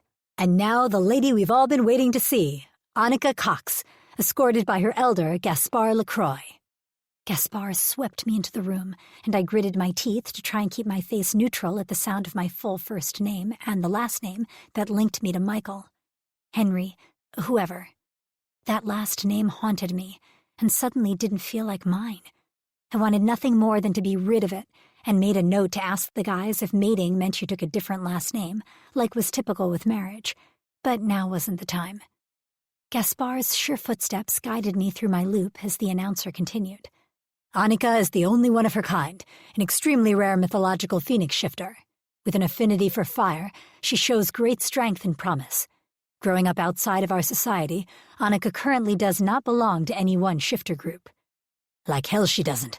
Killian's tone was biting, and I searched for him in the crowd as we rounded on our trek, heading down the last portion of our archaic turn about the room. I found him in one of the back corners with Kieran at his side. Killian's brother had a tight grip on him, keeping my puka firmly planted to his spot. When my gaze met theirs through the throngs of people, Kier threw me a wink and whispered to Killian, for once seeming to try and calm himself instead of attempting to elicit a reaction. It was in moments like this that I knew Kier truly did love his brother. As the announcer droned on about my breeding potential, I tried not to gag. Well, it's not wrong, Ryder teased. You do have lots of breeding potential that may or may not require lots of practice. Ryder, Hero warned, but I didn't mind. My Seraptor's lightheartedness helped. and I smiled to myself, which caused Damien to groan. "What?" I asked him, lifting my gaze and scanning the crowd, working to locate his whereabouts. "You don't want to know what's being thought about you." He sounded strained. "You can hear others' thoughts?" I was flabbergasted and concerned more with this new development than the thoughts of others. As far as I knew, Damien could only hear the minds of those he was close to. People like his family and friends. I thought we were done with secrets. Batman, when did this development happen? Amusement shot through our connection. "You're not the only one who's been practicing, sweetheart." I shook my head, and my lips curved into a smile as I held a private conversation with my men. Damien groaned once more. "Really, stop smiling. You're going to kill me prematurely." "What are they saying about her?" Killian demanded. "You don't want to know." Kill growled. "Yes, I do, and I need to know who thought it." "Things are about to get bloody." Ryder laughed happily in my head, enjoying the menace coming from Kill. "They're thinking about how damn good that dress looks on her, about how fucking perfect her skin is, about how young, fertile, and ready to breed she is, about mating her and being the first to create more phoenixes and the power it would lend their family." Possessiveness clouded the link, coming from more than just Damien. The hot, thick need to claim me reverberated through each connection, the strength and power of it making me dizzy. I'd never had such a physical reaction before, but I erected some of my mental wall, trying to lessen the effect their feelings were having on my body, and my body's very sentible response. My phoenix surged forward at their willingness to mate, pressing to be released, and I knew the moment my eyes started glowing gold and fiery orange with her presence. Gasps and murmurs shot through the crowd, and my eyes slammed closed as I reined in my phoenix and pushed her back. The other shifters in the room wanted nothing more than to see my phoenix in all her shifted, fiery glory. "Not now, girl. We're drawing too much attention. Let me handle this." She squawked unhappily, but seemed to understand my predicament. Burying herself deep within me, she gave me the space I needed to navigate and survive the night. Neither one of us would do anything to jeopardize our safety or our chances of being able to mate with our men. The council was dangerous, and I had no doubt that if I didn't comply with their demands, my already precarious situation would grow ugly. Tonight was for them, not for me. Theo was giving his brothers a thorough scolding while pushing back his own need to focus on the political dance that was about to happen. His authority was not missed by me or the guys. Lowering my wall, I felt relieved when the emotions were back on an even keel. "We're sorry, Nix." Theo caught my attention and gave me an encouraging smile as Gaspar and I finished our walk and came to a stop near the other debutantes. Leaning over, Gaspar whispered into my ear. "You will greet the council now, follow the other girls as leads, and make sure to show them proper respect." I watched the proceedings until it was my turn to face the council. Each of the 7 councilmen were seated on their respective thrones, which sat on a dais above the rest of the crowd. They lorded over the proceedings of their own ball in their expertly tailored tuxedos, complete with decorative, colorful sashes that slashed across their chests in a display of their power, marking them for the rulers they were. Councilman Williams sat in the center, and I struggled to look at him after having witnessed the lethal power he held. Out of all the council members, he might have been the deadliest, if not the scariest of all of them. As a basilisk, he was able to kill by simply making eye contact. Across his chest sat a sky-blue sash, reminiscent of one of the shades of his heterochromatic eyes, one blue and one brown. His light skin was in direct contrast to his inky black suit, his brown hair styled to perfection. I walked until I stood before him, before them all, and dipped into a low curtsy, showing them the respect their societal rules dictated. I tilted my head down in deference before raising to my full height. Gaspar stood diagonally behind me, and while he still remained close, he felt eons away now as I faced down the council on my own. "Welcome, Annika," Councilman Williams greeted me, his arms open. It almost looked as if he was asking for a hug, but I knew better than to step foot on their precious elevated stage, not that I wanted to be even 1 inch closer to any of them. I nodded my thanks for his warm welcome, as if I had a choice in attending this evening, but I thought it better that I kept those thoughts to myself. Councilman Maldonado, who sat on one end of the row of thrones, had his focus solely on me in an eerie, unblinking stare that sent shivers straight down my spine. There was something disconcerting about him. The evil aura of the man permeated the air, making me uncomfortable. His sash was a crimson, and it wasn't hard to guess that it related in some way to his penchant for blood. My phoenix ruffled her feathers in warning. While I didn't care for any of the council members, this man in particular made me ill at ease. "So nice that you could join us this evening." Maldonado's heavy Puerto Rican accent rolled off his tongue. My tongue felt glued to the roof of my mouth, so I simply offered him a deep nod in response. "Very diplomatic, Nix. Good job," I praised, giving myself a pep talk, and I heard whispers of laughter coming faintly through my muted connection to the guys. "Yes, so nice that you weren't otherwise engaged." Councilman Khan's reddish eyes flashed as he spoke, and my phoenix feathers rose at his choice of words. I tried hard not to narrow my eyes at him, but instead schooled my features and nodded to him as well, keeping my damn mouth shut. "You look beautiful tonight, Nix," Damien's father said from his place at Councilman Williams' side, as if he hadn't seen me earlier and paid me the same compliment. "Thank you, Councilman LaCroix. Tonight is a very important night for you, young lady. You have many interested, well-positioned suitors and a wise elder to walk you through the choices at your fingertips. He will instruct you as to which suitors are truly eligible and which would be poor matches for you in either status, creature, or offering," Councilman Williams instructed, as he waved a hand toward Gaspar, switching his attention from me to him. "I assume you are prepared for the influx of matches you are about to receive for your debutante's hand?" A small curve settled onto the basilisk's shifter's lips in an unsettling smile. Whether that was his intention, any kind of expression he tried to make immediately contorted into a look that held a feral edge. Of course. I knew the girl would be extremely sought after before I ever agreed to take her on. Bring on the eager young lads and let them present me with their best offer." Gaspar must have shot Williams his cheeky, mischievous grin, because the councilman settled back into his throne with a chuckle. "It's guaranteed to be an entertaining evening." Councilman Williams clapped his hands once, rubbing his palms together before he straightened and leaned forward once more. "We will be watching closely this evening, being that Nix is already of a certain age. Her future is very important to us all." He motioned to the room at large. "A peculiar situation to have one so much older among our group of debutantes tonight. Very interesting indeed." Nearly black eyes set upon me from the hulking form of the Akra Buamelu shifter, Councilman Rawl. The black sleeves of his suit jacket strained to conceal the muscles contained within, and while the cut of his tuxedo alluded to an expensive designer with its double lapels and shining onyx cufflinks, the fancy clothing couldn't hide the sinister look he'd perfected with his nearly shaved head, with a single strip of short black hair styled down the center, like that of a mohawk or a mane. His gaze traveled over my body in a leering, lingering way that left me feeling like I wanted to take a shower. I bit my inner lip as I worked to keep my face neutral. "Let us be done with this conversation and get the party started, so we can be through with this whole dreaded event." Councilman Stepanov seethed from his seat at the far end of the line of thrones. I wanted to gape at his outward disdain for the gala, a council-sanctioned event, but kept my mouth closed.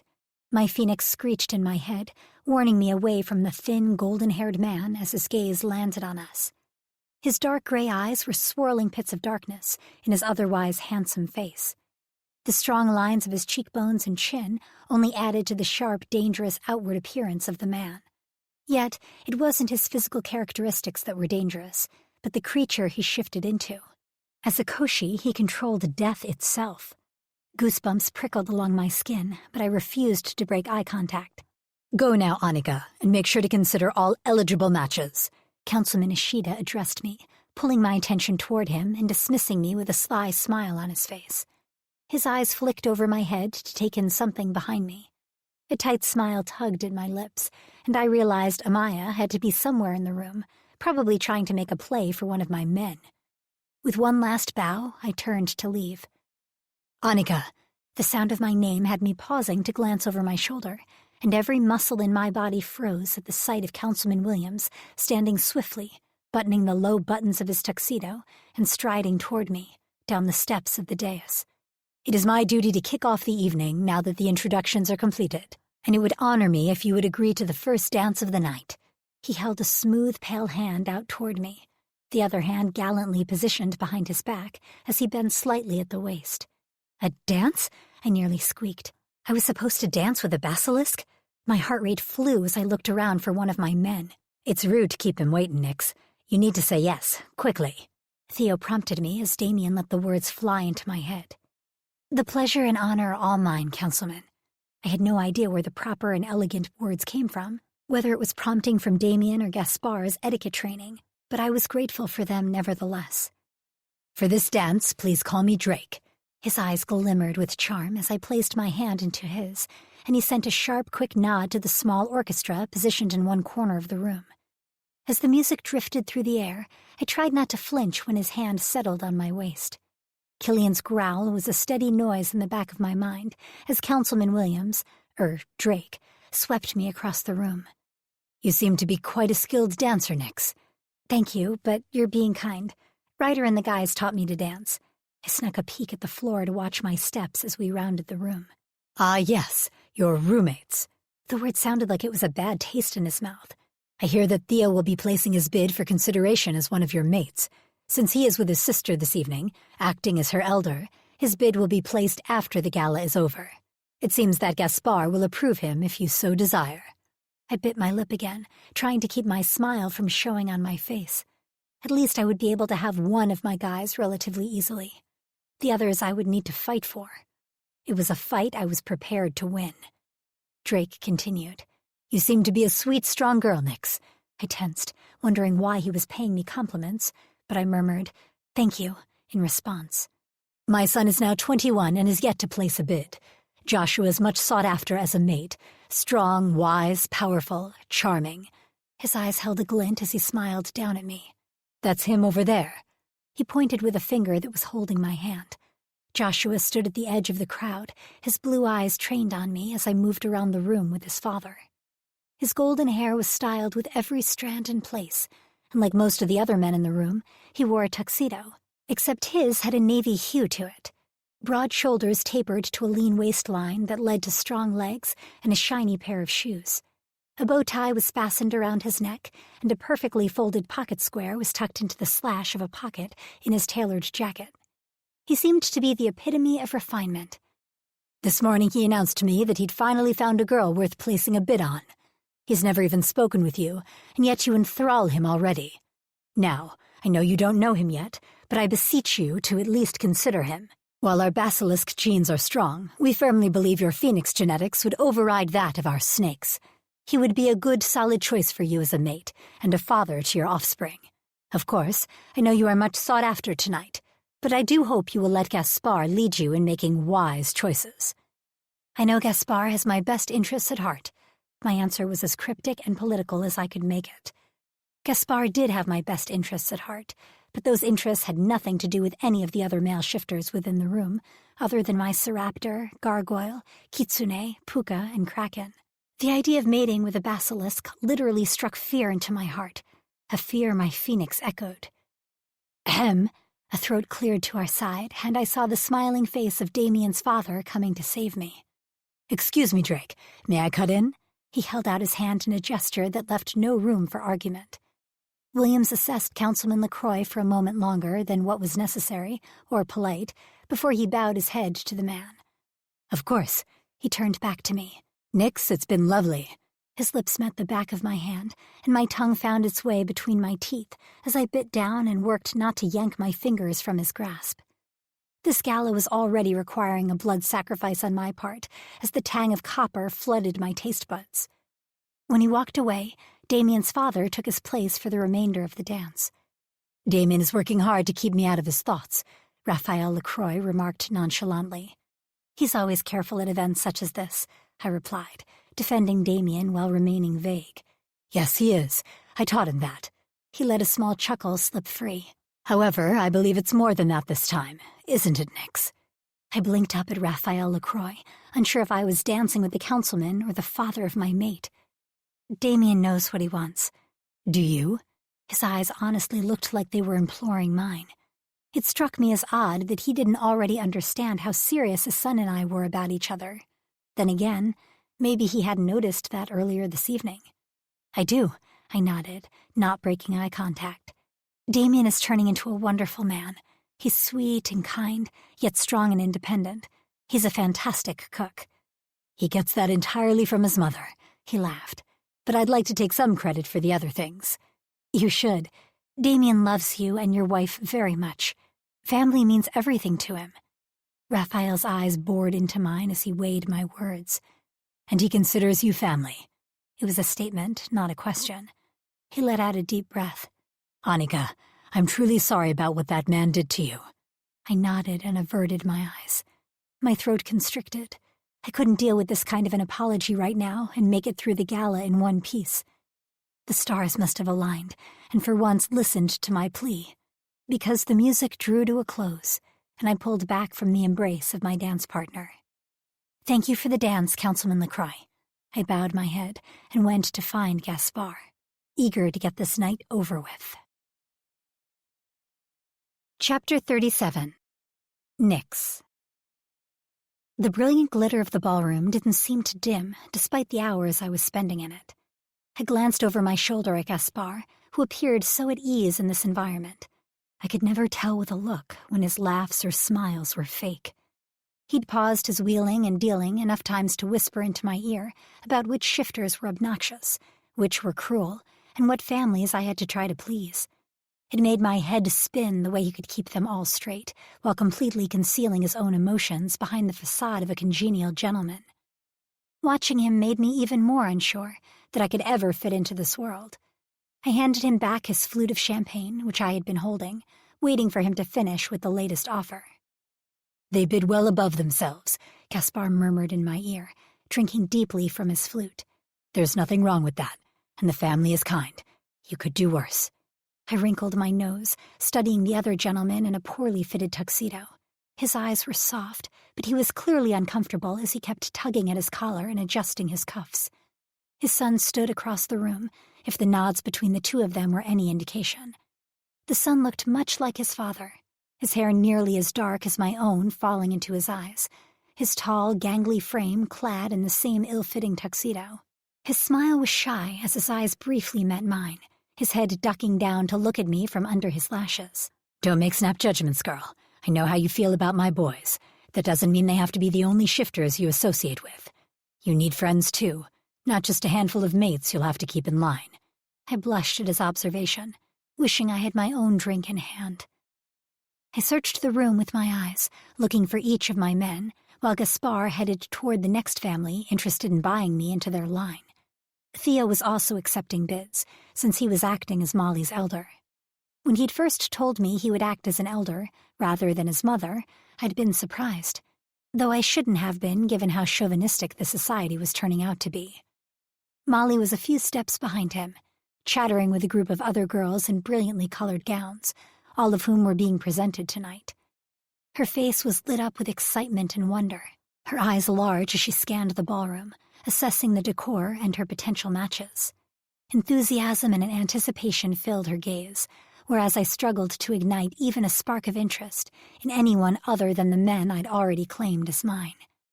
A twinge in my chest reminded me of my guilt as a few of her companions glared over at me. I'd heard some of the younger girls complaining that most of the men were bidding on me, and I was limiting their potential matches. I wished I could just announce my mates, let the world know they were mine, and be done with this. I resisted the urge to growl as I spotted Ryder. I especially wanted to claim them to deal with issues like the one I was observing now, I realized, when I saw Amaya and her buddies had backed Rye into a corner. With the way they were cocking their heads, fluttering their lashes, and reaching out as if to touch him, I could tell they were trying to get him to make a declaration and choose one of them as a mate. He'll handle it. Don't let them see your irritation. Damien's mental voice was calm, though a thread of laughter seemed to echo through. He's very good at getting out of those situations. This champagne is hitting me hard. I guess I'm more used to beer, if you ladies will excuse me for a moment. Since I was too far away to actually hear their conversation, Damien channeled Ryder's spoken words to me as the Seraptor slid like a snake through the gaggle of women, avoiding reaching hands and swaying skirts, aiming for a door out of the room. I giggled in turn, unable to suppress a smile, as Ryder ignored them all. I glanced to where Damien stood with his parents, wishing I could head across the room and have him close to me in this unfamiliar environment. I wish you were on my arm, too. Damien's tone had heated a little. We all do. Murmurs of assent rippled through my mind as all of my guys mentally agreed with him. Killian and Kieran were over by the buffet table, neither of them apparently feeling the need to be social.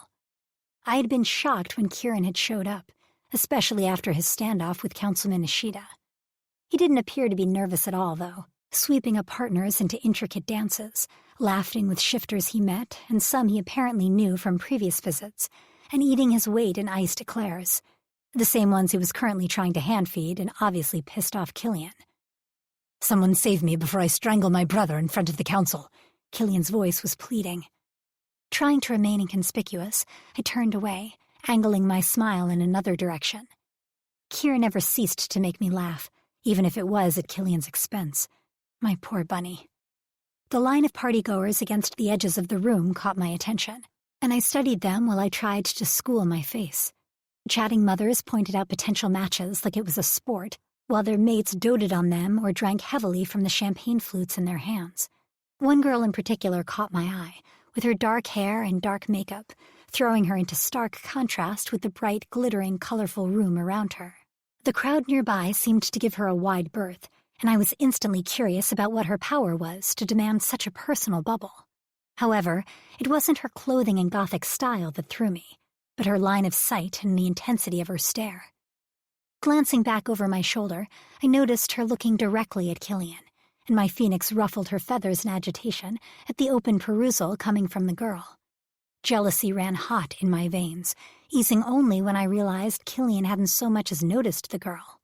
Suddenly, Kieran broke from his brother, leaving Killian to grab the tray of eclairs before they all hit the floor. With an easy, loping grace, he nearly danced over to me. "Having fun?" His eyes were sparkling, his smile wide as he lounged next to me, swiping a champagne flute from a passing waiter and swallowing it all in a single gulp. I shoved him with my shoulder, rolling my eyes at his antics. "You know me, party central over here," he snickered. "I wish Rini could have come. It's hard being separated from all of my guys. Not much of a party without friends here." He appeared to sober for a minute. "I wish you could have come too." His voice seemed to get a little huskier before he looked back at me, wiggling his eyebrows. "Why can't you hang with the guys? You're hanging with me. Or am I just too irresistible for you? I'll be part of your fluffle." Goofball. I really was so comfortable with Kieran despite his odd manners, his disappearing spells, and his rapid behavioral changes. I'm not supposed to be interacting with any of the guys who are going to bid on me as a potential mate. You know that. "Ah, that's an archaic rule." Kieran rolled his eyes, stretching his arms out over his head. If I had known better, it looked like he was debating whether he could do a cartwheel. Oh God, I hoped that wasn't what he had planned. Councilman Ishida was with Amaya now, and the way he was glaring at Kieran indicated that the past was most definitely not forgotten. "You do realize that since Damien, Hero Rider, and the brother Dearest aren't able to bid on you, that they could be spending the night by your side?" He waggled his eyebrows, trying to get a rise out of me with the double entendre of his words. I rolled my eyes at him but lowered my voice and leaned in so he could hear me. We're already planning on bending the rules as it is, so we thought it best not to earn any further ire from the council. I wanted to say more, but Kier, having remained absent for most of last week, didn't know of our plans, and I was all too aware of the powerful mythologicals surrounding me. Kier tapped the side of his nose, pointed at me, and then proceeded to try to do some kind of secret handshake that had me laughing long before he finished. He shot me a wink before turning away. "Hey, Gaspar!" Kieran's call had Gaspar turning with a raised brow from the man he had been conversing with for the last several minutes. With a polite word, Gaspar dismissed him and joined our group. "You're not really considering the Davies, are you?" He indicated the man now glaring at him. "You know they're complete assholes." The corner of Gaspar's mouth twitched as he tried to hide a smile. "Well, Kieran, I'm not sure how it's really any of your business." He shot me a warning look. "I did accept his son's bid. His family is very connected with the council. They would be pleased if you were to make that match." Kieran snorted. "As your elder, however, I will admit that Kieran is right, and they do have a reputation." Those words were spoken low, meant only for my ears, and not for anyone observing us. Kieran blew a raspberry, and I nearly choked on the air I'd drawn in. "We already know who she should choose," I hissed, glancing around for listening ears as I made shushing motions with my hands. No one appeared to have heard Kieran's outburst, but I didn't want to take the risk. I didn't want my mates made into targets before we figured out how to handle the council's displeasure. "Gaspar, I need to put in my bid." I nearly fell over in shock. Gaspar had a far better poker face than I, simply raising a brow. You want to bid on Nix? His tone was dry. A waitress nearby stumbled, the drinks clattering loudly on the tray she carried, drawing the attention of the crowd. When I looked over, however, I saw bouncy brown waves, a petite frame, and a shocked look on a beautiful pixie face. "Rini!" Joy at seeing her distracted me from Kieran's ridiculous declaration, but the devastated expression on her face quickly made me pause and assess the situation. "What's wrong? And why are you dressed like that?" In all the time I'd known Rini, she'd never dressed in all black. Suddenly, it dawned on me that she was working the event, not attending it. Rini, Kieran whispered, and the sharpness of it almost sounded like a warning. "You're bidding on Nix?" she asked in a small voice, moving closer to our group. She held the drink-laden tray toward us, doing her job so as not to bring any additional scrutiny onto herself. "No, he's not." I waved away the absurdity of the idea. Kieran locked eyes with Rini, staring intently. "I am," Gaspar interrupted. "Have you thought this through, boy? You've been talking with her all night. You know that's inappropriate if you plan to bid." Kieran just turned and blinked at him, unfazed. "What about your brother?" "Kieran, what the hell? Had I completely misjudged him? He knew I was going to reject him without question. What was he really doing here?" I looked back and forth between Rini and Kieran, wondering, not for the first time, what was going on between them and their cryptic communication. Kieran pivoted toward my elder. "Come on, Gaspar. You know as well as I do that not only would it piss off the council, but she could use another set of eyes on her." He glanced over at Rini, who huffed but nodded her agreement with a shrug. Kieran's playful expression crossed his face once more, but his whispered words were serious. "You've already gotten dozens of bids, and the council won't let you, or her, reject all of them no matter how much she'll want to. I can help protect her as a suitor better than I can as a friend." A knowing smirk tightened the edges of his mouth, and his eyes were hard as they studied a now considering Gaspar. "You're something, aren't you, boy?" Gaspar's words weren't a question, more of an observation of Kieran's dual personalities. "They would not approve all of your men, Nix. You are aware of this. They will allow Theo to bid on you at a later date. However, he cannot bid tonight, as he is acting as an elder. The others' bids were rejected by the council. I assume for the reasons Ashita explained to all of you." Kieran's mouth twisted slightly, as though he wanted to sneer, but at the last second, he kept his congenial expression in place. "Kieran is correct. It would do you well to have another set of watchful and protective eyes while I talk the council around, especially in your meeting tonight with the Chosen, as Theo won't attend." "Very well. Though you have broken protocol, I am sure I can find a believable excuse. You are approved as a suitor, Kieran. I will leave it to you to inform your brother. Just do it outside of this hall. I have a feeling it will not go well." Gaspar shook his head, looking perplexed as Kier shot me a wink, gave Rini an elegant bow, and then proceeded to skip off, apparently planning to do just that. "What an odd boy," Gaspar murmured, but his smile was gentle as he studied me. I turned to Rini with assessing eyes. That was interesting. I wasn't sure that was the correct word. Killian and the guys were going to flip once they caught wind of this.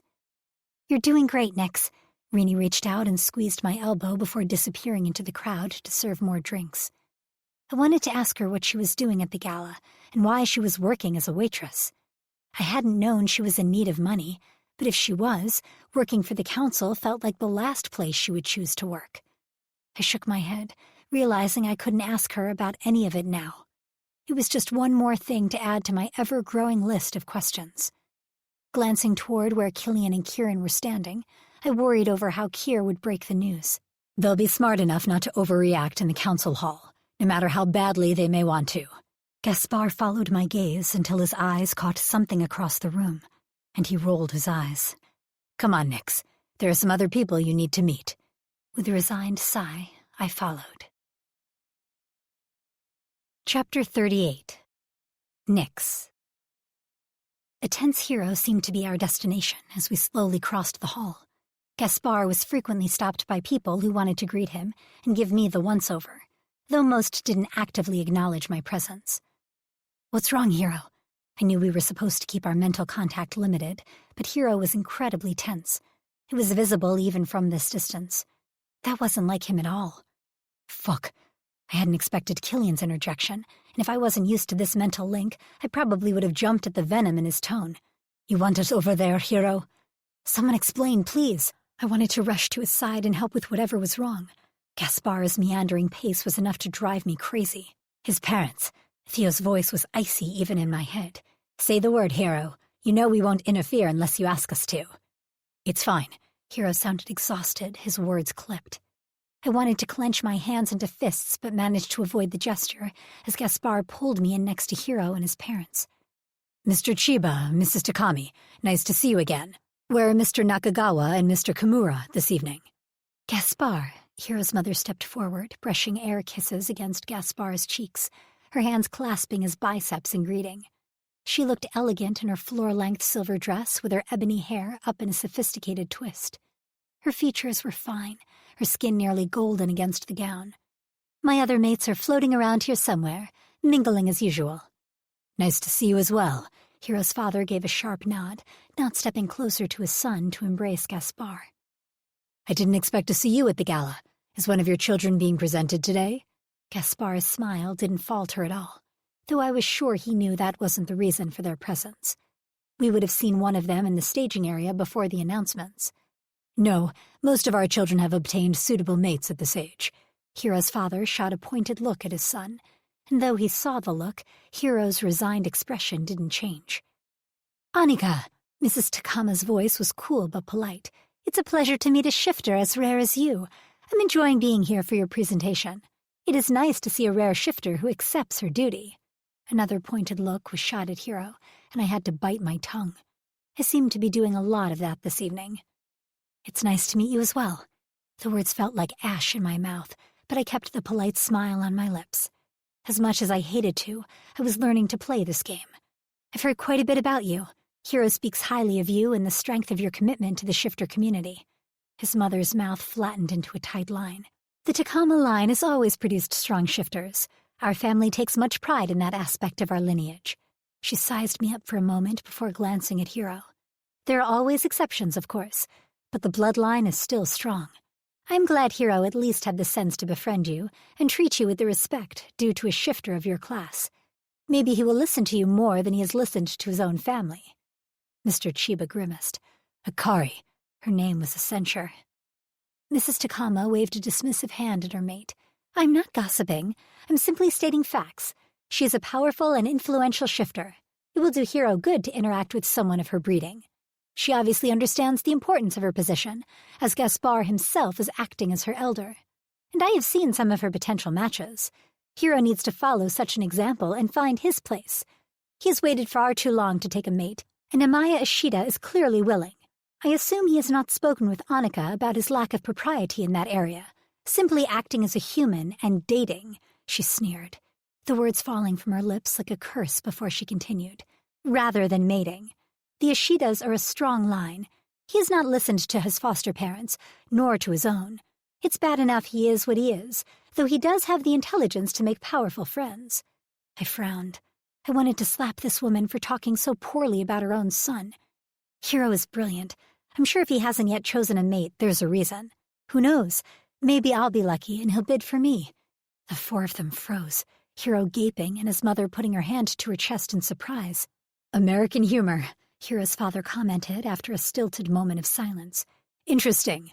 A good mate will train that from you. Nevertheless, thank you for raising my son's status with your presence. You have created a greater mating chance for him simply by your positive association." Speechless, I simply nodded. "Akari, we need to move to the staging area for our presentation." "Presentation?" I couldn't help expressing my confusion. I thought all the debutantes had already been presented to the room. What was going on? He raised a brow, his mouth pursing. Apparently he didn't want to answer me. However, due to my status, he seemed to grudgingly reply. After a glance at a neutral Gaspar, he sighed. "We are adopting today. Presentation of rare shifters occurs for honored families. The council has chosen us due to the majority of our line being highly powerful and rare kitsunes." "You gave your own son up to the council to be raised, and they're giving you another child instead?" I couldn't believe my ears. Subtle color rose in Hiro's cheeks, but he showed no emotion. Neither deigned to answer me, simply shifting their attention to Gaspar, sketching out a quick bow and, I assumed, dismissing themselves as they spoke rapidly in flowing Japanese before departing out one of the side doors. "My apologies, Nix." Gaspar's expression softened as he turned to study me. "My focus was on the parts of the gala that you would need to be responsible for. I had not considered forewarning you about the presentation of the children." "You're serious? Children are actually going to be given away?" I couldn't even begin to wrap my head around it. "Of course. We mentioned to you before that any children you had would be cared for by a family, should you choose not to raise them yourself. Some shifters do choose to privately hold their adoptions, but it is not allowable for rare shifters. It is simply a formality." Hiro still seemed wooden as he added, "It's mostly for show. A few families will receive infants or children from the human world who had been saved or newly found. Most of the ones who are here have had their children since their birth. Mothers aren't allowed to pick the adoptive family before the child's delivery, and they are raised there from the start of their lives. Since the gala is only once a year, the presentation is strictly ceremonial, an acknowledgement of the child's true lineage and the family providing the service." "Did Theo do that when he moved to Rini's Sleuth?" I asked, trying to understand the logistics of the odd tradition, while I worked to process what I was hearing. Hiro grimaced. "No. For one thing, his mother was still his primary caregiver. There was no need for an adoption ceremony. For another, even if he was presented to Rini's Sleuth as an adopted child, it would be incredibly rare for an animal shifter to attend the gala to accept the award, unless it was meant as a large honor. A higher-ranking mythological from within the sleuth would attend the gala and accept the child, even if a bear family was technically raising them." I blinked, trying to make sense of it. "So you're saying Rini wouldn't be allowed to be here or formally adopt a child? My child? Even if she was the one raising it?" He winced, but nodded. "The rarer the shifter child, the more likely they will be placed with a high-ranking family. If you chose not to keep a child you bore, you would not be allowed to have Rini, or potentially even Theo's mother, raise that child. They would most likely be placed with a member of the council's immediate family." Gaspar's tone was light, though his words were serious. "Rage about it later." Damien's voice was stern in my head. "You cannot object here. Remember that. You are under scrutiny." "Huh." The word came out as more of a squeak than an actual comment, but it was enough. Gaspar's smile was encouraging. "You won't be attending that part of the ceremony, Nix. The bids are finalized. It's time that we review them and you meet with your matches. If you'll excuse us, Hiro." Gaspar hovered a hand over my lower back, guiding me away. I looked over my shoulder, wanting to stay with Hiro, rather than leave to meet men I had no interest in. "This meeting is meant to be casual. It is simply a get-to-know-you gathering." When I lost the last visage of Hiro in the crowd, I turned my attention back to Gaspar. "You are allowed to reject the potentials if there is no connection nor desire between you. However, unless there is a very specific reason, I highly suggest you do not. You need the council to see you making an attempt, and there are some very high-level, very connected shifters in your bids. Theo will not be there due to his own obligations to Molly, as he will be guarding her room the same way I will be guarding yours. You have some privacy, since I will not be viewing the meeting, but I will be right outside the door should anything occur. Kieran will also act as a guard. You will do well not to reject him immediately." "Some of these guys are actually interested in me, though, and they can't bid on anyone else until I reject them. Isn't that, well, cruel?" Gaspar lifted a shoulder in an elegant half-shrug. "It is expected. Parties who bid realize that the girl will likely keep extra bidders in her circle. It raises her status and gives her extra options. It is why they are selective in their bids. Families plan their strategies for an entire year before this event. Nix, you will have thrown a wrench into their carefully scheduled plans." We circled the room, Gaspar nodding and smiling at everyone who crossed our path. "Do you have anyone in mind who you are intent on rejecting?" I figured I wasn't allowed to say all of them, so I just shook my head. "Good. Do not be afraid to use your status, Nix. You outrank almost everyone that will be in that room with you." "Almost everyone? Who had bid on me that I wouldn't outrank?" Gaspar sighed, glancing at me quickly as we continued to meander. "Councilman Williams has a son. He has placed a bid for you." "I'm aware. He mentioned it during our dance. I still didn't understand what that meant for me. His son is not a bad choice for you, Nix. He is not known to be cruel and has the potential to be a council member himself in the future.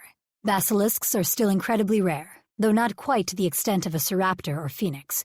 Between that and his father's seat on the council, he would technically rank on your level, not below you. You still have the right to dismiss him as a potential suitor. However, you will need to do so politely. You do not need to defer to anyone in that room. Even if your behavior is not technically correct in our standards, they may not object. He paused, turning to stare into my eyes, his mouth drawn tight. You need to remember that. In that room, you are in charge. You do not back down. A shifter female's choice of mate is an important milestone. Divorce is not possible here, Nix. Your choice is for the duration of your lifespan. I gaped, unprepared for that declaration. You guys don't have divorces? But, I sputtered. What if you fall apart? What if there's abuse? Gaspar sighed, but didn't turn away from my questions. If you fall apart, you live apart. Children born from affairs are frequently ones that are given up during these events. However, you would still be considered mated. Our culture takes abuse very seriously, especially in cases of a very rare shifter. Execution is a distinct possibility. I knew as much from Michael's execution, although that had come years too late. Shifter females are expected to be strong in choosing a mate. The choice not only reflects on them, but on their entire line. Those who are not ready are encouraged to extend their courtship periods, or refuse all bidders until they reach a point at which they are ready. Their choice brings honor or shame onto their families, as well as the family they made into. Some choose to make side deals, arrangements to bear young with several of their bidders to increase the status of both families without an actual mating. If that is your choice, the Council will definitely support it. We need to increase your breed's numbers, however you choose to do so. So, I can either choose a lifelong mate out of the men a male family member has picked for me, or I can choose not to get married, but sleep around with the intent of getting pregnant as many times as possible? This was completely surreal. It is a different culture. You need to stop thinking of yourself as human. You wouldn't move to another country and judge them on their laws regarding marriage. Stop judging us. You are one of us, whether you like it or not. It is different, yes. There are reasons behind it, however, even if you don't understand nor empathize with them. He pointed over his shoulder to a door partially concealed by a curtain. It's time. Remember what I said. Show your strength. Remember your duty. With a smile, he waved his hand, ushering me forward. My mind was spinning as I walked away from Gaspar and his blunt revelations. The room wasn't quite as full as I had expected, with only about a dozen guys who appeared to be in their 20s spaced throughout the room. Kieran was sprawled upside down across a chair, chattering away at some of the various men in the room, some of whom seemed amused, while others appeared irritated or even pissed at the cheerful Celt. "Oh, shut the fuck up, imbecile!" A guy standing beside Kieran spat at him, reaching out as if to shove him, claws extending from his fingertips. My phoenix hissed, and I threw out a hand, a stream of fire racing from my fingertips to form a barrier between the asshole and Kieran, who hadn't moved from his ridiculous position. "You dare to touch one of my potential mates?" I snarled, not dropping the wall of flames. As I approached and gained a closer look at the male in front of me, I groaned. Oh God, it's Spiky Hair Guy. The aggressive jerk was the same brunette with spiky hair I had seen at the party the Council had thrown me at the Ishidas, the one who interfered between Killian and me. I racked my brain, but either due to whatever drug might have been in my system that night, or simply my lack of interest, I had no memory of his name. "My name is Griff Malia." The claws that had been decorating his fingers vanished, his skin flawless. Apparently I was supposed to recognize and give deference to that name, but it meant absolutely nothing to me. "Neat little claw trick you did there, Spiky Hair." I toyed with the flames, calling ropes to twine around the jerk. "You didn't seem to learn your lesson when we met before. I have no idea why you thought bidding on me would be a good idea," he sneered, looking me up and down. "My uncle is Councilman Maldonado. I bid on you at his direction, and it was foolish of Gaspar to approve such low-level matches for you in comparison to me." I cocked my head to study him, my phoenix hissing and pushing to the forefront of my mind. Interesting. Gaspar did not mention you when advising me of my matches. Apparently he didn't think too highly of you. "You step above yourself." The quiet voice surprised me, drawing my attention to the slender young man in the ill-fitting tuxedo I had noticed earlier. While at first I believed him to be speaking to me, I realized he was addressing Griff. "Councilman Maldonado is no true-blood relation to you. He honors your family with an association. He will not be pleased to hear you claim him as a blood relative in order to increase your status. Griff paled slightly at the accusation, but continued to stand his ground, the claws lengthening and retreating as he studied my dancing flames. What's with the claw trick? I didn't want to press my advantage yet and kick him out. This guy needed to be taken down a few pegs. It is a talent many griffins possess. The slender young man spoke again, disdain clear on his face as he studied the other man. Kieran still had yet to move, humming to himself as he danced his fingers in time with the flickering of my flames. I groaned in disgust, shaking my head. Seriously? You're a griffin named Griff, and you gave me hell for being a phoenix named Nyx? How self-centered can you get? At least mine's only a nickname. Griff's a nickname too, he bit out while sneering at the other man. I am Cedric Vivier. The slender young man sent me a smile and sketched out a small bow. Griff is correct. His name is actually a nickname. It stands for Griffith. However, he does not usually go by his fully given name. What the hell are you even doing here, Ced? A werewolf and a phoenix? You're only one step up from an animal pup. Cedric flushed but did not lower his head. I opened my mouth to blast him when a young man stepped forward and grabbed Griff by the collar. One step up from an animal? Are you insane? Almost all of us shift into some form of an animal. You turn into a fucking bird. What right do you have to look down on anyone else? I considered the young man who had a grip on Griff, racking my brain in my anger. He was Councilman Williams's son, I realized. You know what I mean, Joshua, Griff whined. Animal shifters have no other powers. At least the Loup Garou can partially shift, and many have additional skills.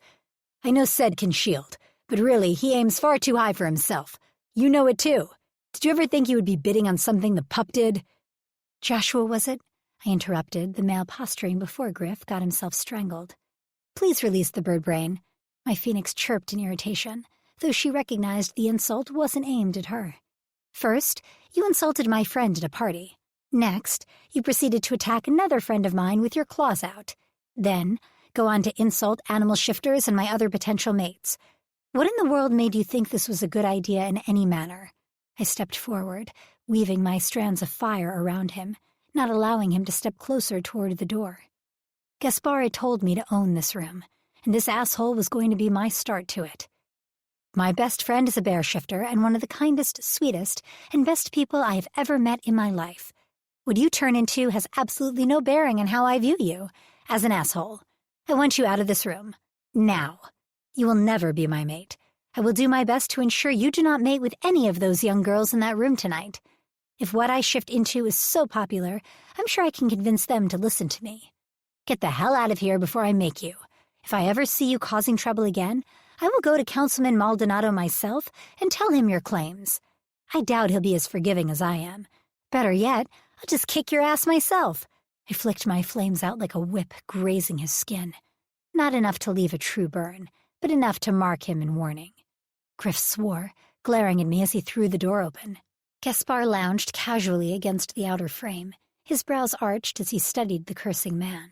Well, it appears she has taken my advice in regard to you, at least. You can let your father know it was your own poor behavior that ruined this match, boy. Griff stomped off, and Gaspar closed the door quietly behind him. I drew in a deep breath, turning to face my matches. Well, that was fun. Kieran's bubbly voice drew my attention to him. I sighed, cocking my head to study him. How in the world do you not have a headache? You've been upside down since I walked into this room, Kier. He just grinned and waved his fingers at me. Cedric eyed the pair of us. You two are familiar? He kept his tone light, and there didn't appear to be any censure in the words.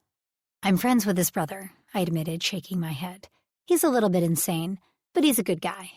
I studied the remaining men and made a decision as I sat in a high-backed chair to rest my aching feet. I pulled my pretty shoes off, digging my toes into the soft carpet as I massaged my arches. I recognize a few of you, I observed, as I took in those who remained, and have been encouraged to get to know you all. I figured this is going to be the easiest way.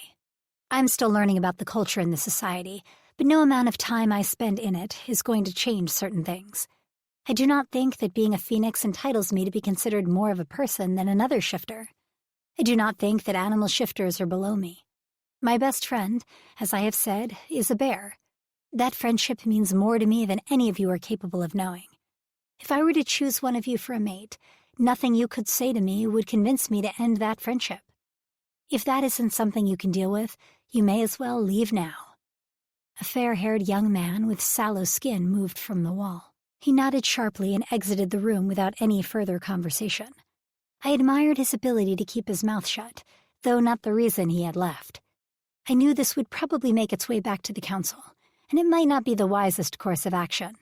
From what I had seen, though, it wasn't going to cost me all of my matches. If any of you feel that way, feel free to leave as the last two have. I can't say I know exactly what I want. If you would prefer removing your bid and trying for someone who is definitely looking for a mate, please, go ahead. I won't hold it against any of you. If you choose to stay, maybe we can become friends. If more develops, I trailed off, letting them fill in the blanks.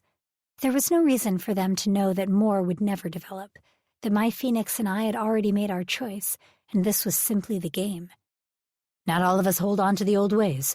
Joshua's voice was low, his eyes serious as he observed the men in the room. Culture has to change, or it will die out.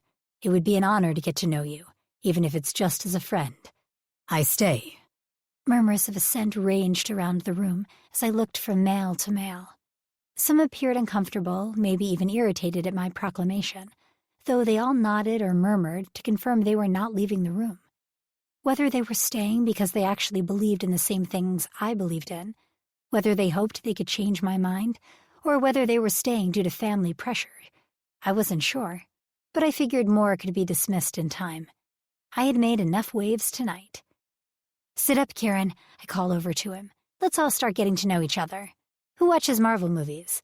I let the superhero debate erupt around me and sank into my chair, fighting sleep and the desire to check in on my guys. Chapter 39. Rider. The soles of my shoes clicked along the wooden flooring of the lodge as I strode from the throne room. These events never changed, and suddenly the collar of my shirt felt as if it was strangling me. Reaching up, I loosened the purple tie that matched the color of my hair and flipped the button at the collar open to allow myself to breathe. Bloody hell, but those girls were annoying. They were nothing like my Nix, my beautiful, strong, sweet mate.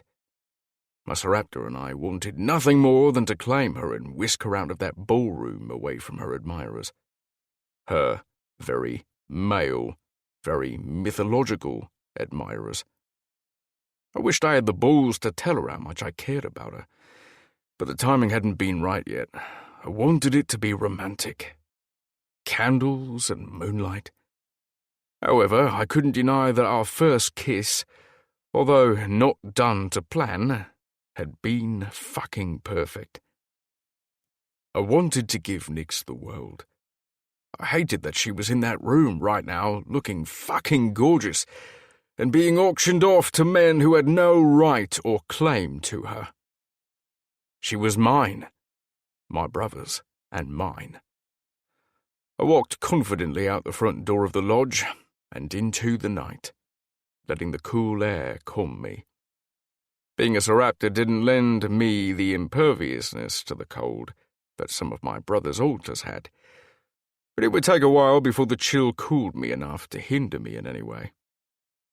My footsteps quickened, nearly silent on the grass, as I rounded the building and headed for the medical center. I carefully retraced the steps Nix swore she remembered taking before she was drugged and kidnapped. My eyebrows furrowed as I started off into the forest, encompassing the medical center.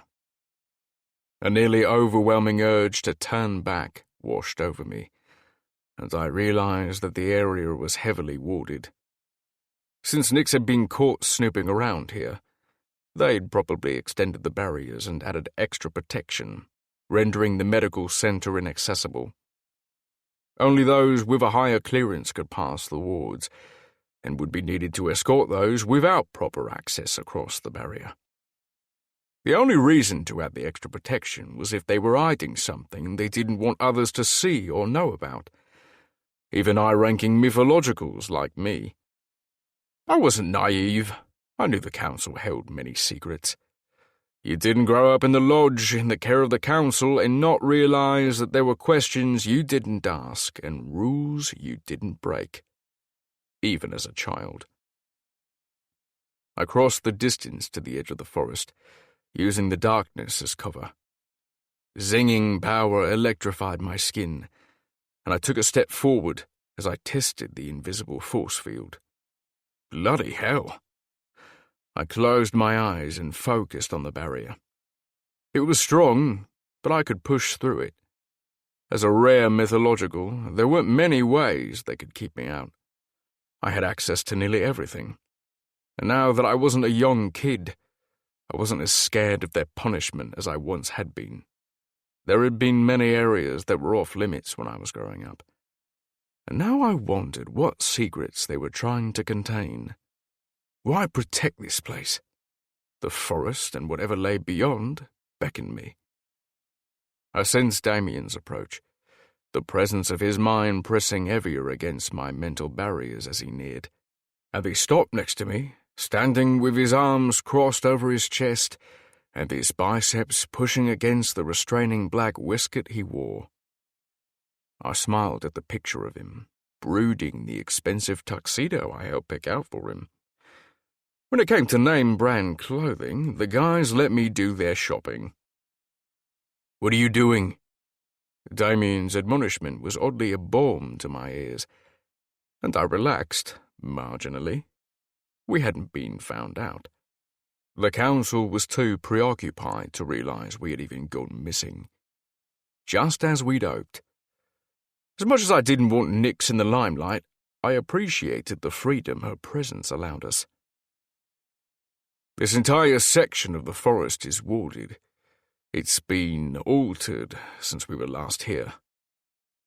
I took a step closer, showing him the slight glimmer that only a mythological could see. "I know. I can feel it from here. The urge to turn around and walk away is strong. So is the ward, but I believe we can cross it.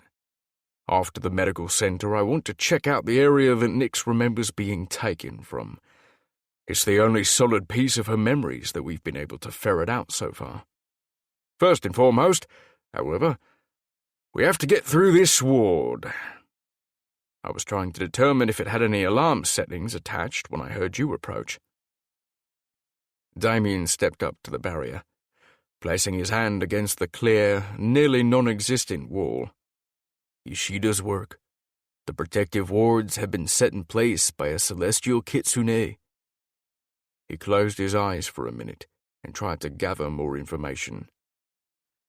Gargoyles were commonly used as guards for high-ranking mythologicals because of their keen senses, extreme strength, and protective instincts. Given the power level in Damien's bloodline in regard to his mental gifts, he had a direct pathway to a council seat like his father, and his father's father before him. While not as rare a shifter as I, his class level was just as high as mine. "I don't think it has alarms, but we won't know for sure. You certain you want to do this?" he inquired. I didn't respond. Instead, I pushed my way through the barrier, letting the painful prickle of power crawl over my body. I gritted my teeth, fighting my way through. Damien followed me, both of us breathing heavily by the time we reached the other side.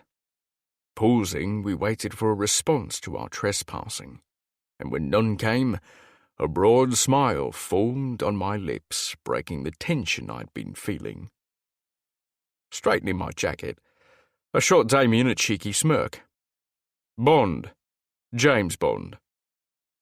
He shook his head at me, but I saw the small grin on his face as well. There was something liberating about breaking the rules. He followed me through the woods until the shadow of a building rose from a clearing we could make out through the tree line.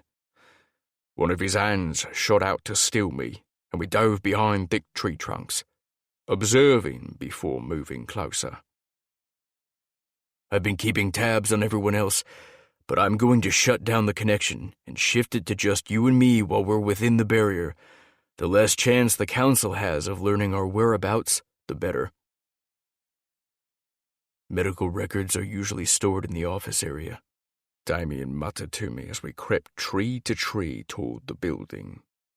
I knew this was serious, and finding Nix's medical file was incredibly important. Yet I couldn't help but hum the Pink Panther theme song in my head. I guess some things were just instinctual. I probably shouldn't have been surprised when the doorknob to the medical building turned easily. But it still startled me so badly that I nearly fell through the door as it opened. Trust them to think that the wards would be enough to keep anyone away rather than actually taking precautions. I could practically hear Damien roll his eyes behind me. We slid quietly down the entry hall, and the glaring white of the walls and floor was a shock after the dark night. You sure they keep the medical records in here? I couldn't resist questioning Damien, who huffed at me. It's the logical place for them. The council wards things and uses fear to try and prevent anyone from looking deeper. I don't see a reason why they would hide medical files outside of the medical building, especially because they need a lot of that information should a shifter need a healer. His disgust was evident. The building was nearly as icy as the outdoors, and the smell of disinfectant was strong, permeating the building and everything in it. Let's just get out of here. We're going to reek of the damn cleaning supplies. I pushed at my hair, dragging it out of my eyes as we looked in room after room. Exam tables, equipment, and supplies were stacked in every room, but so far there were no files. I groaned as we came to a staircase, wanting to pound my head into the wall. Now which way? We can't be gone that much longer or someone's going to notice and this place will be a damn maze. There are offices here, Damien mused, ruffling his own hair in frustration. I know I've heard my dad mention them. I rolled my eyes. Great. So we look for offices now? That doesn't answer if we go up or down. I should have brought Hero to keep you in check, Damien muttered, as he headed up the staircase, his steps silent despite his fancy dress shoes. At the end up of the upper hall was an ornate set of double doors, carved in a similar pattern to the doorway of the council's throne room in the lodge. My eyebrows nearly reached my hairline at how ostentatious the door was, and how out of place it looked in a medical facility. Well, I guess we found it. His voice was dry as he started toward the end of the hall. We both winced at the prick of the strong wards we ran into as we neared the door. Each step a static shock, the sparkle of the magic in the edges of our vision. More wards. I guess locks are too old school, Damien murmured. Be grateful. At least we can get past the wards. We're not the greatest lockpicks. Though, come to think of it, that was a skill I should probably try to develop if nighttime missions were going to become a thing.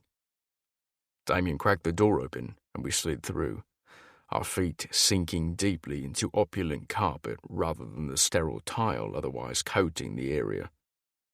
Split up. The order fell from my lips in a whisper. Check the cabinets. We're running behind.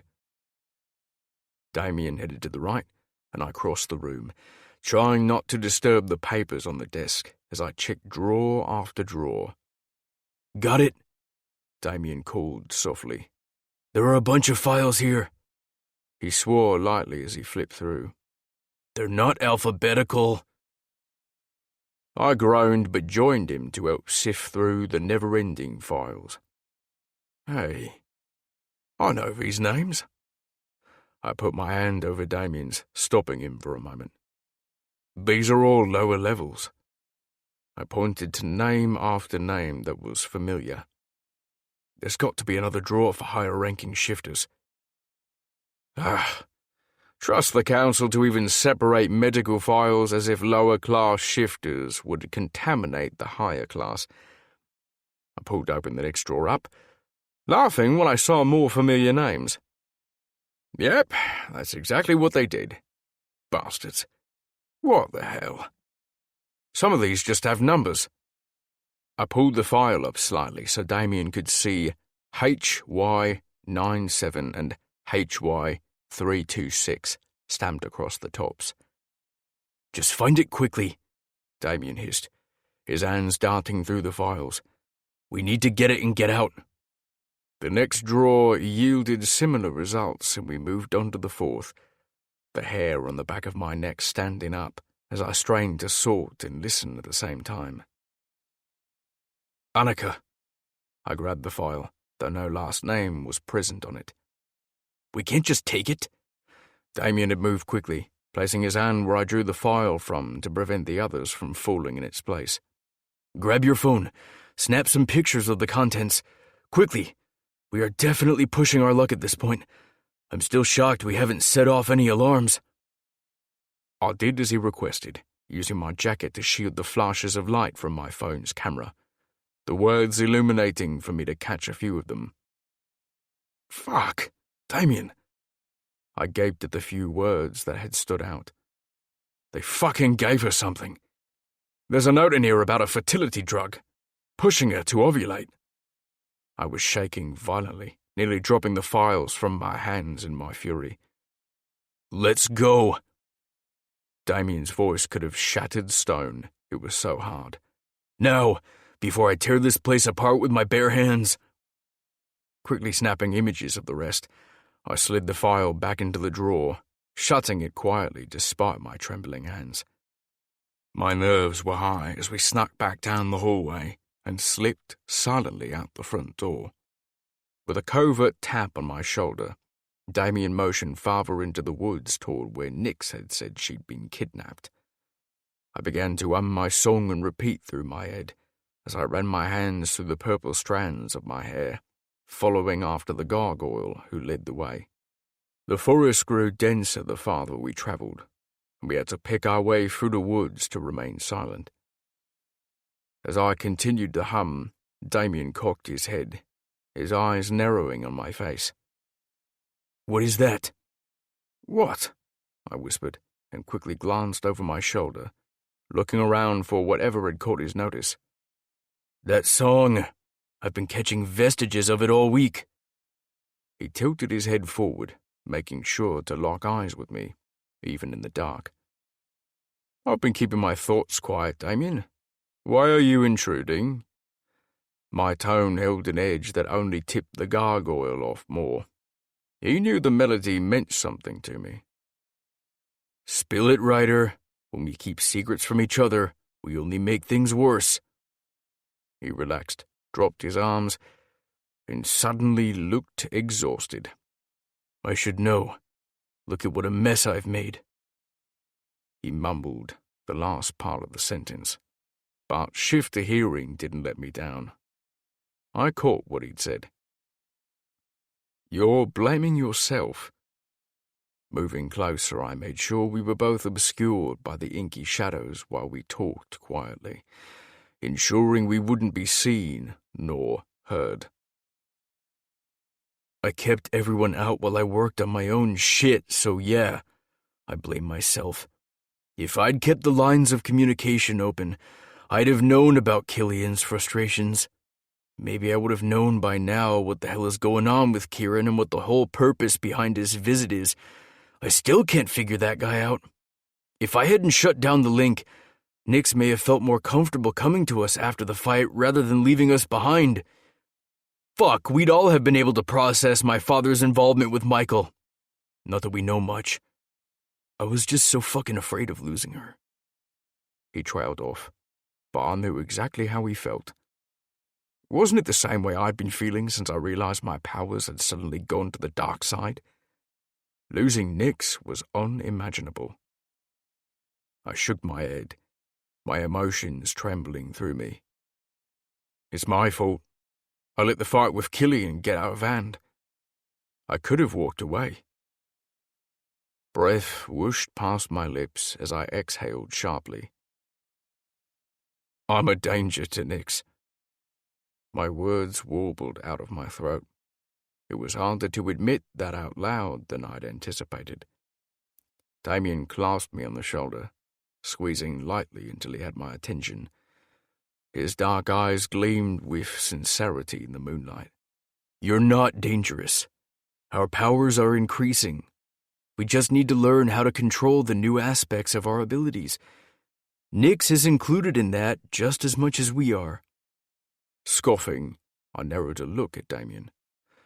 I haven't had an increase in powers since I finished puberty. You're telling me that my powers are suddenly increasing, growing stronger, and changing? Why? That doesn't even make sense. I was nearly hissing by the time I finished my tirade. My worry over potentially hurting Nyx fogged over my sense of calm. You never had a mate before. My brother's gaze was steady and calming, and bloody hell, his logic did make some sense. You think that finding the girl we want to mate with is changing us somehow? I ran a hand down my face, trying to process what that meant. That seems atypical. Something to run past Theo. Damien shrugged, and I wanted to let out a frustrated growl. My Saraptor whinnied from within, and I winced. I knew he was longing for my attention, but I hadn't been able to forgive him, nor myself, for our loss of control. Not only did I have to have Damien knock me out to regain my command over my powers, which was as embarrassing after the fact as it was necessary in the moment, but I'd been worried about it happening again. My Saraptor huffed, pouring the wall I kept him behind in my mind with his hoof. I know, boy. I'm sorry. I felt exhausted, but I still had a mission to complete, and I wouldn't leave the commune tonight without some answers, or at least without ruling out what else was behind this barrier. The song, Ryder, reminded me of our original conversation. Damien brought our talk full circle. I took a deep breath. I doubt you'll believe me. My fingers delved once more into my hair as I mussed the style I'd perfected earlier in the evening. Try me, Damien challenged, and I halted, spinning to the gargoyle who paused next to me. I know that song. I dropped my hands, defeated. My sister used to sing me that song. My mother taught it to her. It was something she wrote, Damien. Trust me, I've searched and searched for it over the years. It doesn't exist anywhere else anymore except inside my mind. I haven't heard that tune out loud in years. My hands were shaking with nervous energy as I relayed the story. I needed him to believe me. I needed answers. She hummed that song to me every night, Dee. Every time I was sad or scared, every time I was frustrated, it was ours, and only ours. I gulped in air, trying to get my words in order. I hadn't even thought about it at first, but ever since Nyx came back from the island, she's been humming it. She has no reason to know it, Dee. None. It's a made-up song. His shoulders were rigid, and he was quiet for an extra beat that made nervousness rise up inside my body. The phrase, "believe me," became a chant in my mind while I waited for him to speak. Before I could open my mouth and ask what he was thinking, an SUV screeched to a stop up ahead, its high beams knifing through the tree line, exposing a clearing we had yet to see in the dark. The bright yellow glow illuminated a long drive and a tall stone building about 3 stories high. Damien and I both froze, close enough to get a good look at the 3 children being roughly led from inside. Their cries and whimpers infused the air, and rage built within me as Damien's gargoyle pressed to the surface, elongating his ears and teeth. My Saraptor bucked in my head, letting out an agitated whinny that I wholeheartedly agreed with. A long, dark van pulled up the drive slowly, stopping in front of the building with its parking lights illuminating the SUV that had arrived first. From this distance, I could only make out murmurs of conversation between the 2 men who escorted the kids, but Damien's longer ears lent him a greater range than my human ones, and he relayed what he had heard through our mental link. Only these 3? the driver harshly asked in a gruff voice as he rounded the front of the van and opened the side door. The second man nodded and yanked two of the children's arms as he pulled them toward the van, kicking the one in front of him to make him move. The children ranged in age, looking to be between 3 and 6. My muscles bunched, and I growled lowly. I hadn't even realized I was moving before the hard bar of Damien's arm shot out and blocked me. His eyes were dark when he turned to me, and he shook his head sharply once. "Into the van you go," the driver sneered, puffing on a cigarette he held between his fingers, the end turning a bright, ashy red with a pull. The oldest child seemed resigned. His head hung as he limply followed orders, as tears tracked heedlessly down his cheeks. The young girls clutched each other's hands tightly, pressed nearly shoulder to shoulder. Their cries and whimpers seemed to be the ones that had alerted us to their location. The young girls dug their feet in, refusing to take the few steps forward into the van, despite the boy already disappearing inside. Do you need help?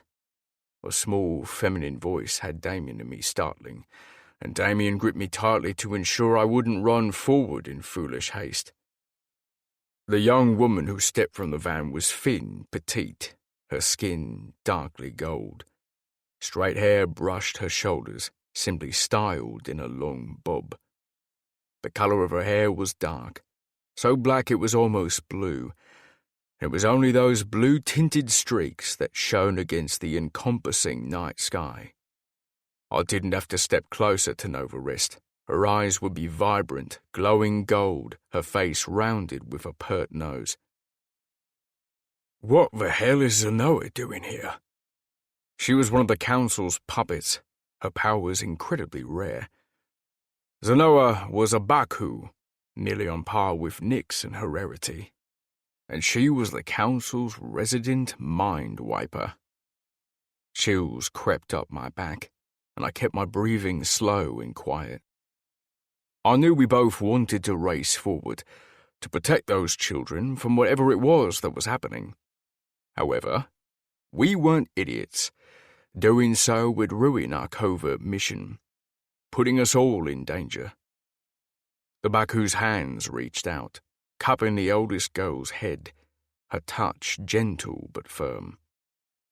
Even from here I could see the gold of her eyes brighten as she called her magic. Zenoa's powers were purely mental. She could wipe memories to suit her needs, or, more accurately, the Council's needs, then make suggestions to override the wiped memories. The other young girl continued to cry as the oldest's tears dried, her smile suddenly overtaking her face, small dimples prominent. "Yes, please. I want my mommy." Her voice was excited, and Zenoa swayed a moment. I hate when they give me several to wipe at a time, she murmured, shaking out her hands as her eyes dulled again.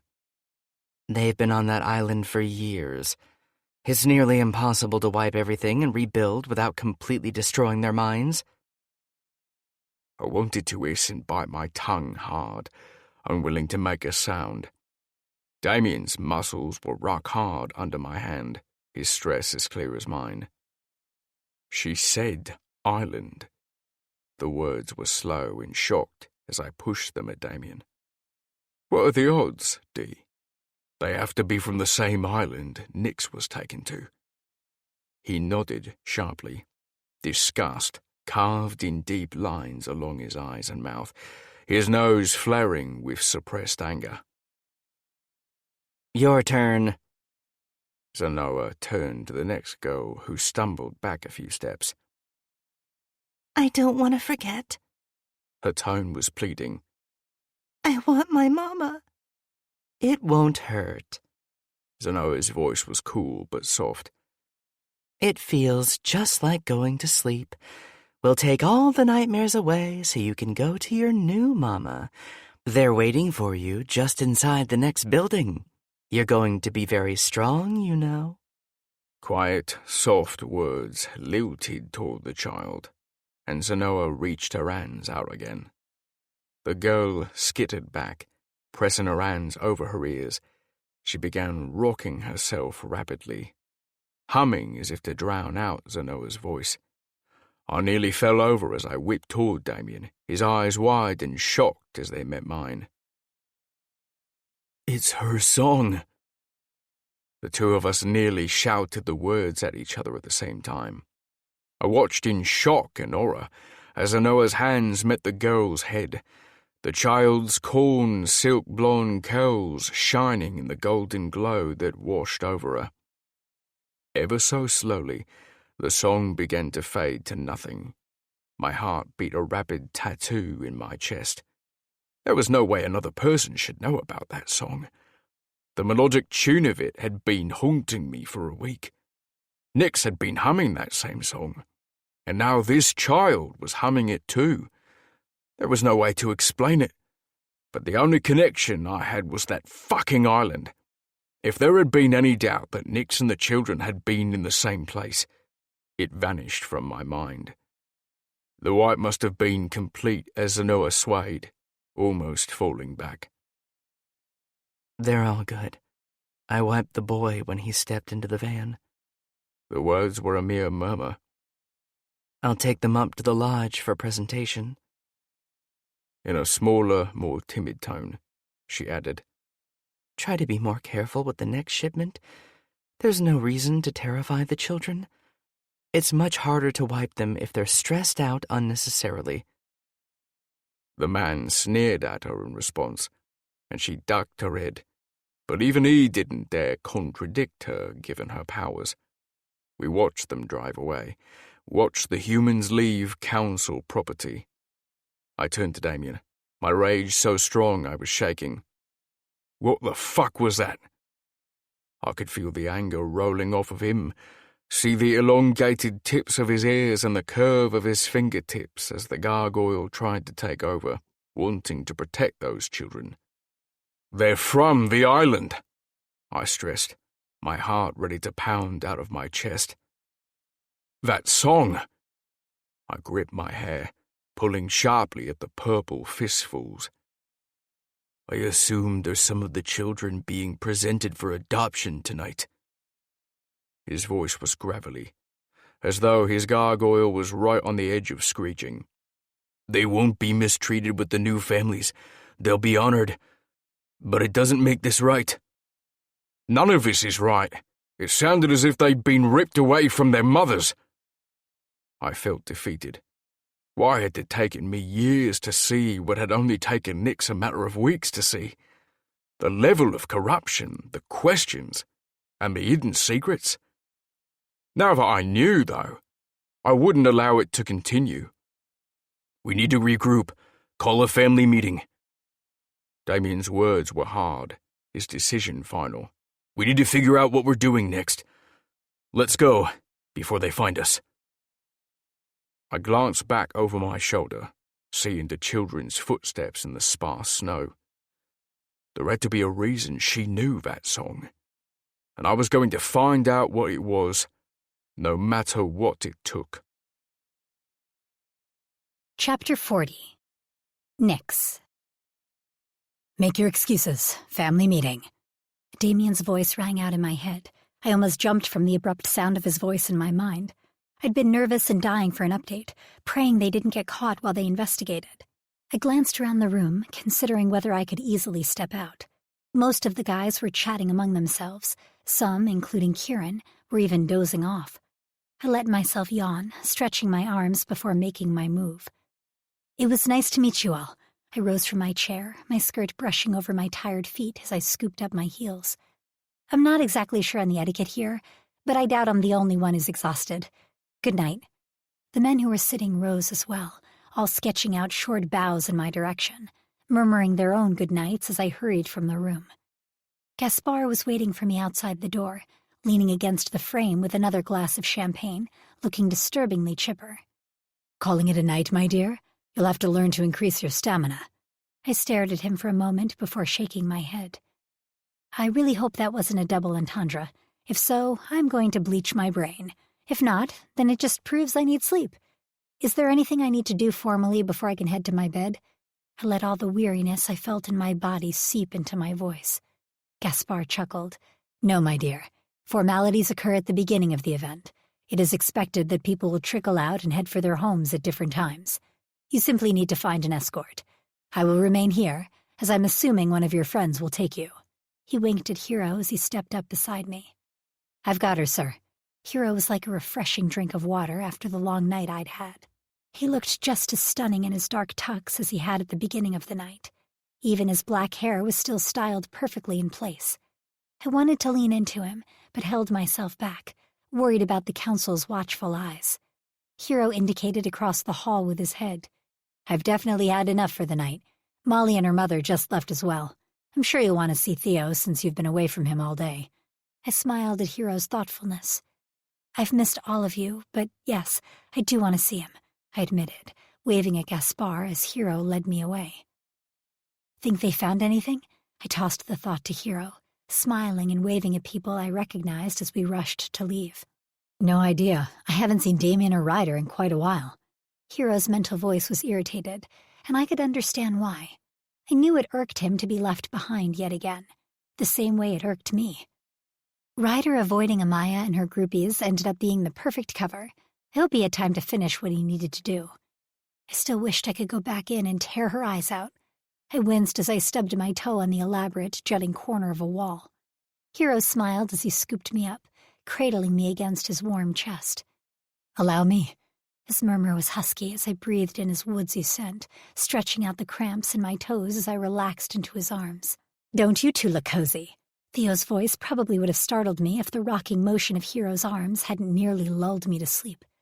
Probably not your best idea, Hiro, considering we're surrounded by potential witnesses, though I suppose you could play it off as being a gentleman to a higher-level shifter. I groaned and threw my shoes at Theo one by one, and he easily snatched them from the air, tossing me a saucy grin. Mom took my car. Damien, Killian, and Ryder are waiting for us outside the side door near the residence quarters with their car, so we don't have to walk the gauntlet. Hiro nodded, increasing his pace as he trailed after Theo. The cold air was a slap to my face, and I groaned, burying my head into Hiro's jacket. At least they got to wear layers. I was in flimsy silk. I called to my phoenix, letting her heat pour over me and warm my limbs that had been shocked by the cold. Hiro murmured his approval, holding me closer against him as we climbed into the truck. Killian's fingers beat a steady rhythm on the wheel as he impatiently waited for all of us to settle. Let's go, he snapped, hitting the accelerator and winding down side roads. I can't believe you took so fucking long. Not here. Damien's voice was sharp in our heads. Keep it light. I don't know who could be listening. We all nodded. Amaya's gang was annoying me, Ryder chipped in, rolling his eyes. I needed air. Understandable. Despite being cozy in Hiro's arms, my voice was a little more alert as the adrenaline woke me up, the tone of it not quite as husky now. Head out to the coast. We're going on a little ride. Damien shot a look at Theo, who nodded his understanding. Killian drove down the gravel road, and I let myself sink back into Hiro as he stroked my hair, humming to myself a little as I dozed back off. The jolting of the Hummer as doors were tossed open and cold air flowed in woke me, and apparently Hiro as well, if his yawns were any indication. You're a very good little heater, he murmured in my ear as he lifted me out. I don't want you walking out here without shoes. My heels lay neglected in the vehicle, and I was too comfortable to insist on them.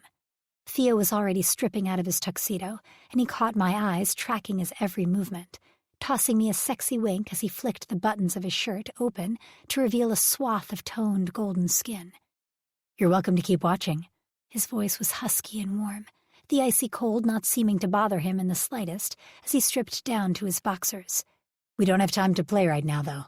I pouted for a moment before remembering we'd been called here for a reason. Now can we talk about it? I called to all of them, and was only answered with shakes of their heads. Theo dove into the water, and I cursed myself for getting distracted and missing the view. His kraken emerged after a moment, cruising close to the edge. He picked each of us up in his tentacles, carrying them, and me, onto his back in smooth, controlled movements, his colors glowing in pulsing patterns under the water, lighting the dark. Although I sensed he was trying to avoid it, he still got some water on us, causing chills as the icy drops hit bare skin or soaked through clothing. "Aren't you cold?" I couldn't resist asking as I stroked a hand down his tentacle. From the way it twitched, I assumed I tickled him. "All of you?" I continued, glancing at them one by one. "Theo is used to the cold. His kraken prefers deep water, and the temperatures there, even in Australia, are incredibly cold since no light reaches that far, though he will come out to bathe in the sun if he's in a remote enough area." Damien stretched his arms over his head, shaking out his shoulders. "I don't mind the cold at all. It's a gargoyle perk." "Yuck it up," Ryder muttered. "Not all of us are impervious, Nix. I really don't like the cold. Killian isn't a fan, but can deal longer than I can. Hero doesn't really like it either, though he can handle it better in his shifted form." I met Hero's eyes and he nodded, his smile sweet. I could already feel his skin cooling under me from the icy wind and the drops of water. I knew it was just going to get colder once Theo started moving. "This is silly," I pushed out of Hero's arms. "It provides privacy." Damien's voice was cool, but he scratched a hand over the back of his neck. I knew he didn't want any of us uncomfortable or even hurting in this icy weather. But his reasons had to be important, or he wouldn't have done it. "Killian, Ryder, come over here. Theo, you can start moving to wherever the hell we're going." I held out my hands for Killian and Ryder, pulling them close against me so I was enclosed by all three men. Killian wrapped his arms around my waist, pressing close to my back as I started to push waves of heat off my body and onto theirs, careful to control the temperature so as not to accidentally burn anyone. It wasn't perfect, but I could warm them quite a bit and help counteract the flakes of snow that were now flecking against us. I turned the heat up some more, raising it into the air to act as a shield so the flakes melted and became steam before sticking to our skin. I grimaced slightly at the discomfort. It was more difficult to extend my heat away from myself and direct it than I would have thought, though it could simply be because I was tired. Theo's kraken let out a rumbling mutter and a keening noise. "He wants to know what you're doing," Damien murmured. "He can feel warmth on him." I froze for a moment, considering what I was doing. "I'm not hurting him, am I?"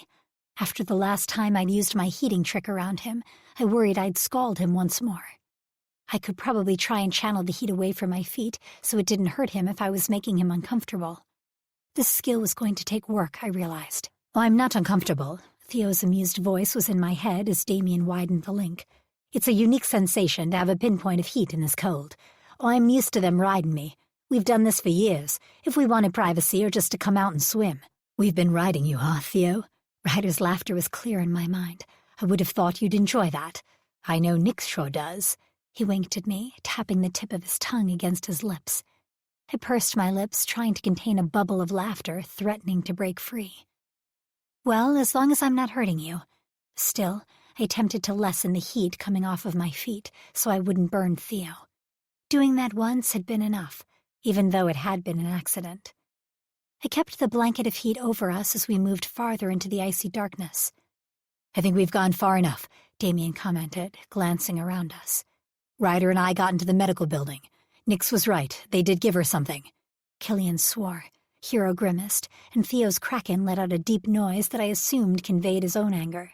"That's not all, though." He waited, apparently expecting Ryder to step in and continue the story.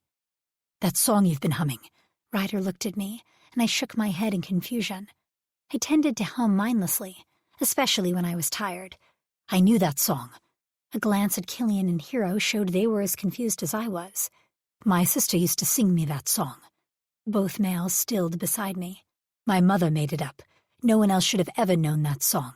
Yet here you are, humming it, note for note." "Ryder, are you sure?" Hero's voice was gentle as he reached out and softly touched the Seraptor's arm. "It's been years since you heard that song. Maybe it's just something similar?" Ryder shook his head emphatically. "No, I've never heard a song similar to it. Not in all these years. I sing that song to myself every night, every time I'm stressed or upset." He flushed a little as he glanced at me. It kept them close to me, even after all these years. I nodded, reaching out to stroke my hand down his chest. I could feel how tight his muscles were as he spoke of his past. "Damien and I got the file, but I wanted to look around some more, see if there was anything else we missed. You said you were near the building, and we were there anyhow." "I don't understand. What does this have to do with the song?" I knew I was interrupting him, but I couldn't resist asking the question. Some of the children being presented for adoption tonight were over by the medical building. They were being handed off by humans. They're from the island. The words came out in a rush, as if he couldn't get them out fast enough. I nearly fell over at his statement. The island? The one you rescued me from? Damien and Ryder nodded, their eyes cold. They mentioned the island. The kids were crying. Damien turned his eyes to the others. Zenoa wiped them. Theo's kraken let out an eerie screech that echoed through the water. Zenoa was there? What was she doing to those children? She wiped them, said they were important and would meet their new mamas. Ryder snarled. The council is stealing children and wiping them so they can't object or fight back. Nix. Damien's voice was hoarse, his hands clenched as he locked his gaze with mine. It wasn't just your medical records we found. There were hundreds. Regular shifters and mythologicals, some with names, some with just numbers. Damien pressed his fingers to the bridge of his nose, as if trying to hold off a headache. We took pictures. We weren't going to risk taking the actual copy. Can I see it? Dread pooled in my stomach, nodding and churning like the waves we currently rode. I was nauseated, shaking at what could cause him to warn me this way when this had been our goal all along. When we're back on land, I don't want to risk the phone since it's not backed up, Damien replied. We glanced at it when we took the pictures. We weren't trying to invade. He trailed off, looking desperately at Ryder. Nix, the file was clear. There was no warmth in Ryder's tone at all, just icy anger and disgust that dripped from his every word. Like we said, you were right. They did give you something. I didn't read it fully, that's yours to do. I saw enough to know it was something about fertility. I swayed, suddenly unable to breathe. I balled my hands into fists. I had been right about the children, right about my heat, right about the council. I told you. I couldn't prevent the words that fell from my lips. I knew from the very beginning that something was wrong with that damn council. There's never any reason for people to create that much strife and division, or to glorify in death unless there's something wrong underneath it all. My phoenix squawked her agreement. At least now they all had the proof they needed, and despite the hurt I could see on Damien's face at the idea of his family's involvement, I knew he would support whatever we were going to do. So now what? The question was empty, almost hollow, as I spoke it into the freezing air. If we were to do anything against the council, or try to change the way things were done, it would mean risking everything. It had been one thing to make plans to investigate the island, to assume the council was in some way involved. Now to actually know it was true? My men all had high status ranks, money in their bank accounts, respect. They had families, some of whom were actively involved on the council or surrounding it. Theo's little sister was looking for mates and solidifying her spot in their culture. Would they be willing to leave all of that? Would they be willing to try and change things and take the risks that might befall us in the process? It needs to stop. Killian's voice was low. I've never agreed with it. The ranks are ridiculous. I'm not better than others. If there are kids at risk, we have to save them. My chest warmed, and I tossed a smile at my bunny. I knew he'd want to help the kids.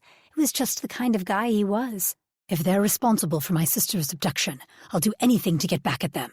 Ryder's voice was empathetic. I let them comfort me. I let them get away with it for years, burying into their lies. They can't be allowed to destroy families on a whim. His last words were nearly a growl. It's going to be dangerous, Hero warned. They do not like when anyone questions them. Would we want to leave? Just try and make it on our own? Oh, I can't leave my family. Theo's voice rang out in our heads.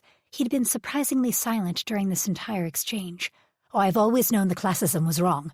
Oh, I grew up in a sleuth, and I saw how they were treated. Reenie's like a sister to me, and yet she never got the coming-out celebration. She's not welcomed by many of the mythologicals, always treated as less. That's never been something that was okay with me. If Ryder's right, though, and they took his sister, we have to be very careful. I've got my mom and Molly. We've all got Reenie and her mates and mother. Hero, your family is deeply involved. Killian, your family would also be targets. Damien, he trailed off. It was impossible to tell if Damien's family would be at risk if we elicited the council's anger, or if they would stand against us, protected as they backed the council and its corrupt ideals. We can't run. Damien's eyes were sad. The lines deep in his face as exhaustion and devastation carved their marks. We're far too conspicuous and far too rare. I don't want to split up our family. I consider you all brothers. He took a deep breath, turning his eyes to me. Nix, you mean everything to us. I know you're not ready to talk about mating yet. I squirmed slightly. In a way, he was right. I was just finding my freedom. I didn't know if I wanted children, and my place in the shifter world was tenuous at best, especially if we were going to try to change things. I knew I wanted them, but we hadn't been together for very long by human standards, and while shifters moved faster in their relationships, I still wanted that time to date them, to grow in our relationships. However, I had no reservations about claiming them as mine, of exploring what a future together could look like. I wanted them to belong to me, and I wanted to belong to them. My phoenix hissed her irritation at me, wanting to mate. I want all of you, I do. You're all sexy, sweet, smart. You're a gift to have in my life as my family. I want to mate with you. In my heart, I've claimed you all as mine. But I'm not sure I'm ready yet for mating, if that makes sense. Can we keep going the way we are? I glanced around, my heart pounding so hard I could hear it in my ears. A gentle, damp brush along my face had me glancing at Theo's tentacle, and I traced my fingers over the colors and the sun-shaped mark on it that I loved. We all care for you. We'll take you any way we can have you. If you aren't ready to mate, there isn't a rush. The others murmured their agreement. We need to be smart about this. Damien reached past Killian to brush his fingers through my wind-swept hair. We can't just immediately petition the council to change the laws or steal those kids back from the families they've been placed with. We need to reach out to other people, but we need to do it carefully. If we don't, I don't want to think about what the council will do. I shuddered as idea after idea poured through my connection with Damien, separating us, wiping our memories, restraining us, killing us. The options were all over the place. Maybe if we reach out to Rini first? I don't want to put her in danger, but we need more support, greater numbers, before we approach the council, or even before we try to get back on that island. Will that even work? Killian muttered. We need higher-ranking shifters, and they aren't going to want to mess up their pretty little lives. His words had venom laced in them, displaying his disgust and doubt that anyone would be willing to help support changes to their world and leadership. We have to force people to change. Who knows how many other kids don't belong to the families they've been put in? Who have cried for their mamas like these ones did? Rule number 4, Kieran unfurled from the mist and onto Theo's back, as all of us swore and nearly fell over. Killian reached out to grab Kieran's arm, and it simply swirled back to mist as Kieran raised a brow. Stay alert. Assume someone is watching. Someone is always watching and listening. You need to make sure it's you. He stepped forward, meeting our eyes one by one. Rule number 5. There will always be someone with powers different from yours that you didn't know they had. Don't rely on what you're told. Find out for yourself. He stopped in front of me, and I raised my chin, meeting his eyes directly. He smiled softly at me. You'll learn more of the rules as you go. Don't forget them. He chucked my chin, his smile sweet. Welcome to the revolution, little sister. This concludes Spark of Intent by Quinn Arthurs and Harper Wilde, narrated by Heather Costa and Brandon Utah. Copyright 2018 by Quinn Arthurs and Harper Wilde.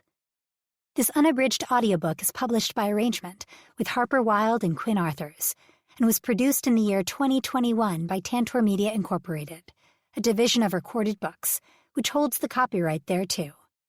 Please visit tantor.com for more information on our growing library of unabridged audiobooks.